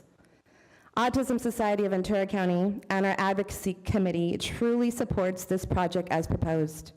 We respectfully request that set-asides for people with developmental disabilities are considered for this project and any projects that may follow. Many other jurisdictions have been successful in this process. Autism Society of Ventura County stands ready to support the City of Thousand Oaks in these endeavors and appreciates developers who are eager to help us meet our housing needs in Ventura County. For more information on our advocacy committee, please email president@autismventura.org. Thank you for your time. Next up, we have Danielle Borgia of the Conejo Valley Chamber of Commerce, followed by Dennis Lammers on Zoom. Danielle, you've got 4 minutes. Good evening, Mayor McNamee and City Council members. Danielle Borgia, President and CEO of the Greater Conejo Valley Chamber of Commerce and Thousand Oaks resident. Thank you for your attention at this late hour on this important topic. On behalf of our board of directors for our chamber, I'm here to share support for this project coming forward by Latigo. This is another example of a longtime vacant parcel in a prime location close to our jobs. I hope you've seen that construction has started recently on the Tio Ranch site that has sat vacant for almost 20 years, and it's exciting to see these vacant parcels turned into much needed housing and hubs for our community. These over 300 units, they're going to serve a diverse need from 1 bedroom all the way up to 3 bedroom units, from families to single residents, and we have over 30 at the low income level. Reputation of Latigo is outstanding in this community with their recent project completed with Santel on Thousand Oaks Boulevard. Hope you've all had an opportunity to see it. And I just want to kind of boast the on-site amenities as well, from playgrounds to paseos to dog parks. It kind of has something for everyone. So depending on what you're looking for as a resident living there, I think that they have done a really good job about thinking about a diverse needs of resident that may be living on their property. I urge the council to support this project this evening as recommended 5-0 by Planning Commission. Thank you. Next up, we have Dennis Lammers. Mr. Mayor? Yes. Mr. Lammers and Ms. Rudolph are consultants available for questions. Excellent. Thank you for the clarification. So with that, staff, any responses to public comment? Yes, I'd just like to follow up on a comment received at the 6:20 meeting from Amalia Fuentes, that she reiterated her written comments regarding the environmental impact report. We received comments both on 6:20 and today from 2 different organizations about the EIR. Comments to all of those letters have been incorporated into the supplemental packet that was provided at 5 p.m. today. Our environmental consultant is here and can reiterate those if anybody wants to hear those in a different way. Thank you. Any other comments from staff? Excellent. Let's, any applicant want to do any rebuttal comments? Mr. Cohen?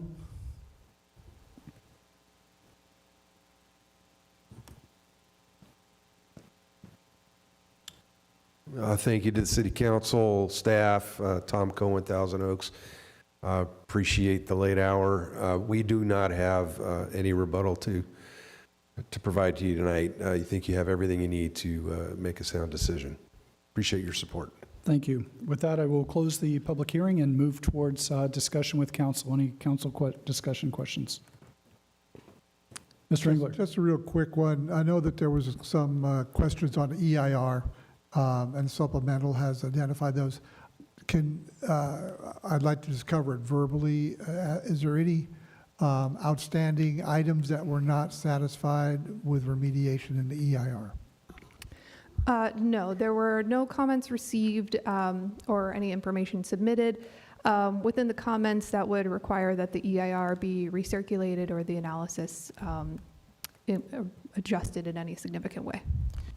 If I may, Mayor, just to add that, Mr. Engler, we did receive some additional comments today from one of the labor union attorneys. It is important to note for the record that not only were the comments that we received late on June 20th that were not part of the record for that meeting because they came so late, but the ones that we received today, those have been analyzed by the CEQA consultant with her expert review, and she has determined that none of those comments, she responded to them in writing. Those responses are actually in the supplemental already, in the supplemental packet, so they did a fantastic job taking those comments right away, analyzing them, Many of them were repetitive from the previous comments that we have received from the two firms, but nevertheless, it is important to note for the record that they are in that packet beginning on page 1176. But at the end of the day, it's important to note that based upon her review, the environmental document is sound, it's legally defensible, and can be adopted and certified by council tonight if it moves to approve staff's recommendation. Any other comments by Thank you. staff? Very good. Any comments? We're good? Go ahead. Mr. Newman? Thank you, Mayor. There's a lot to like in this project. It is reusing a long disused industrial property, and I applaud the applicant for doing that. I would like to see more of that throughout our city. This is a great source of potential housing that we need. As public speakers have noted, it's near transportation, and it is walkable to Amgen and other life sciences companies nearby, so that's definitely a plus. It includes affordable housing. I wish there were more of it, but I'm glad to see that there is an affordable component here. And very importantly, it is a very green building.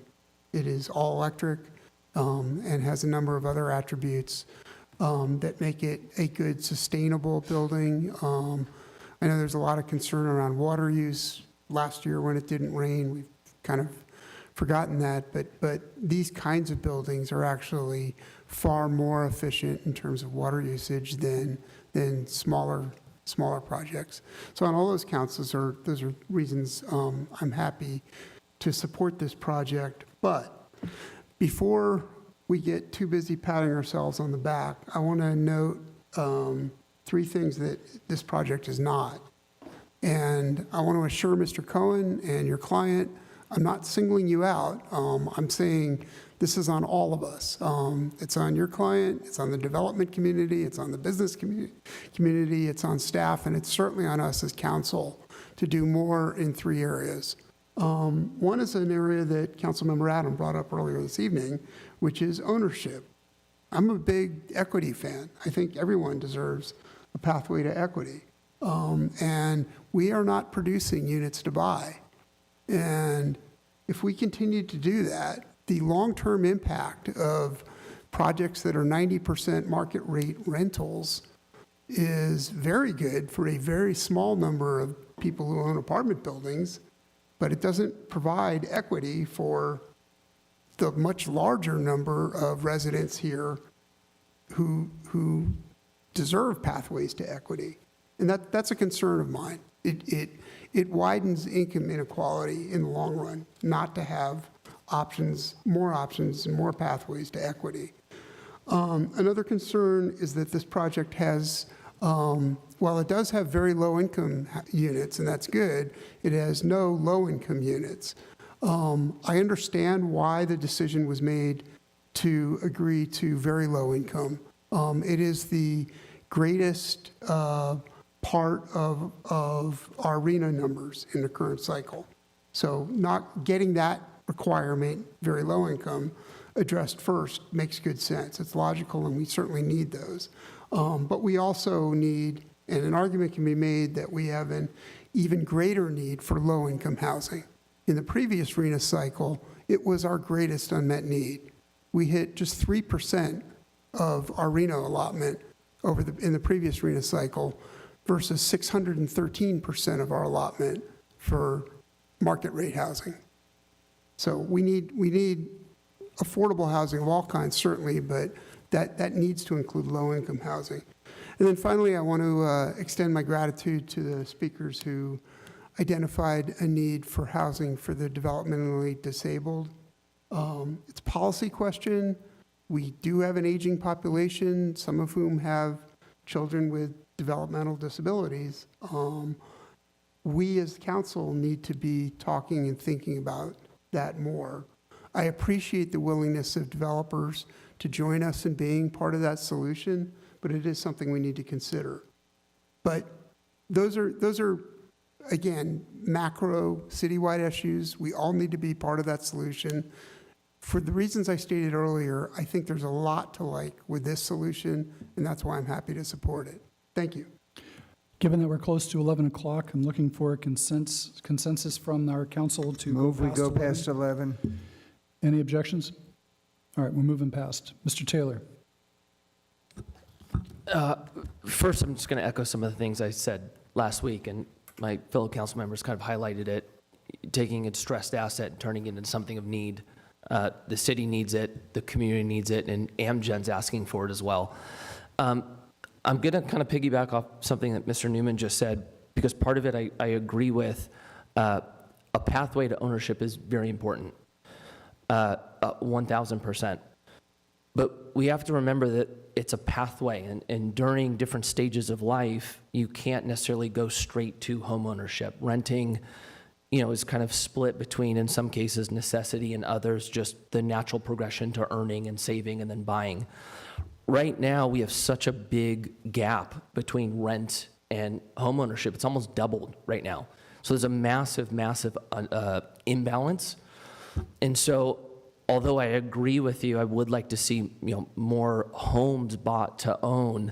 When we're looking at the space available and having to try to maximize our space to kind of solve this housing issue, I really do like taking the distressed asset and putting 330 units of supply on. I think it helps that. But what I will say in agreement, yes, more homes for the community to buy would be great as well. Yep. Mr. Adam, any comments? Yeah, well, Amgen, which is our Dow 30 member of our community, there's only 30 companies in the Dow, we have one of them, has entrusted Latigo to build this project, and they believe that Latigo will build the kind of project that will be an accessory, really, to Amgen. It's right in their front yard. And I think that's very important. I think that it's going to serve a job base out there. And hopefully we'll see a lot of Amgen people, renting. And the amenities that you're providing are stellar. And the fact that we're going to get 33 affordable units just adds to that stock. And I agree with Mikey. It is a progression. I started in an apartment, and it took me a while to get to home ownership. But I think, the more units we buy, inexorably, it's going to bring that rent down. And that'll make, even though it may not to be designated an affordable unit, even at a market rate unit, it would hopefully bring that rent down to make Thousand Oaks a little more accessible. I think we have about 15,000 apartments in the city. Just think about this for a minute. Suppose we added another 15,000 magically. What would happen to the rents? They would go down, right? It's the huge supply, the demand can never meet it. Now, I know obviously we're not doing that, but we're doing it incrementally. And the more we add this supply, the more potential market rate rents will decline. In fact, there's a stat I have here. I don't want to read it. Forget the stats. I think it's a great project. It's just adds to our housing stock, gives people more of an opportunity to get a foothold in the city. And I agree with the ownership, absolutely. And that's why we did the Hillcrest deal. It cost us $10 million, but it's going to mean that 78 people or more are going to be able to really own an affordable unit. So you're on the right track there. Yep. Mr. Mayor? Yes. Thank you. Can I jump in here? Everyone else is I commenting. haven't had a chance to talk. My turn. You just lost your chance. Excuse me. I just wanted to thank the developer and our city team again for the work that was done to bring this project to us. Once again, I think this system does work where developers and the city council get together and we find projects that work. I think we all agree home ownership is great, but I think housing is housing. We need all the housing. We need condos. We need apartments. We need affordable housing. We need all the housing. So we shouldn't be exclusive to what we're trying to do here, because all of it addresses the need for houses, for roofs over people's heads. And in just a short amount of time here, we're going to have 330 more houses and more roofs for people to have. So I know it's apartments and it's rentals. However, I think it's just part of the solution that we're doing for. Given the lateness of the hour, I'm just going to say to the Latigo Group, you've done a wonderful job at 299. It's a beautiful project, first rate, addresses a need here in this community.